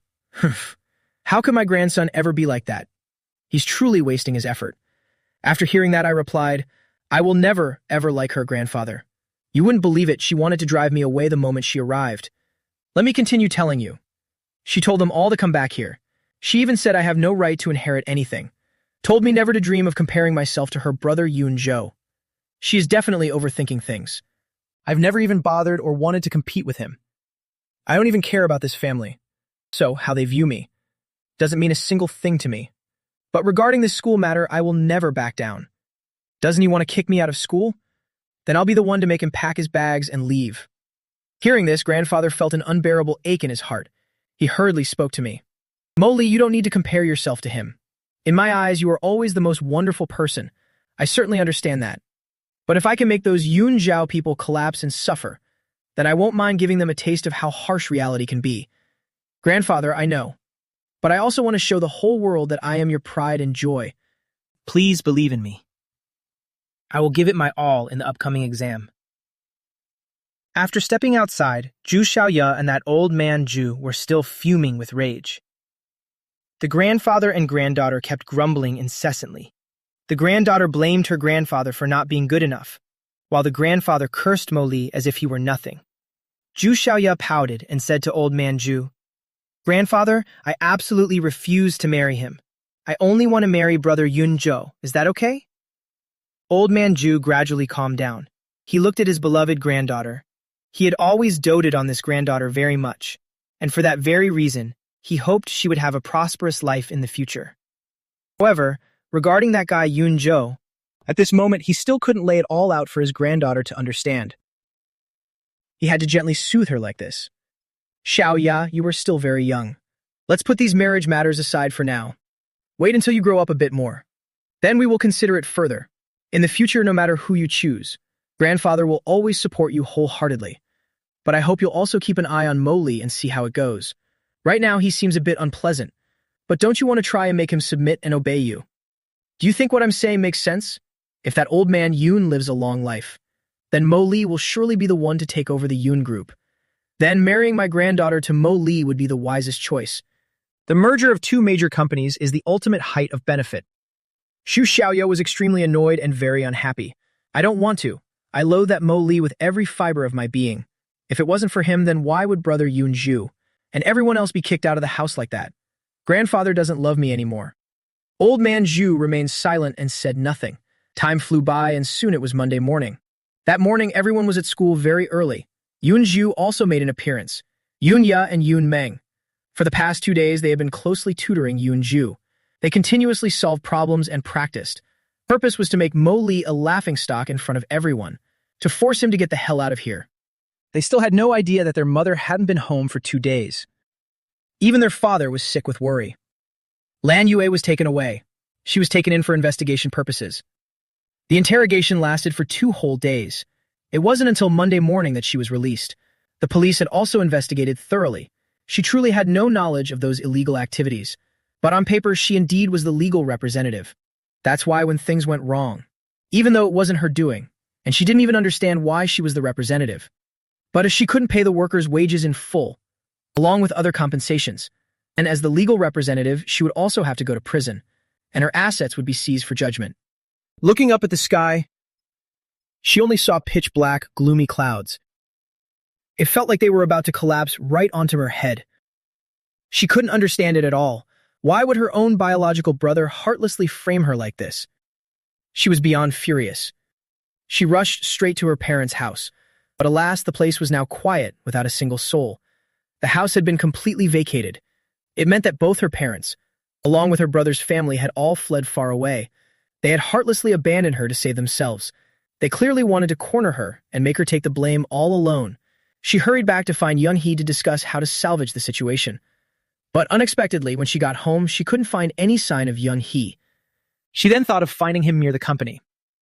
Just arriving at the base of the office building, she caught Young Hee casually sitting and drinking coffee with a young, beautiful secretary. Lan Yu immediately exploded in fury. She madly rushed over and gave that woman 2 thunderous slaps. A second later, she grabbed her hair and began a violent struggle. Meanwhile, at school, Yoon Ya and Yun Meng were still wearily waiting for Mo Li. They waited and waited, but there was no sign of me at all. They triumphantly assumed that Mo Li had surely hidden away out of fear. Yoon Ya loudly broadcasted to everyone around. See, everyone has witnessed it with their own eyes. He basically doesn't dare to show his face here. He's too cowardly to participate in this exam. He's definitely lurking in some corner at home. if he's not pretending to be sick. Then he's just making excuses about not feeling well. He just wants to evade his responsibilities.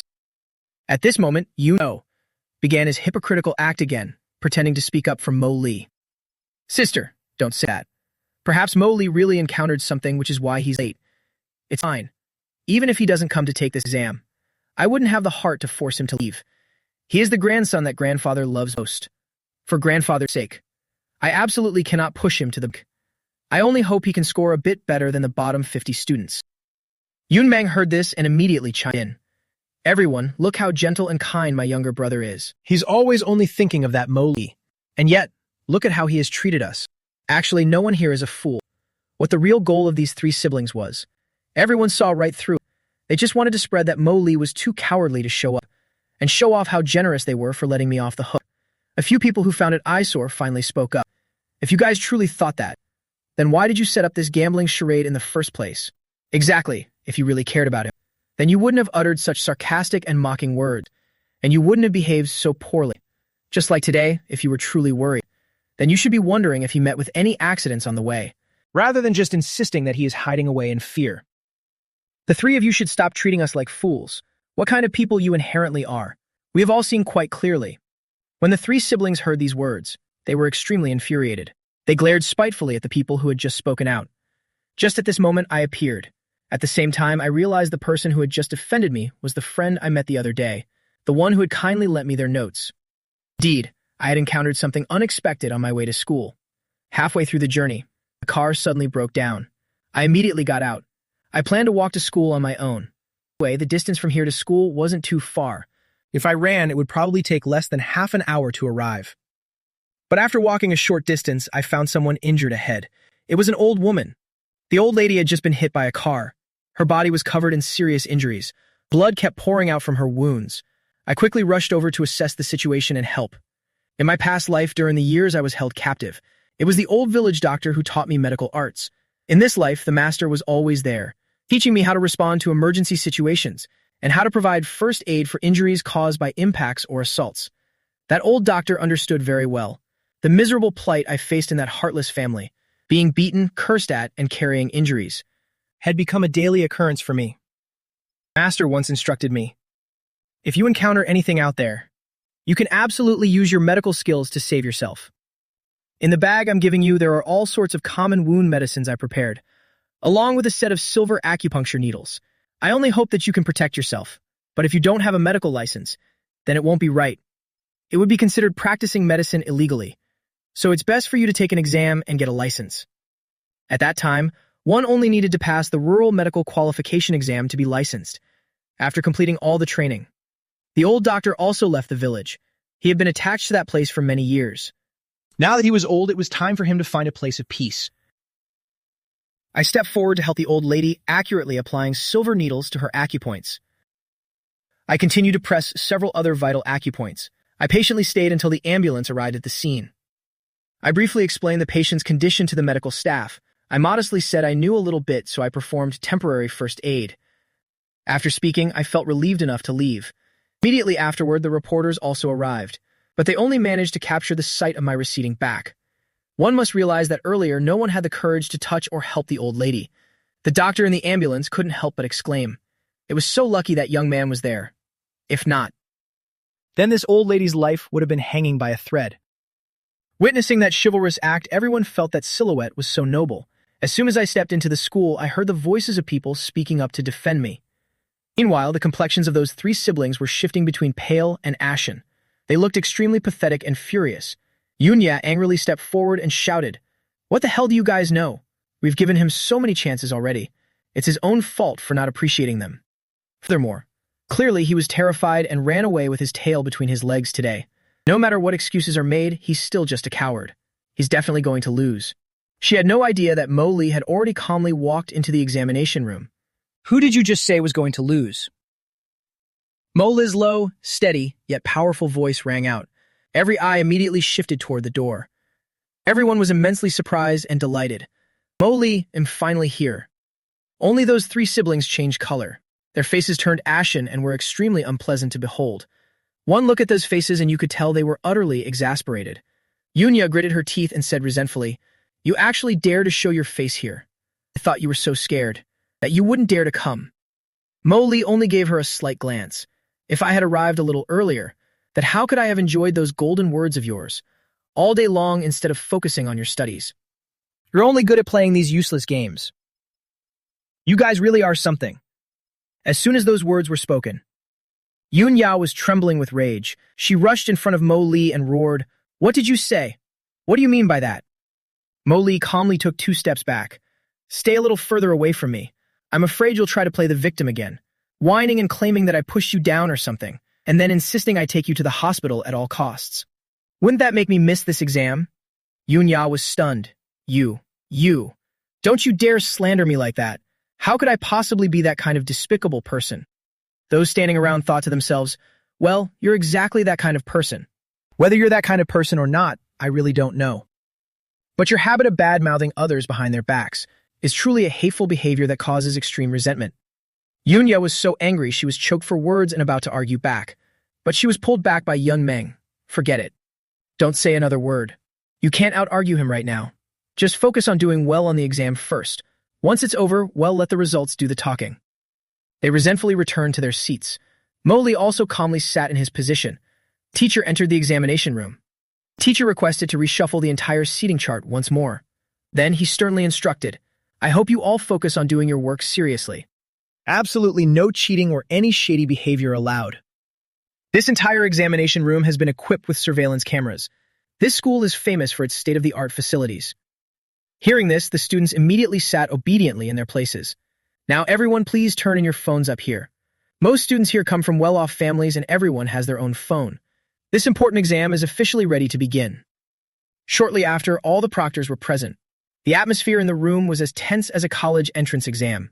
I still maintained an astonishing level of calm. I carefully read through each question in the test paper. Then I began to complete the test coherently. When the bell rang to end the test, I didn't even bother to argue with them. I just sat quietly in my seat to rest, preparing mentally for the next subject. In total, this exam had 3 main subjects: literature, math, and English. During the break before the final subject, English, began, Yun Ya returned to her old ways and started looking for trouble. "Mo Li, in that remote backwater place of yours, you probably didn't have English, did you? I heard you only start learning it in middle school, right? Then you're definitely finished this time. Even if grandfather spends a fortune on tutors for you, you absolutely have no chance of winning." Yun Ya appeared extremely decisive about this. She kept reassuring Yun Zhao not to worry too much. Zhu Xiaoya, standing nearby, was also thrilled to hear that. She thought Mo Li simply wasn't worthy of being compared to her brother Yun Zhou. She added a sarcastic remark, "Mo Li, you will never even be a fraction as good as brother Yun Zhou." Mo Li looked at the two of them, feeling they were like a pair of fools, always repeating the exact same sentence. I wonder if they'll ever get tired of saying it. I completely ignored them, not even bothering to give a single word in reply. I thought to myself, arguing with fools is just a waste of words. Seeing me remain silent and not reply, the two of them pressed even further, refusing to let it go. They aggressively stepped right up to me. This time, Zhu Xiaoya was the first to speak. She stared intensely at Mo Li with a very aggressive expression. "Speak up. Say something. Why are you as quiet as a mouse? Is it because you're starting to feel guilty? You really are a useless piece of trash who knows nothing." Yumya immediately joined in the chorus. "Everyone look, he's totally speechless. Mo Li, why don't you dare to admit the truth?" The other students standing there began to find it eyesore. A few people decided to step forward to intervene. They looked directly at those 2 arrogant young ladies. Among them were a girl and a very handsome-looking boy. They loudly called out Yunya's name. "Hey Yunya, and Zhu Xiaoya too. Are you two crazy?" But Zhu Xiaoya didn't seem to mind the people around her at all. She completely looked down on the 2 friends who had just intervened. She still acted as if no one was there, turning to scold. "Zhu Ming, stop meddling in other people's business." Zhu Ming wasn't someone easily bullied either. He didn't care for her face. "What do you mean by meddling in others' business? This entire class is sick of your arrogant ways. What on earth are you trying to force him to admit? I think you are the ones who are actually feeling guilty." I stood up slowly. I gave Zhu Ming a very grateful look. "Zhu Ming, thank you so much. Is it because they're afraid Yun Zhao will lose miserably? Because in their hearts, they don't have an ounce of confidence?" That's why they're frantically trying to force an answer out of me that suits them, as if doing so would finally allow them to sleep soundly. Clearly, they themselves understand perfectly well. That Yunzhou guy is fundamentally not as talented as they boast. Zhou Ming nodded in agreement after hearing this. That's exactly it. Everything is clear as day. Now this is interesting. Fewer and fewer people believe the nonsense spouted by those three siblings. Hearing that, Yunzhou hurriedly stood up and spoke out. Mo Li, if there's something you're unhappy with, then tell it to me directly. How could you behave like that toward the sisters? They only want what's best for me. That's why they said those things. Why can't you be a little more tolerant and understanding? I chuckled. How ridiculous those words sound. Why on earth should I have to understand the likes of your sisters? The people around also nodded in appreciation simultaneously. Exactly. Why do the troublemakers force others to forgive them? Hearing that, Yunzhou began to feel awkward. His mind didn't seem sharp enough to react anymore. Only heard Yunzhou trying to salvage the situation. After all, you are still her younger brother. Thinking about both emotion and reason. Then you should also behave more properly. Is it taken for granted that you can scold and insult me, while if I just speak up in resistance, then it's my fault? I see you guys are the ones who love using fallacious logic. I feel like I've just heard the most ridiculous joke in the world. A second later, I coldly added, who said that? Have I ever admitted to that? Calling you my sisters? That is absolutely ridiculous. Yunya and Yun Meng's faces immediately turned pitch black. Extremely unsightly. Even though they never wanted to acknowledge Mo Li as their brother, at the moment they were denied the status of sisters by Mo Li himself. They felt extremely angry and humiliated. What the hell are you saying? You dare to open your mouth and not acknowledge us as sisters? Yun Meng also snarled in agreement. A lowly country bumpkin like you. What right do you have to refuse to acknowledge us? Mo Li coldly glanced at the two of them. Move aside. Stop standing here and blocking the way. Fine. We'll just wait and see, to see who will ultimately end up last in English. That's right. We'll wait to see you become the school's laughingstock. The exam time has officially begun. The whole room fell silent. Everyone was focused intently on their tests. Time passed minute by minute in a state of tension. Before long, the bell signaled the end of the exam.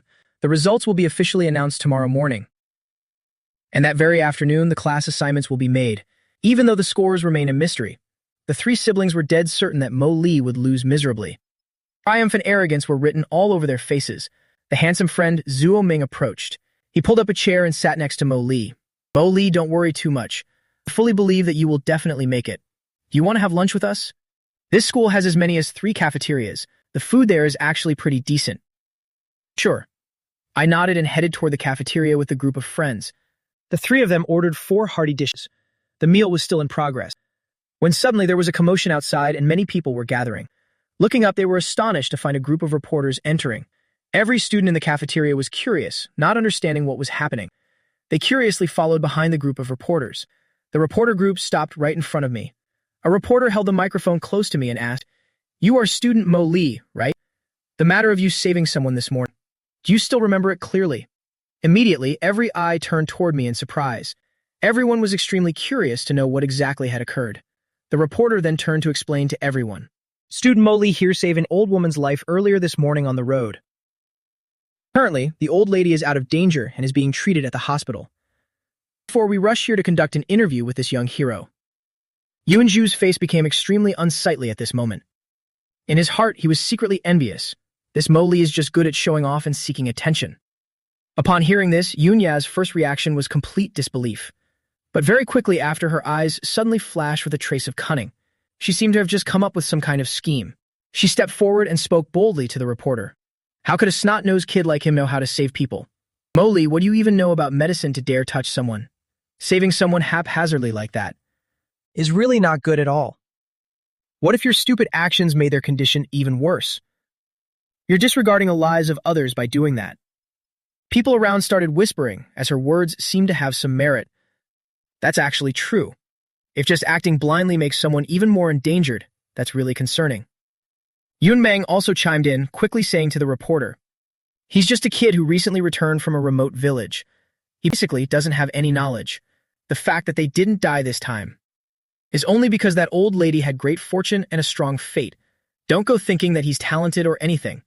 Praising him like that could easily set an extremely dangerous precedent for society.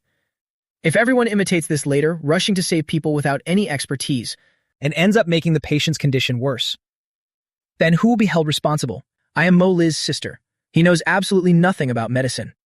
It's already a huge blessing that he didn't directly harm them. The reporter was completely taken aback by those words. The reporter felt somewhat helpless and bewildered. Is this really his biological sister? Usually, when a sister sees her brother performing a righteous deed to save someone, shouldn't she feel immensely happy and be brimming with pride? Why would she utter such belittling and contemptuous words toward her brother? And yet she poured out a string of such toxic words to them. But then he thought this dramatic twist would surely make the report hotter than ever. So the reporter turned and continued to ask, if he is your younger brother, then why do you speak about him in such a way? Are you implying that your brother acted recklessly and put others in danger? Yunya and Young Meng exchange a meaningful glance. Then they both turned back, looking directly into the camera with very serious expressions. Precisely because we are his sisters. We cannot let everyone mistakenly believe that this is a correct and encouraging action, even though we don't have medical expertise. But our mother always taught us that when you don't clearly understand the medical condition and aren't a doctor, you must absolutely not interfere to save someone on your own. Such ignorant actions will waste the golden time for treatment and even directly cause the condition to worsen. Yun Meng nodded repeatedly in agreement. She continued in an extremely serious tone. We shouldn't, just for the sake of getting attention or temporary fame, disregard everything to do things that could harm others. These words were clearly aimed at Mo Li, intending to diminish the value of his actions. She wanted to imply that Mo Li saving someone was just a stage performance for him to show off. By this time, everyone present had understood the issue clearly, that Yunya and Yun Meng inherently looked down on and hated Mo Li. They were only deliberately using those words to tarnish their brother's reputation. Just then, Yun Zhou also took a step forward with a calm demeanor. He looked at Yunya and Yun Meng with a grateful expression and said, Sisters, I understand that you are always the most wonderful sisters. What you just said was only because you were so worried about Mo Li. I'm sure Mo Li will definitely understand your vast hearts and your painful efforts. Truly, one thing must be acknowledged. They are birds of a feather, truly showing they are from the same family. From the utterly hypocritical tone, to the base schemes and calculations hidden behind it, everything is identical, without a single discrepancy. This reporter has been in the business for years. There's no kind of person he hasn't encountered. With a single glance, he saw right through their petty tricks. He immediately continued to ask questions to dig deeper into the issue. So according to your perspective, when you encounter someone who truly needs urgent help, would you choose to stand idly by and absolutely refuse to lend a hand? This tough question immediately left the two sisters speechless and dumbfounded. But they also very quickly regained their composure to respond. If we met someone truly in need of help, of course, we would also lend a hand without any hesitation. But we would never act so thoughtlessly. We only provide help within the scope of our own ability and understanding. We will absolutely not take it upon ourselves to do superfluous things outside of our expertise, because we understand one thing very clearly, that we fundamentally do not have the capacity to shoulder such responsibilities. If one just does something haphazardly, it might just be a different kind of injury. These words in the eyes of many are actually true. What if the patient's condition becomes even worse because of you? Actually, I think Yun Meng and the others are right. My uncle went through something similar. After fainting on the side of the road, some people tried to move him. They said they were saving him, but in reality, it only made his condition much worse. In the end, by the time he reached the hospital, he didn't make it. Sometimes, arrogant help is just another form of harm. Mo Li, your two Nunas aren't wrong this time. Hearing someone say that, everyone else stood there in a daze. How could this possibly be Mo Li's fault? Does this mean they shouldn't try to save people anymore? It seems to make some sense, though. If one acts out of ignorance and stubbornly tries to save someone only to end up hurting them, that would be even worse. But if you see someone injured, aren't you supposed to help? Mo Li only wanted to save a life. The reporter already said it. That patient is fine now. Everyone was gossiping about the situation. Yunya and Yun Meng were the most delighted. Seeing her chance, Yunya pressed on and said, Mo Li, why haven't you apologized to everyone yet? This whole thing was originally your fault. As long as you apologize, I'm sure everyone will still forgive you. They won't hold you responsible anymore. I'll also ask father and mother to visit that patient and explain to them clearly that you did this on your own and it has nothing to do with our parents. Yun Meng almost burst into laughter, but she tried her best to hold it in. She said, Mo Lia, we also want to live in harmony with you, but you are just too ignorant. You treat human life far too lightly. At that moment, I took out my certificate. I've always known not to practice medicine without a license. I am a doctor of Eastern medicine. I naturally knew back then that I shouldn't interfere recklessly, That's why I only took responsibility for stopping the bleeding. Afterward, I also reported the entire situation to the bystanders and the doctors in the ambulance. Throughout the whole process, I didn't make a single mistake. Oh my God, I can't believe it. Everyone was stunned in amazement. The reporter confirmed that this was accurate. Mo Lee really does have a practicing certificate. You all have wrongly accused Mo Lee. This time, those people were completely speechless. Though they didn't want to admit it, they still excused themselves. We were just worried about the victim. We're busy. Well, head off now. They slunk away in deep embarrassment. Next, the reporter asked Mo Lee a few questions. Mo Lee answered every single one of them. Finally, the reporter asked one more thing. Mo Lee, were those people earlier really your family members? Mo Lee replied decisively. Just ignore them. They have never considered me as part of their family. I was swapped at birth by human traffickers with their current precious son, Yoon Jo. But when I finally returned, their entire family utterly despised me. My parents probably feel my existence is a stain on them. And those two girls just now think they only have one brother, and that I am the one who ruined their family. Only grandfather pities the years I spent being bullied. So they are not my family. Strangers who aren't even related. When they see the wounds I've suffered, or hear about the abuse I endured, everyone feels so much sympathy for me, yet they don't have an ounce of affection for me, only fearing my return would disrupt their happy reunion. I must tell the whole truth. I want everyone to know what's going on. Because they all hate me, they naturally will never have anything good to say. Like the way they forced me into a bet with them. If I don't score higher than that top student Yoon Jo, then I have to get lost and leave this school. They are so incredibly confident. Thinking a country bumpkin like me could never compete with them. They want me to kick myself out. The reporter was utterly speechless. At this point, the reporter's eyes lit up. He originally planned to write about a simple good deed, but now he had a gripping, dramatic story to uncover. Mo Leah, let me treat you to coffee. Or perhaps we can go for a meal together. Could I interview you in more detail? I really want to write about your story. Would that be all right? This is perfect. Of course, I'll agree to that. Sure thing. So I, the reporter, and Zhuo Ming moved to another location. They went to the second canteen area right next door. There were private rooms on the second floor. Zhuo Ming was there because I had asked him to stay. Since he's my first true friend, we definitely had to go together. The reporter stopped filming and took out a voice recorder instead. Do you mind if I record this? I shook my head. I don't mind at all. The reporter looked very pleased. All right then. Let's just treat this like a casual conversation. You don't need to worry about anything. Whatever I ask, just answer freely. Molly was also quite happy with this style of interview. Yes, sir. Molly, that name sounds very familiar. You seem to be the biological grandson that Chairman Yoon just recently found, right? Would you mind telling me, what kind of life did you lead before this? Hearing that question, Zhou Ming immediately frowned. He felt it wasn't right to ask so bluntly from the start. Zhou Ming looked at Mo Li with concern. But Mo Li didn't seem to mind at all.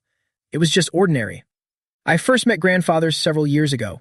Back then, I was selling herbal medicine on the street when I happened to see grandfather collapse on the ground, so I took him to the hospital and even called the police.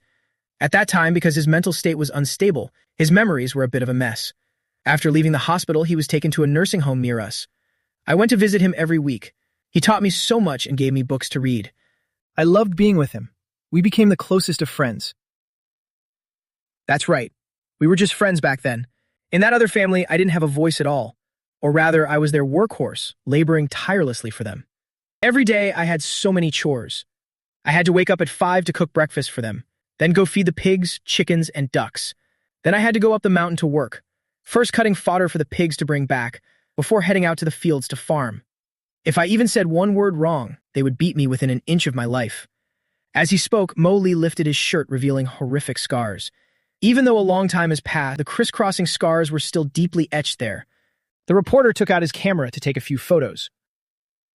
Not just on his arms, but also on his stomach, on his back, and on his legs as well. They couldn't believe how much pain this young man had endured. What's more, there wasn't a trace of resentment in my eyes. Instead, I calmly recounted everything. It's all in the past now. Didn't you ever think about calling the police? Hearing that, Mo Li let out a bitter smile, his eyes brimming with tears. I was so foolish back then.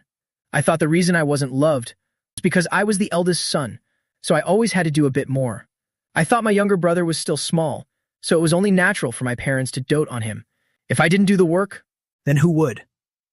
I always told myself that, as long as I worked a little harder, as long as I put in more effort, as long as I was more diligent, then Mother would surely see how well behaved I was.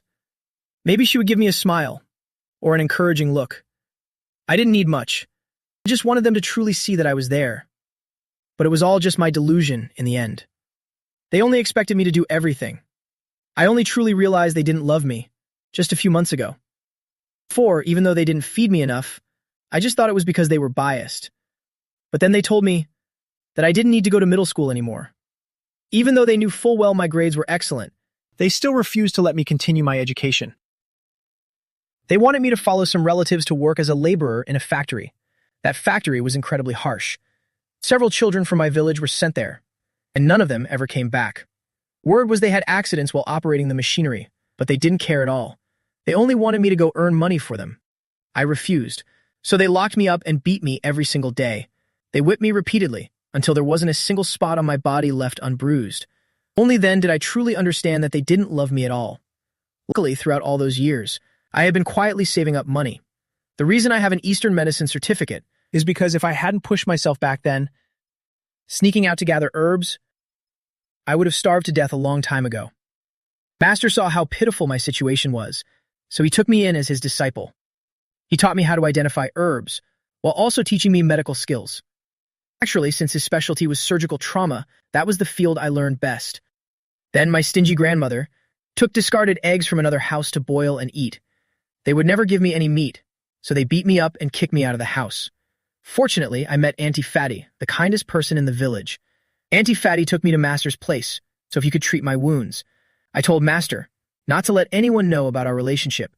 I was afraid my heartless family would come and harass him. So back then, he only took a symbolic amount of money from me. Afterward, that family all died from poisoning. And that grandmother was left paralyzed. And I also discovered I wasn't their biological child. Upon hearing this, the reporter couldn't help his eyes from turning red. He hadn't expected the young man in front of him to have faced such things. He asked with a choked voice, "So what happened then?" Mowgli smiled as if he had finally seen light in his despair. Later, grandfather said he wanted to help me find my family. I told him it wasn't necessary. Since I had been intentionally swapped by traffickers, I figured that family must have been treating that other child very well. Even if I went back, I would only be an outsider. But grandfather said, even so, he absolutely had to find them. Later, I took part in a math competition, and right after that, grandfather uncovered the truth. It turned out I was his biological grandson. But just as I had predicted, my biological parents didn't like me at all. In fact, they even loathe my very presence. They believe in the one who shattered their family's happiness. Because of me, they feel forced to have a rift with their beloved son. My birth mother, she wishes she could make me disappear forever. I let out a bitter smile, filled with a faint, aching sorrow. But a moment later, I acted as if nothing was wrong. I said, "We stayed there for 2 more months before returning here." They never came to pick us up. When we arrived home, they even threatened me, saying Yunzo would always be their child, and forbade me from ever bullying him. To them, I am someone they utterly despise. Naturally, I don't care for them either. Thankfully, grandfather loves me very much. Seeing them hurt me, he kicked them straight out. Even at school, they still use every dirty trick to harm me. I really didn't want. But on what grounds? I looked up at the reporter. I looked him straight in the eye and said firmly, "I've done nothing wrong. Being kidnapped by traffickers years ago wasn't my fault. Being swapped by them wasn't my fault either. I just want to ask one question. Is it possible for a child's appearance to change completely into someone else in just 2 years? Did they never have a single doubt, or did they just not care?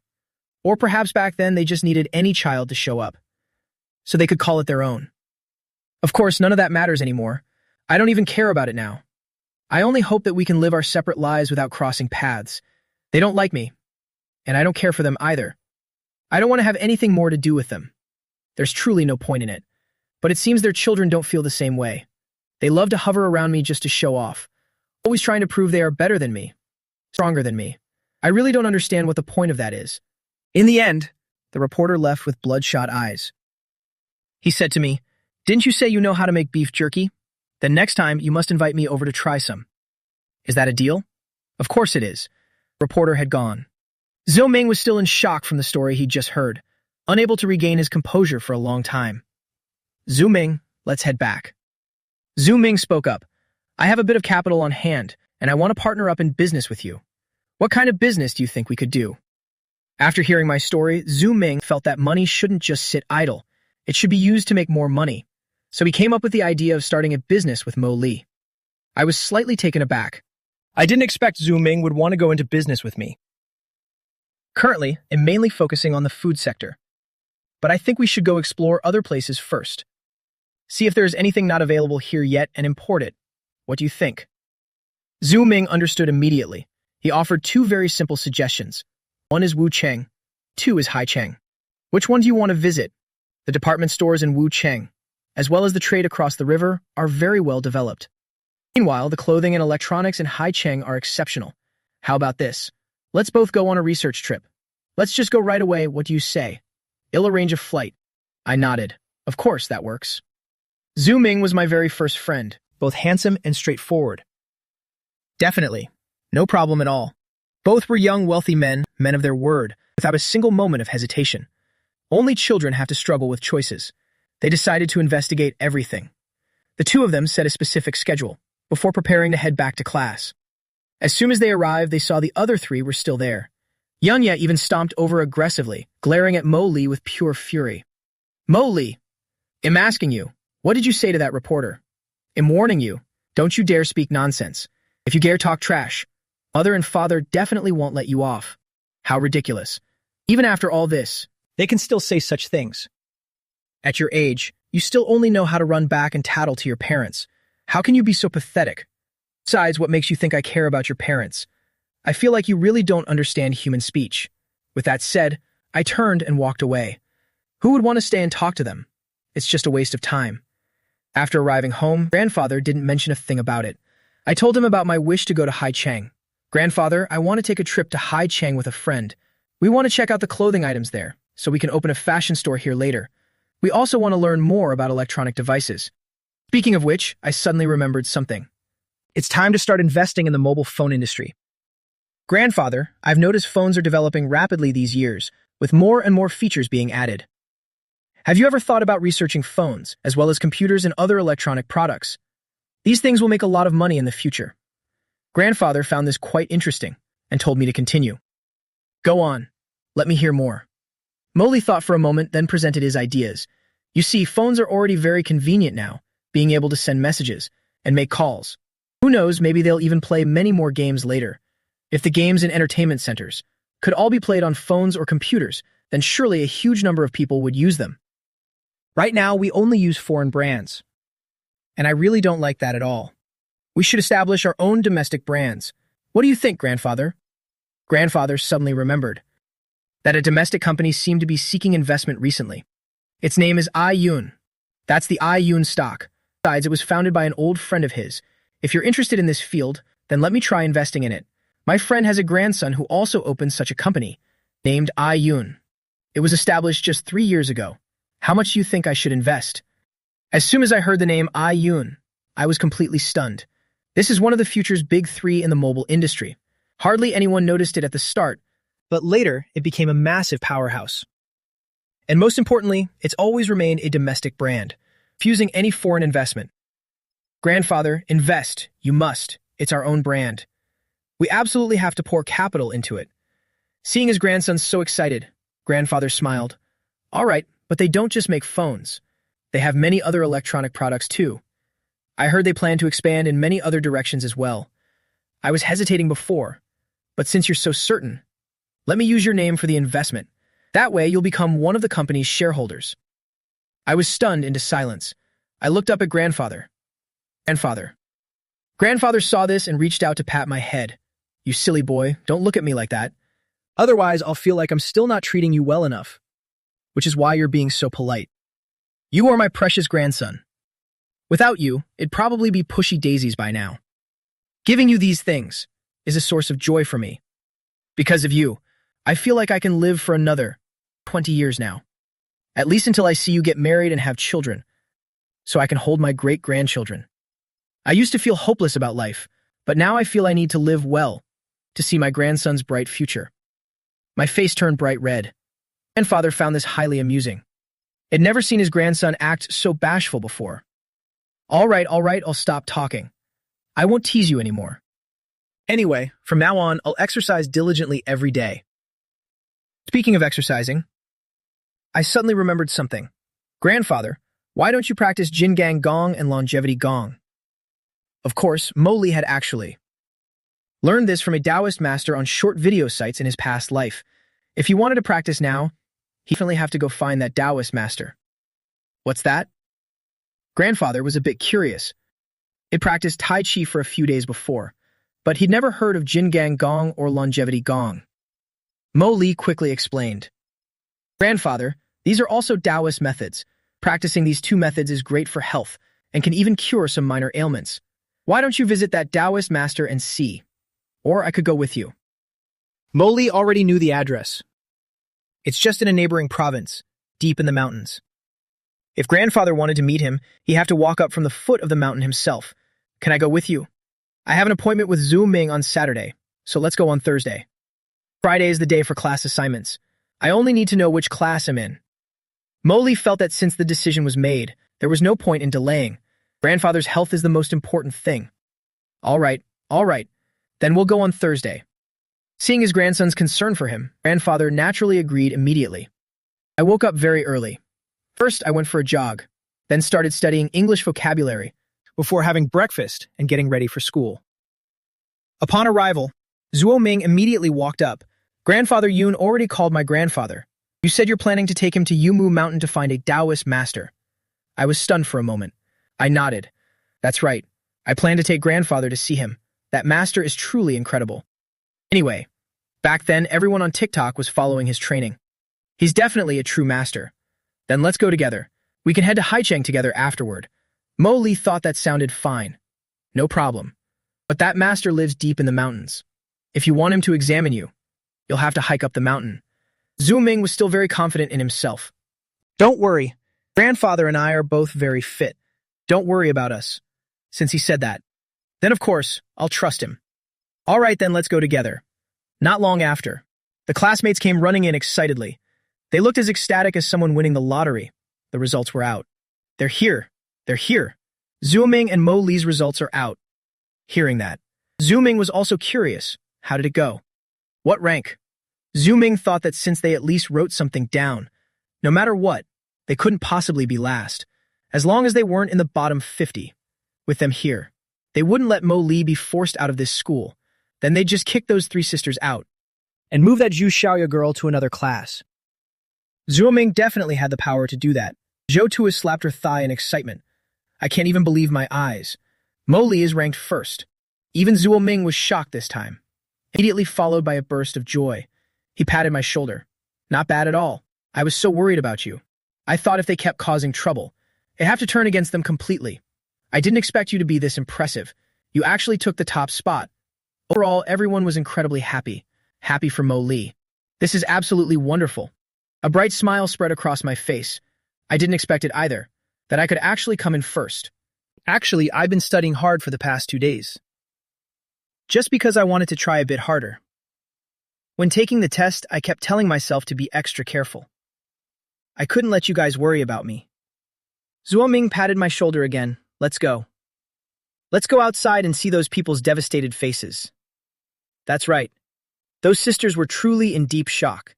They simply couldn't believe this was real. Seeing Mo Li's name sitting proudly at the #1 spot, it felt like a nightmare to them. When they saw Mo Li approaching, Yunya shouted to everyone, "Don't let him fool you. There's no way he could be ranked first. He must have cheated. He definitely used some dirty tricks to get the exam papers. He's just a penniless brat from the countryside, studying in that rundown village. With a background like that, how could he possibly become the top scorer? Everyone knows how prestigious our school is. We all came from the elite experimental primary school. Even we couldn't get a perfect score, so how could someone like him do it?" Yunmeng also adamantly insisted there was cheating. Otherwise, how could he be so outstanding on his first try? There must be something fishy going on. That was the difficult part. Yunmeng walked up to Mo Li, putting on a distressed face to advise him. "Mo Li, what you're doing is wrong. I hope you'll go see the teacher and confess your mistake on your own." That's the only way you'll have a chance to turn back. I looked at Yun Meng. Cold smile flickered at the corner of my mouth. Aren't you just broadcasting to everyone that I cheated? Then what proof do you have that I cheated? Before, you said I was practicing medicine without a license. Now you say I'm cheating on exams. Why do you guys target me every time you open your mouths without even thinking? Whoever raises the doubt, that person must prove it. Now, I invite you to present the evidence of my cheating. If you can't provide proof, then I'll have to settle the score with you. For all the times you've slandered me, Yun Ya and Yun Meng didn't expect to be countered like this. Mo Li was supposed to be scrambling to prove his innocence, but they didn't expect Mo Li to go against the norm. This left them in a passive position. Before Yun Meng could think of a way, Yun Ya, standing next to her, spoke up aggressively. Who needs evidence? You came from that remote corner. How could you get higher scores than us? You must have colluded with some teacher. Or you secretly peeked at the exam papers beforehand. Otherwise, how could you be ranked first? We spent 10 years studying our hearts out. Are we really supposed to lose to a country bumpkin like you? Truly ridiculous. I burst out laughing. Turns out slandering me isn't enough. Now you want to defame the whole school too. Then let the teachers handle it. If they can't solve it, well, just call the police. My reputation isn't something you can just smear whenever you feel like it. They were arguing very loudly. Plus, everyone else was buzzing with gossip. Of course, most people believed Mo Li. This exam had proctors, and there were surveillance cameras. How could Mo Li possibly cheat? Everyone thought they were just being unreasonable and looking for trouble. How many times has it been now? Why do they keep trying to throw dirt on Mo Li? Previously, their image was innocent and kind, always caring for every single classmate. But look at them now. It turns out that so-called innocence and kindness can be such a deep act. This is truly an eye-opener. The homeroom teacher heard the noise and came running over. He looked at the students and asked what was happening. What are you all arguing about here? What's going on? Tell me about it. Seeing the homeroom teacher appear, Yun Ya wasn't afraid at all. She immediately spoke up. Teacher, it's like this. Mo Li ranked first this time. We're very suspicious of these results. He's from the countryside. How could he do so well on the test? How could he surpass so many of our school's top students? This is absolutely impossible. There must be something shady going on. The teacher was so angry, he almost laughed. Kids these days really do shout cheating every time they open their mouths. First, I need to clarify this matter. First, Mo Li is an exceptionally outstanding student. Second, I want to remind you of something. No matter where someone comes from, no matter their circumstances, you must not judge them with such prejudice. Just because he transferred from another school doesn't mean his level is low. Third, all the cameras are under the teacher's control. Mo Li had no chance to cheat. Fourth, you said it yourself. He's a newly transferred student. He doesn't know any teachers here, and he doesn't have any close friends either. So I ask you, how could he have accessed our school's exam papers? Moreover, this set of questions has never been used at the school before. It was sent directly from the Department of Education this morning. Finally, children, do you know how much groundless suspicion can hurt others? Doubting others without any evidence is an incredibly excessive act. Now I demand that you apologize to Mo Li immediately. If this were a student who had been at the school for years, or if this weren't the first time he had transferred, then perhaps the teachers would conduct another check. But since Mo Li is a new student and has only just arrived here, there's absolutely no way he has any shady connections with other students. This child is truly a genius. As soon as we saw his results, administration wanted to find him for a more detailed chat. Such a talent definitely belongs in the honors class. I didn't expect to hear this scandalous talk the moment I arrived. You kids really know how to stir up trouble. After hearing this, everyone trusted Mo Li even more. Everyone turned to criticize those sisters. Yunya, if you lose, you have to accept it. How can you show your face here making excuses to slander him? Mo Li. At this point, everyone grew even more indignant. They immediately reported to the homeroom teacher. Teacher, you have no idea. They were just broadcasting that. Mo Li had colluded with the teachers, claiming the teachers must have leaked the questions to him. Teacher's face turned purple with rage. Call your parents here immediately. Their faces turned pale as ghosts upon hearing that. Yunya hurriedly stepped forward. I was the one who said that. I admit it, I just felt like someone from a remote place like him could absolutely never achieve such a skyrocketing score.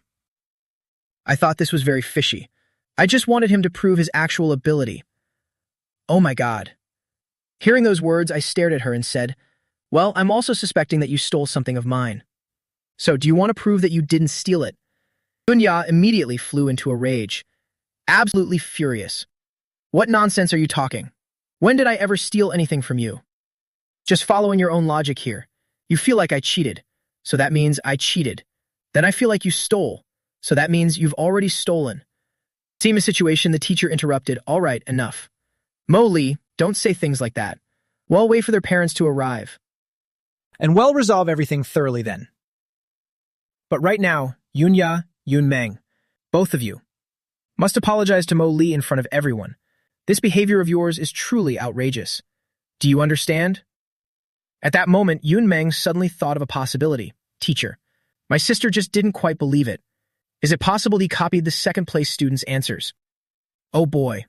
The moment she said that, everyone burst out in weary laughter. "What on earth are you talking about? Please, if you're going to make something up, at least make it sound plausible. We've only ever heard of the person behind copying the person in front. But may I ask, teacher, who does the first-place student copy from?" "Copy from the second-place student." Coincidentally, the second-place student stepped forward right then. He gently pushed up the frames of his glasses. His name was Lin Hang. I've already looked into it. The gap between me and Mo Lee. The difference lies in the final major question. I couldn't solve it. But he did, and that's enough to prove his ability. Then he turned to look at Yun Ya and Yun Meng. "Of course, given your level, you certainly won't understand the meaning of what I just said. But the way you broadcast, accusations of cheating like this are truly cheap. We would never stoop to such dirty tricks to talk about our classmates. Mo Lee is very outstanding, but we will definitely work hard to catch up to him. This is only the beginning of middle school. I believe that over the next 3 years, I will surely reach Mo Li's level. Real top students should respect and admire each other, working together to improve, not using despicable little tricks to accuse someone of copying." The students in the school all felt contempt for these sisters' actions. Hearing this, Yun Ya was driven mad with anger. She gave Mo Li a burning glare, simply because this top student was Yun Ya's crush, like an idol in her heart. Seeing Lin Hang speak up to defend that guy now, she felt incredibly uncomfortable inside. "Lin Hang, I'm not jealous of him at all. I'm just curious. I feel like he couldn't possibly be this good. Let me put it this way so it's easy to understand. I know him very well. I know exactly what remote corner he crawled out of. How could that god-forsaken place train someone so skilled?" With that, Yunya turned to the homeroom teacher and said resolutely, "Teacher, he and I are siblings. He used to spend all his time in that small mountain village. How could he compare to the education at Yunthu? This proves that while you were unaware, Mo Li has put in an incredible amount of effort. Yunya, your insistence on such malicious speculation about others is truly going too far. Call your parents here for me right now. If your mother is too busy to come, then call your father." The homeroom teacher was truly in a thunderous rage this time. He had already explained it so thoroughly that Mo Li absolutely did not cheat. Yet Yunya still deliberately clung to her aggression. He really wanted to ask Lan Yu what kind of upbringing she was giving her children. The other classmates also spoke up in unison. "Teacher, we all believe in Mo Li. Teacher, we all place our trust in Mo Li." Seeing everyone siding with Mo Li, Yun Ya and Yun Meng, along with Yun Zhou, were all escorted straight to the office. Teacher looked at them with eyes full of disappointment. Naturally. Mo Li also followed along, as did Lin Hang and Zuo Ming, the moment they stepped into the room. Yun Ya and Yun Meng were about to say something, but were immediately silenced by the teacher. "Yun Ya, Yun Meng, you need to reflect on your own character. What kind of stunt are you trying to pull?" Slandering a classmate. Prolong hostility. Harming others. Do you realize? These actions are all violations of the law. Yumia and Yunmeng were scolded so much they didn't dare look up at anyone. I already told you. There's clear camera footage. There's strict teacher supervision. Mo Li is a new student. His academic results are the clearest proof. Our school's exam papers absolutely cannot be leaked. Call your father right now. Tell him to come here and settle this. This time they were truly frightened. Yu Meng trembled with fear. She muttered to the teacher, asking if they could call their mother instead. "I want my mom to come. Mom definitely won't scold us. She would surely take those sisters' side." The teacher glanced at them. Before speaking coldly, "You really don't know anything?" They were a bit stunned, still unable to grasp the teacher's meaning. The teacher also paused for a moment. He thought for a while. This matter really shouldn't be revealed to these kids just yet. So he said, "Your mother hasn't been to school for several days now. I heard she's busy with some family matters. Even if your mother did come here, she would only make you apologize anyway." Right now, Lan Yue was actually buried in trouble. That's right. Although she was out on bail, she had to rush to the factory to figure out how much money was needed to pay the workers' wages, and the fines for violations too.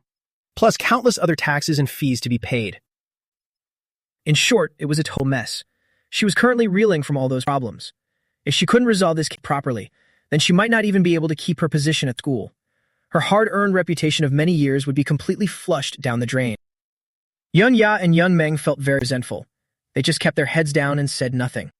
Previously, because their mother held a high position at school, they did whatever they wanted, looking down on everyone.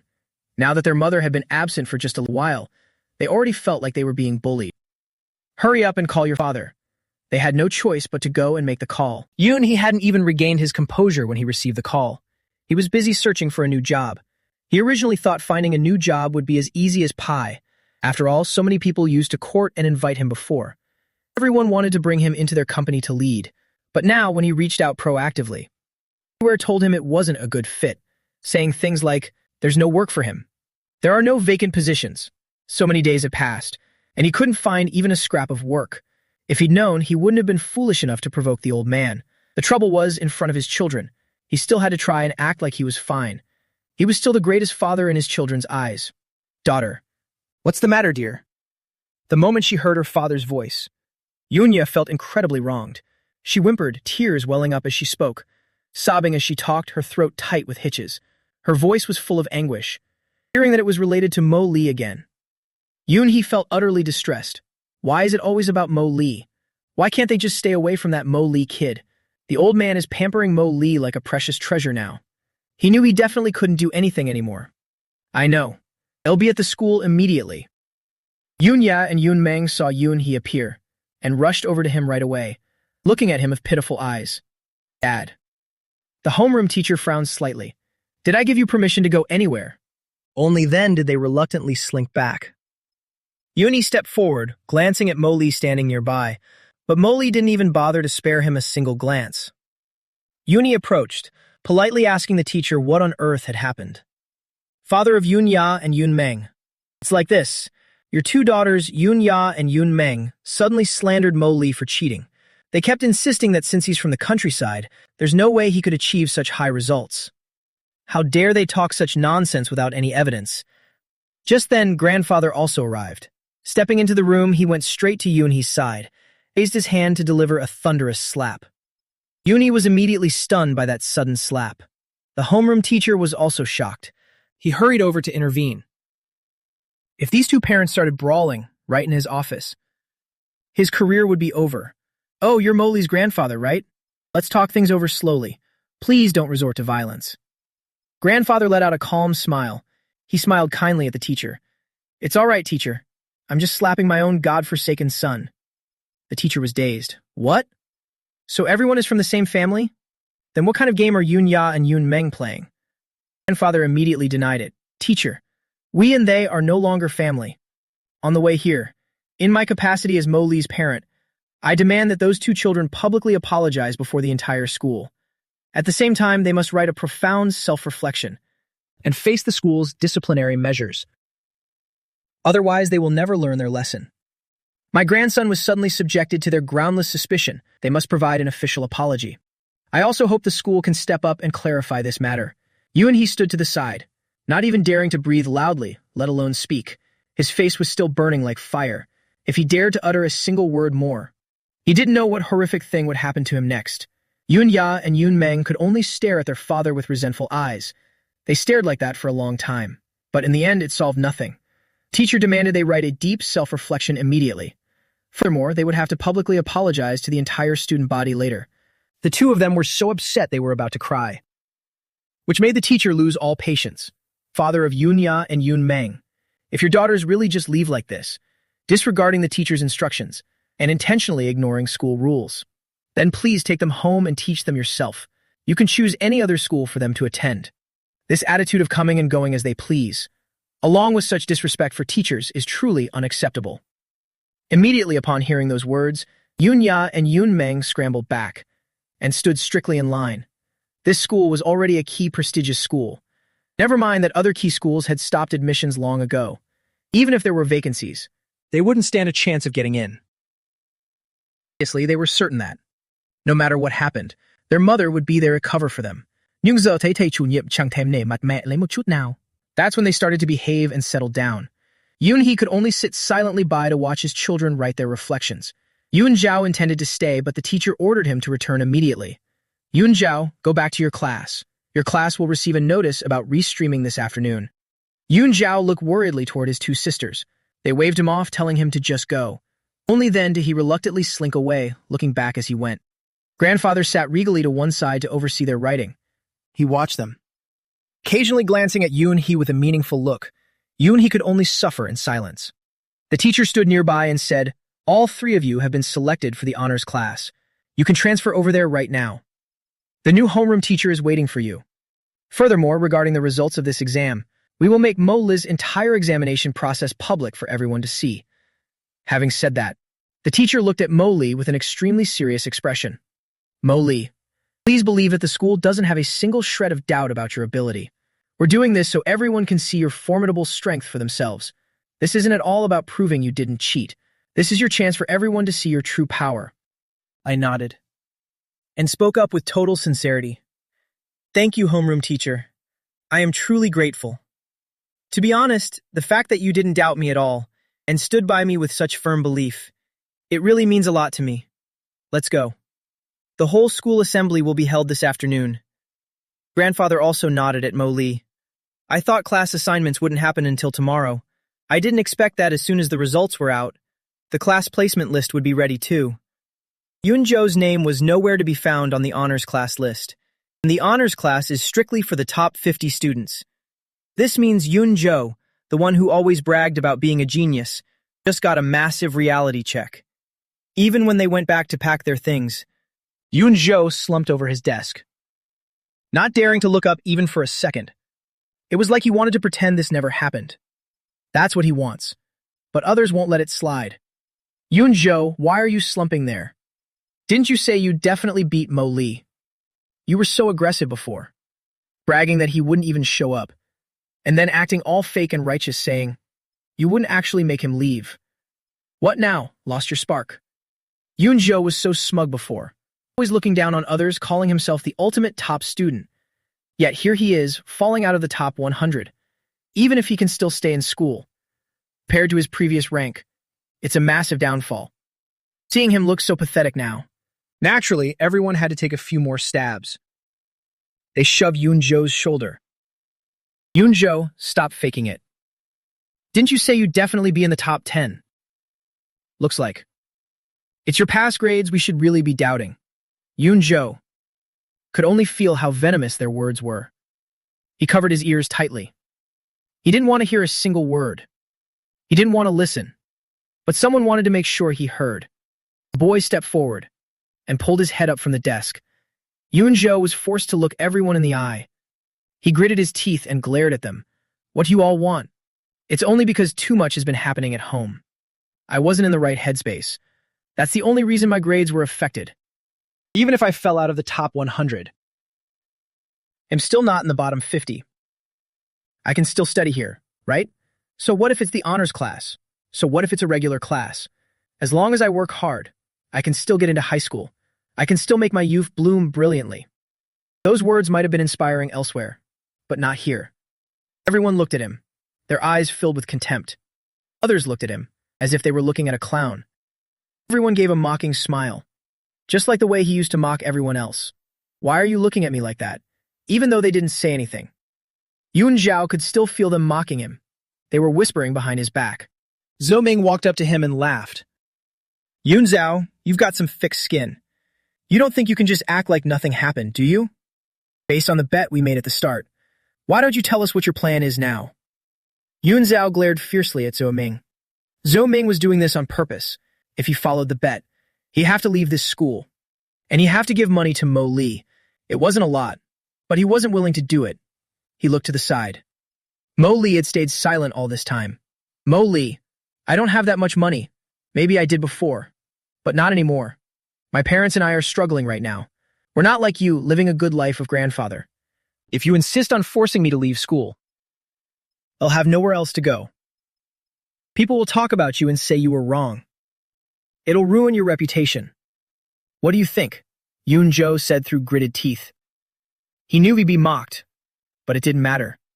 As long as he took the top spot later, none of these people would dare laugh. As long as Mom came back to help him with the core subjects, just like she used to. Mo Lee burst out laughing. I looked at him and asked, "You really think that by saying that, I'll just tell you to stay? Are you dreaming? If I were the one who lost today, you guys wouldn't have hesitated to kick me out of here instantly. Own up to your actions. Now get lost. As for where you go to school, or what happens to your future, why the hell would I care? It's not like I'm your father. Reputation? Who's right and who's wrong? It's obvious at a glance. Everyone can see the truth clearly." Everyone else burst into laughter. They all clapped at once. That's right. Who's right and who's wrong? They could see it perfectly clearly. It turned out Mo Lee never gave them a second thought, yet they kept throwing themselves in his way over and over again. Well, they've really hit a wall this time. Regretting it now? Life isn't always that kind. Seeing this, Yoon Zhao, so angry he wanted to run away. He wanted to escape this place. But before he could flee, Mo Lee grabbed his arm in a tight grip. Yoon-jo was absolutely furious. His eyes were burning with rage. Right now, he just wanted to get out of there as fast as possible. "Let go! Let me go!" Yoon-jo struggled relentlessly, but he couldn't break free from Mo Lee's iron grip. He ground his teeth in pure frustration. Mo Lee looked at him coldly. He gave a blunt command. "Cough up the 5,000 yuan." Mo Lee didn't care where Yoon-jo was going, but the money had to stay. Yoon-jo naturally wasn't willing. He hissed through his teeth. "I don't have it!" Mo Lee looked over at Zhuo Ming. "Got a pen and paper? Make him write a debt note." Yoon-jo obviously didn't want to, because if he wrote it, he'd be forced to pay it back. Just then, Yun-hee walked into the classroom, seeing a parent arrive. All eyes turned toward him. Yun Zhao tried to run to him, but Mo Lee still held him fast. "Dad, save me. Mo Lee is forcing me to write him a debt note." Everyone was disgusted to hear Yun Zhao play the victim and twist the facts so shamelessly. "Sir, we can all testify. Yun Zhao was the one who wanted to bet with Mo Lee. Those 3 siblings were the ones trying to kick Mo Lee out. Now that Yun Zhao lost, he's trying to back out of it." Yun-hee glanced at Mo Lee. He hoped his son would say something. He thought if Mo Lee just spoke up, he could use emotion to turn the situation around. He hadn't had a chance to talk properly with Mo Lee yet. He thought that at this age, every son craves a father's affection. He watched him for a long time, but Mo Lee didn't even give him a second look. This made Yun-hee feel incredibly uncomfortable. Yun-jo was also waiting for his father's response, but his father's eyes were fixed solely on Mo Lee. He was utterly disappointed. He felt his heart slowly turning cold. The father who swore had always treated him as a real son seemed like he was about to break his word. He was in deep agony, but he could only grit his teeth and urge him on. "Dad, say something." Only then did Yun-hee snap out of it, but he hadn't heard a single word Yun-jo said. "What did you say?" Yun-jo was speechless. The others burst into laughter. This Yun Zhao guy always bragged about being pampered. Now it turns out that wasn't true at all. Things aren't what he made them out to be. "Dad, Mo Lee wants 5,000 yuan from me, and he's making me leave this school too. You have to stand up for me. I don't want to leave." He looked at his father with a wounded expression. His eyes were rimmed with red. Tears were on the verge of falling, as if they would pour out like rain any second. He sniffled, trying to hold it back. Even if they called him a liar, so what? No matter what, he wasn't leaving. Yoon-hee sighed softly. He stepped in front of Mo Lee. "Mo Lee, can we talk for a moment?" Only then did Mo Lee look at him. But his gaze was bone-chilling. It sent a shiver down Yoon-hee's spine. "I can't. Either you pay for your son, or I'll go speak to grandfather. No need to fund your 2 daughters anymore, since it was all just a joke anyway. Anyone can just back out. Don't you agree?" Yoon-hee's face turned even paler. "Do you have to be so heartless? I am your father." Mo Lee raised a hand to cut him off. "Hey, mister, don't talk nonsense. I've never once admitted to being your son, even if the biological truth is obvious. But all those things you said about cutting ties with me, they're all fully recorded, aren't they? I'm not the type to cling to people who don't want me. Don't worry. To me, you are either a stranger or an enemy. Yoon-hee was silent. Yoon-hee's expression became even more unsightly. This Mo-lee really didn't show him an ounce of respect. Mo-lee, I know you're angry. About the day you returned. Stop. Looked at him with total contempt. If you're a man, stop acting like a clown. What did you all say back then? I have it all on video. Do you want me to play it on loop on TV? Yoon-jo was quiet. So what do you want? Yoon-hee gritted his teeth. He was starting to feel resentful as well. This Mo-lee was just too stubborn to be reasoned with. I already told you. Cough up the money and get out. This was the bet he set up himself. If he treats this like a joke, then I can just tell grandfather that everything else was a joke too. You know very well. Grandfather loves me very much. I'm sure grandfather will listen to me. Just then, grandfather walked in from outside. That's right, I only listened to my grandson. After grandfather entered, he was followed by a large group of people.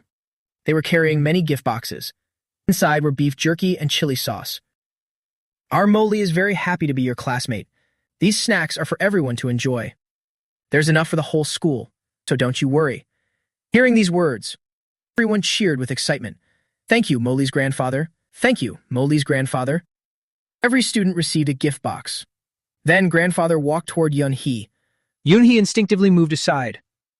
That cowardice made grandfather look at him with pure disgust. You useless man. Taking advantage of my absence. To bully my grandson again, were you? Let me tell you this. If you don't do exactly what my grandson says, I won't give a single cent to your two daughters. Tuition, living expenses, I'm cutting it all. You know that's not a small sum of money. Grandfather decided to save that money. After all, Yoon-hee and Lan Yu are their parents. Isn't that right? Yoon-hee's eyes widened. He felt extremely wronged. Dad, why you listen to him about everything? Grandfather looked at his grandson with loving eyes. Because I want to.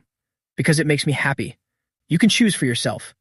But know that once I've made a decision, it never changes. Yoon-hee felt more and more cornered. He glanced at the suffering Yun Zhao and said, I can't do something so heartless. Yun Zhao is also your grandson. Slap. Grandfather raised his hand and struck him across the face. After the slap, he followed up with a kick that sent him tumbling to the ground. After the kick, grandfather turned to apologize to the crowd.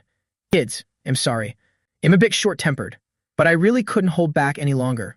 Just look at this. What right does the son of a human trafficker have to be here? What right does he have to enjoy everything that belongs to me? What right does he have to be my grandson? He stole my grandson's life. He's been enjoying a happy life in my grandson's place all these years. Everything he currently has. Someone like this needs to be kicked out immediately. Go back to where you came from. And get out of my sight. Send him back to those remote mountains. Let him work the fields. Let him see for himself the effort it takes just to survive. After saying that, grandfather's face hardened. He pointed at Yoon-hee on the floor. You still dare talk to me about your so-called feelings. If it wasn't for his parents, if it wasn't for those damn human traffickers, you would have never brought him here. I despise you, as far as I'm concerned. Even if I never found my grandson, I'd never let a fake enjoy the blessings in his place. Especially when he's the son of a human trafficker.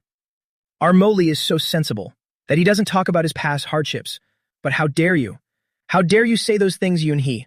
Let me tell you this. If you ever want another cent from me, you better stop claiming this trafficker's son. Send him back to that old human trafficker.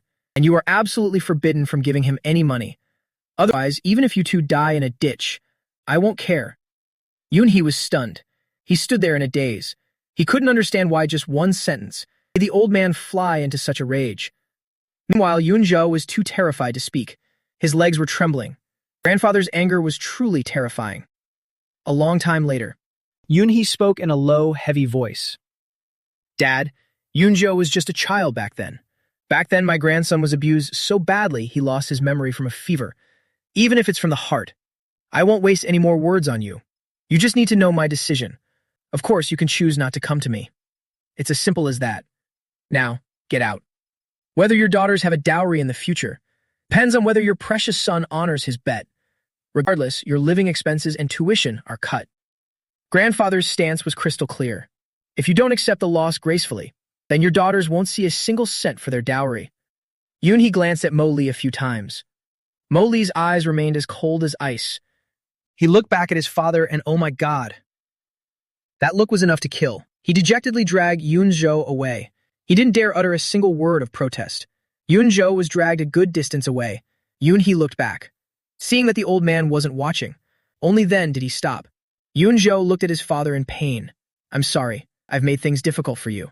If I'd known when my sisters brought this up, I shouldn't have agreed with them. Now I've harmed my sisters. And you even got slapped by grandfather. I really feel like a burden. Yoon-hee sighed once more. Yoon-jo, don't say things like that anymore. It's exhausting to hear it so much. After all, he couldn't actually throw Yoon-jo away.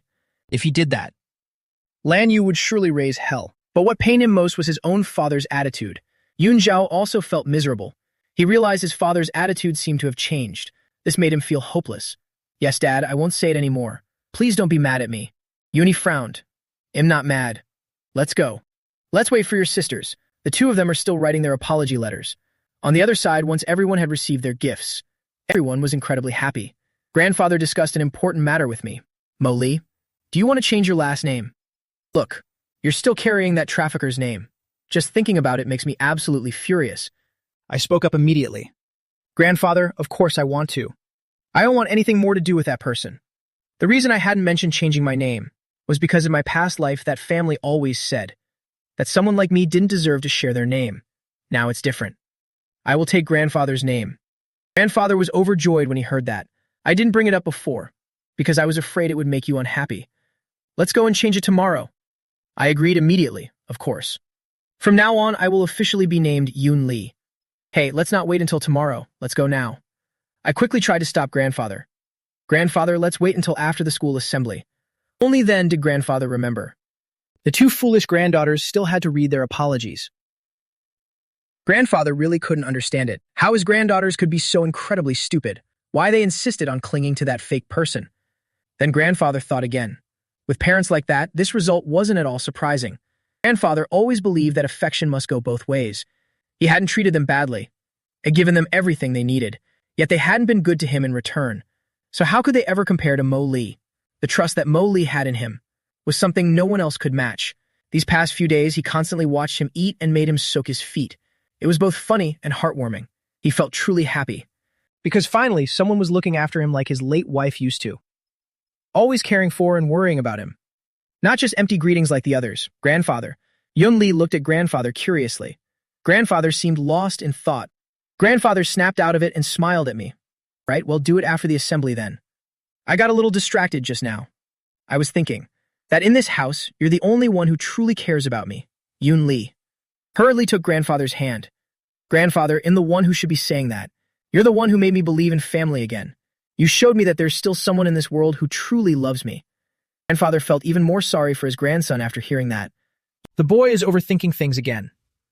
It's all because of those bastards. Enough sad talk. From now on, we'll only have happy days together. Don't worry about those unlucky things anymore. Let's go. I have to go meet your principal. This matter must be settled once and for all. Grandfather set off immediately. He explained everything to the principal. The principal promised that it would be handled properly. Grandfather happily decided to donate 2 buildings to the school, a dormitory building and a cafeteria building. Both must be renovated to the highest standard. His grandson will be studying here for the next 3 years. Everything must be arranged perfectly. Winters here can be quite cold. He decided to cover the entire school's heating system. At that very moment, the principal looked at Yoon-lee as if he were looking at a golden statue of the god of wealth. Of course. Regarding this, Mo-lee himself was never at fault. Mr. Yoon, please rest assured. We will certainly provide a proper explanation for Mo-lee. Half an hour passed. The school assembly officially began. This time, the principal didn't waste any time on empty words. He went straight to the heart of the matter. Hello, students. A new semester has begun. Accompanying you all is the school's greatest honor. The recent assessment exam has concluded successfully.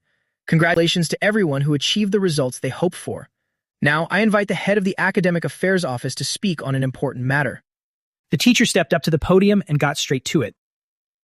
He stated firmly right away, "You all know the standards for this exam were as strict as a final exam. Every room was equipped with surveillance cameras, and 2 proctors were present at all times. Furthermore, the exam papers came directly from the Department of Education. It was impossible for any teacher here to see the questions beforehand. We believe in every single one of our students. However, some individuals claim that others' results were faked, and so they demanded that others prove their grades were real. Students, in this world, no one who is slandered should ever have to be the one to prove their own innocence. If you choose to accuse someone else of cheating, then you are the one who must provide the evidence. We often say to think twice before we speak, but it seems some students still haven't learned that lesson. First-year students Yoon Ya and Yoon Meng slandered Mo Lee by claiming his top-ranking score was obtained through cheating. First, student Mo Lee did not cheat at all. It was Yoon Ya and Yoon Meng who maliciously slandered him. Second, Mo Lee has no obligation to prove anything to them. Even if proof were required, it would be their responsibility to provide it. Third, I hope all students will think very carefully before speaking in the future. Regarding this irresponsible behavior, fourth, slandering a fellow classmate is an absolutely outrageous act. Friends should support and care for one another. Fifth, according to our school's new regulations, deliberately accusing others and spreading rumors will result in a formal disciplinary warning. Serious cases will face severe punishment or even expulsion. Finally, I invite them to come forward and read their apology statement. Reading a confession in front of the entire school, they felt like they could die of shame. They frantically looked toward their father, but he could only stare back at them in total helplessness. Principal made it clear, if they don't read the apology, they will be expelled immediately. They had no choice but to stomp their feet in rage and go up. The two grit their teeth, stared at the paper, and began reading. The crowd below the stage kept staring and whispering about them.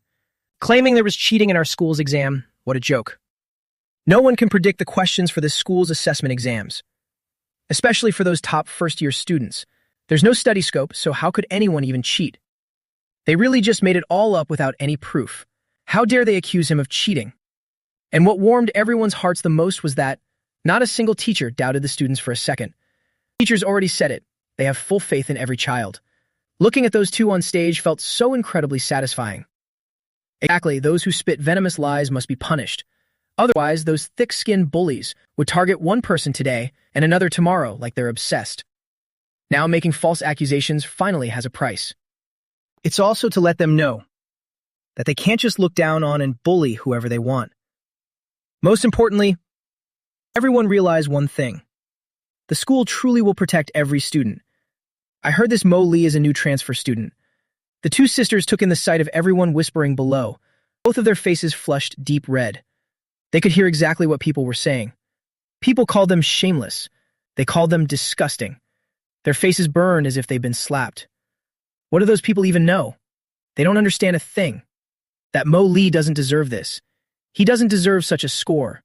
He isn't even fit to be compared to Yoon Jo. No matter what they were thinking, they still had to finish reading the apology. With every sentence they uttered, their faces stung even more. They felt like they could never show their faces again. After they finished reading, they tried to run away immediately, but the homeroom teacher blocked them. Stop right there.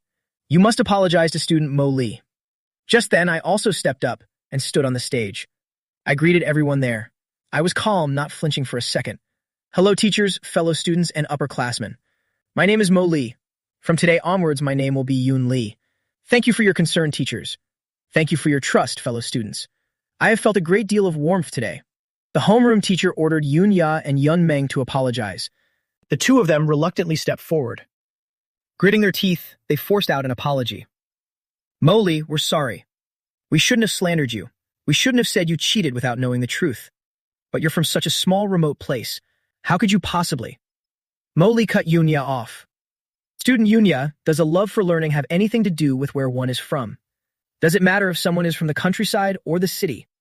Being born a human, it seems you still haven't learned how to act like one. Yoon Ya was shaking with pure rage. She was about to lash out, but then remembered she was in front of the whole school.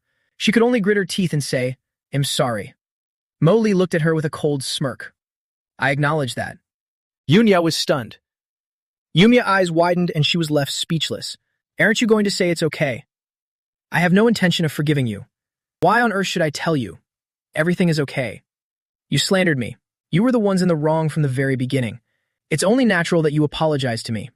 But I do not forgive you. I don't forgive the pain and suffering you've caused me. Yoon Meng tugged on Yoon Ya's sleeve. Only then did Yoon Ya fall silent. Yoon Meng finally understood the situation. Logic and righteousness were not on their side right now. Mo-Li, I'm sorry. We made baseless assumptions. We simply misunderstood. We are truly sorry for causing you so much pain. Please forgive us, Mo-Li. I looked at her as well. I don't forgive you either. Yun Meng froze.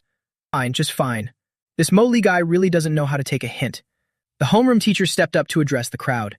In the past, we always taught you that when someone says they're sorry, you must say it's okay. However, how can it possibly be okay? The pain suffered is real. The sadness is real. So today, I want to tell you all, when someone apologizes to you, if you're still troubled by it, if you're still hurting, or if you're still very angry, then you don't have to force yourself to say that it's okay anymore. Now, let's move on with our program. I returned to my grandfather's side. Grandfather shot a piercing, sharp glare at Yoon-hee below. Yoon-hee remained silent. Ali, let's go. Let's go change your name right now. Grandfather happily led me away. He had to finish the paperwork this very afternoon. Otherwise, he wouldn't even be able to enjoy his dinner. Yoon-lee, of course, wouldn't refuse. On the way, Grandfather asked Ali, "Do you want to change it to a completely different name?" When Grandfather asked this, he was still incredibly cautious. He was terrified of making Yoon-lee upset. Yoon-lee hadn't even thought about it. I think the name Yoon-lee is just fine. Grandfather, let's just stick with Yoon-lee. Changing it to something else. I don't think I get used to it. Just by remembering this name, I'll remind myself to never, ever let them off the hook. Not a single one of them. All right, then Yoon-lee it is. Once we arrived, the two of them got out of the car together. They submitted all the necessary documents. The name on the household registry officially became Yoon-lee. Grandfather Yoon and his grandson Yoon-lee. Just the two of them. Grandfather was overjoyed. Let's go, let's go! Let's go eat something delicious! Ali, what do you want to eat? While those two were celebrating their joy, on the other side, Yoon-ya and Yoon-meng ran away crying as soon as they left the stage. They couldn't bear to look anyone in the eye. Sau khi chạy ra khỏi cổng trường, Yoon-jo and Yoon-he finally caught up to them. Big sister, second sister. I'm so sorry. Seeing Yoon-jo's self-blaming expression, if it were before, they would have rushed to comfort him. But today, they really couldn't bring themselves to do it. A disciplinary warning was a small thing, but they had to read a confession in front of the entire student body. They had never suffered such humiliation in their entire lives. Seeing his two daughters crying like this, Yoon-hee felt a deep pang of sorrow. Yoon-ya, Yoon-meng, I want to discuss something with you. When they both looked up at Yoon-hee with bloodshot eyes, their eyes were filled with broken veins. In that gaze, besides the feeling of being wronged, there was also heartbreak and deep disappointment. Their father hadn't protected them at all. This made them incredibly sad. And grandfather, too, he wouldn't help them either. Grandfather was exactly like mother said. He favors grandsons over granddaughters. They would never love their grandfather again. Despite the heartache, Yoon-hee still had to speak up. What I want to talk about is that bet. What are your thoughts on it? In Yoon-hee's opinion, they should just pay and transfer schools. That way, at least the old man wouldn't be so utterly ruthless. Otherwise, the two of them looked a bit dazed. Then it suddenly dawned on them. Dad, do you mean that Mo-Li is trying to force Yoon-jo out of school? I knew he was up to no good. He wants to get rid of all of us. Yoon-meng thought for a long time before speaking. Dad, actually, I kind of want to transfer schools too. Everyone in this school knows what we did now. They'll definitely be pointing and whispering about us forever. I want to move to a different school, just for a fresh start. Even though many people in their social circle study here, the thought of having no face left to show anyone made her lose all interest in attending school here. This school is a key prestigious institution, and it has a direct path to the higher levels. High school admission would have been prioritized. Hearing this, Yoon-ya felt extremely annoyed. Yoon-meng, what are you doing? Are you actually scared now? Why on earth should we leave? You have nothing to be afraid of. If anyone dares to whisper in front of us, I'll have someone beat them up. Yoon-meng wasn't as optimistic as Yoon-ya. Both of them were too infamous now, and behind their backs too. I see that so many people know about that bet. If we don't transfer schools, they'll just call us oath-breakers later. Yoon-meng absolutely hated being the subject of gossip. Yoon-hee was about to speak when he heard Yoon-ya say, I don't want to. If we actually transfer, we're just doing exactly what that Mo-Li wants. I won't agree. Yoon-jo, you have to stand with me on this. We absolutely will not pay the money, and we definitely won't transfer schools. What can he even do to us? Yoon-jo obediently nodded. Yoon-ya was very satisfied with Yoon-jo's response. Besides, we still have Mom. Once Mom gets back, she'll definitely side with us, right, Dad? Is Mom coming home today? Since their father was unreliable now, they had no choice but to rely on their mother. Because of the children's issues, he hadn't gone to pick up Lan Yu today. Let's go home and find Mom. The father and children all headed home together. Upon arriving home, Lan Yu was still nowhere to be seen. At this moment, Lan Yu was staring at a long string of zeros, getting to question her very existence. She had no way of coming up with this much money. She never imagined her own brother could be so cruel. Worker wages had gone unpaid for 3 entire months. Added to that were the heavy fines, various fees, and other massive debts. She simply couldn't afford to pay it all. She was still short by over 100,000 yuan. That's right, she had gathered every cent she owned, sold off all her jewelry and designer bags, and yet she was still over 100,000 short. So many families don't even have 10,000 yuan, let alone over 100,000. Enraged, Lan Yu stormed straight to her sister-in-law's house. She pounded on the door frantically. However, the person who opened the door was a stranger. It turned out her sister-in-law had sold the house a long time ago, meaning her sister-in-law had known this was coming all along. Their family did this on purpose. Even her parents' house had been sold. She had to return to the countryside, but there was still no sign of her sister-in-law.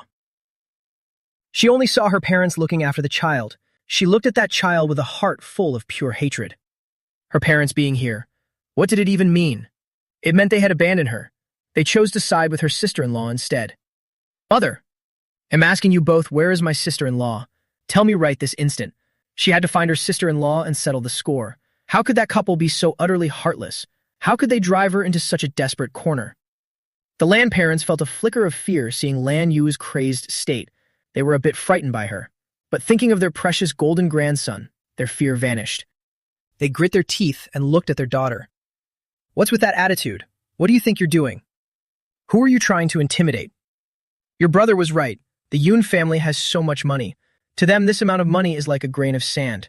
How could they possibly not afford to pay it? Seeing her parents' attitude, Lan Yu's heart grew even colder. An infinite wave of sorrow washed over her. She knew she could never compare to her brother in their eyes, and all because she wasn't born a son. But why? Why would they even protect her sister-in-law, who is just an outsider? Father, mother, do you even know what my brother and his wife have done? Do you have any idea how miserably they've ruined me? Though she already suspected it, seeing her parents' guilty and evasive eyes, she finally understood everything. They knew all along. How utterly pathetic. Her own parents were worried about the person who pushed her into the abyss, without a single moment of hesitation for her. So ridiculous. She took 2 steps back in despair. She burst into a hollow, desperate laugh. Seeing their daughter like this, they were the ones who actually started to panic. Mother Lan suddenly spoke up. What's wrong with you? Stop laughing like that. Lan Yue laughed even louder. She laughed as tears streamed down her face. How could she possibly not laugh? She felt like she was a complete joke. You two are my parents, yet you helped my sister-in-law destroy me. You're my family, yet you refuse to stand by me. When the Lan parents heard this, they didn't agree at all. Especially the father, Mr. Lan. What kind of way is that to talk? What do you mean, outsiders or not? If we're talking about outsiders, then you're the daughter who's already been married off. You're like spilled water. Honey, Mother Lan shrieked. The old man Lan gave a cold snort. He turned his back on Lan Yue, refusing to say another word. Once a daughter is married, she truly is like water thrown out the door. You belong to another family now. There's no such thing as taking you back. In his eyes, Lan Yue was the one who was the outsider now. Lan Yue felt an even sharper pang of pain. So all this time you really considered me an outsider, father. She had visited them so often. Every time she came, she brought loads of gifts, always expensive supplements and health products. Even if her hands were full, she never came back empty-handed. She just wanted her parents to be proud, to let them live a comfortable, wealthy life. She gave them money. She gave her brother the capital to open his factory. She even had you and he introduce business connections to him. As a sister, after doing all this, was it still not enough? Daughter, your father didn't mean it like that. Don't be too sad, okay? Mother Lan spoke up weakly. That old man really is a fool. What good is it to hurt our daughter like this? What purpose does it serve? Only by making her feel guilty could they extract even more from her. Daughter, it's not that we don't want to help you. It's just that we're completely powerless, too. Your sister-in-law dumped the child here and vanished. We're trying to find her ourselves. That's impossible. If that were really true, father's attitude just now wouldn't have been like that. They definitely know where she is. They just refuse to tell her. If you truly love me, then tell me where my sister-in-law is. They owe such a massive amount of money. I really have no way of paying it back. I've calculated everything. Even if I empty out my entire life savings, if the debt isn't fully paid, then both my brother and I won't escape punishment. Do you really want to see that happen to us? Cash on hand is only over 100,000 yuan now. It seems like a few tens of thousands is a bit too little. Upon hearing these words, they continued to remain silent. They didn't utter a single syllable. Lan Yu's heart felt even more frozen, but she still had to keep talking. Mother, father, you know we've fallen out with my father-in-law. We are truly penniless now. Once I spend all that money, our future lives will be driven into a dead end. You've both always known very well that my salary is quite low, and uni earnings aren't much either. Our main monthly income actually came from my father-in-law's support. Back then, she thought Yoon-hee was the only son, so all the assets would naturally belong to him in the future. Without a thought, they used credit and bank cards as they pleased. Who could have guessed the old man would be so heartless as to block all of their cards? Now, all the cash in her hands was already gone, and she was still over 100,000 short. Hearing this, the father, Mr. Lan, finally spoke. Then go find your father-in-law. What are you looking for your sister-in-law for? The daughter-in-law's money will eventually belong to my grandson. But as for a daughter's money, I won't give you a single cent. Thinking of their precious grandson, Lan Yu shook with fury. She screamed at her father in total despair, because all of this was caused by them. This entire mess was created by their own hands. They were the ones who started that factory. They were the ones who cheated everyone. They produced that substandard junk food. It's their fault the factory was sealed off. Finally, Lan Yu looked at her parents with utter hopelessness. And you too, my dear parents. From the start, you tricked me into signing that blank paper. You plotted to ruin me. From that very moment, did you always have this intention, that if this were ever exposed to the world, if things ever turned bad, you'd push me out as the scapegoat to take the fall? Even though she had anticipated it, her heart still felt like it was being sliced by 1,000 knives. Her own parents, they had heartlessly discarded her from the very first day. Her voice was now hoarse and rasping. Why would you treat me like this? Lan Yue looked absolutely wretched now. Her hair was a messy, tangled wreck. Her eyes were shot through with angry red veins. Her nose was bright red from all the crying. She was a world away from the cold school official she used to be. The Lan parents continued to maintain their silence. No matter what their daughter said, they still believed they hadn't done anything wrong. Everyone has their own selfishness after all. They only thought about their son and grandson. That's only natural. There's no reason to save money for someone else's household. Mother Lan stole a glance at Lan Yue. Only then did she speak up timidly. Get up now. Things have already come to this. Hurry back and ask your father-in-law for a loan. Only then can your brother get out of trouble. Lan Yu stared blankly at her mother. Even at this point, she was still only thinking about her son. She decisively pushed them away. She stumbled back several more steps. Her parents were truly terrifying. Mother Lan was shocked by the coldness. She looked at her daughter and tried to approach her, but Lan Yu immediately stopped her. Don't come near me. You two are monsters. Are you even really my parents? What's the point of protecting your daughter-in-law? She's about to run away. What will you be left with then? Upon hearing this, they didn't believe a word of it. Their grandson was still here. She couldn't possibly run away. Mother Lan began to snivel and cry along with her. Lan Yu, stop saying such things. Just go back and find Yun-hee. Yun-hee will surely find a solution. Throwing a tantrum here with us won't solve anything. We won't tell you where your sister-in-law is. Lan Yu finally realized the truth. No matter what she said now, it was useless. They were both determined to protect her sister-in-law. She gave a slight nod. In her eyes, not a shred of lingering hope remained. She reached up and wiped away her tears, staring at the parents standing before her. You two are truly wonderful parents, aren't you? Since you've spoken with such cold-heartedness, then I certainly cannot force you any longer.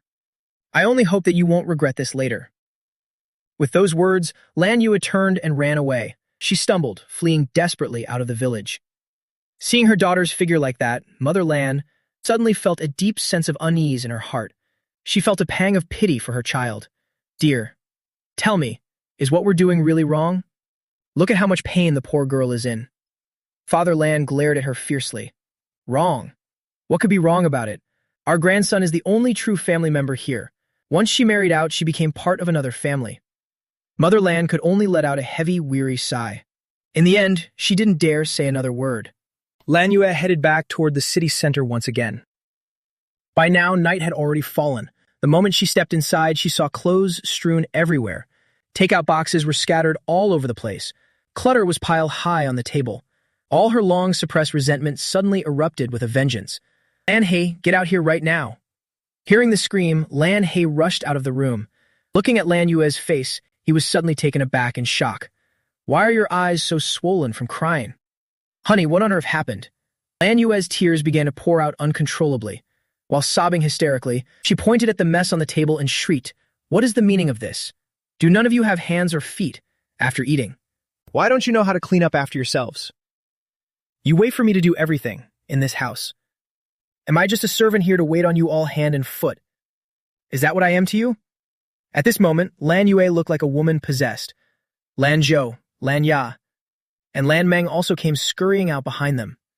Seeing their mother in such a terrifying state, the three children could only retreat in fear. Lan Yue's razor-sharp gaze swept across them.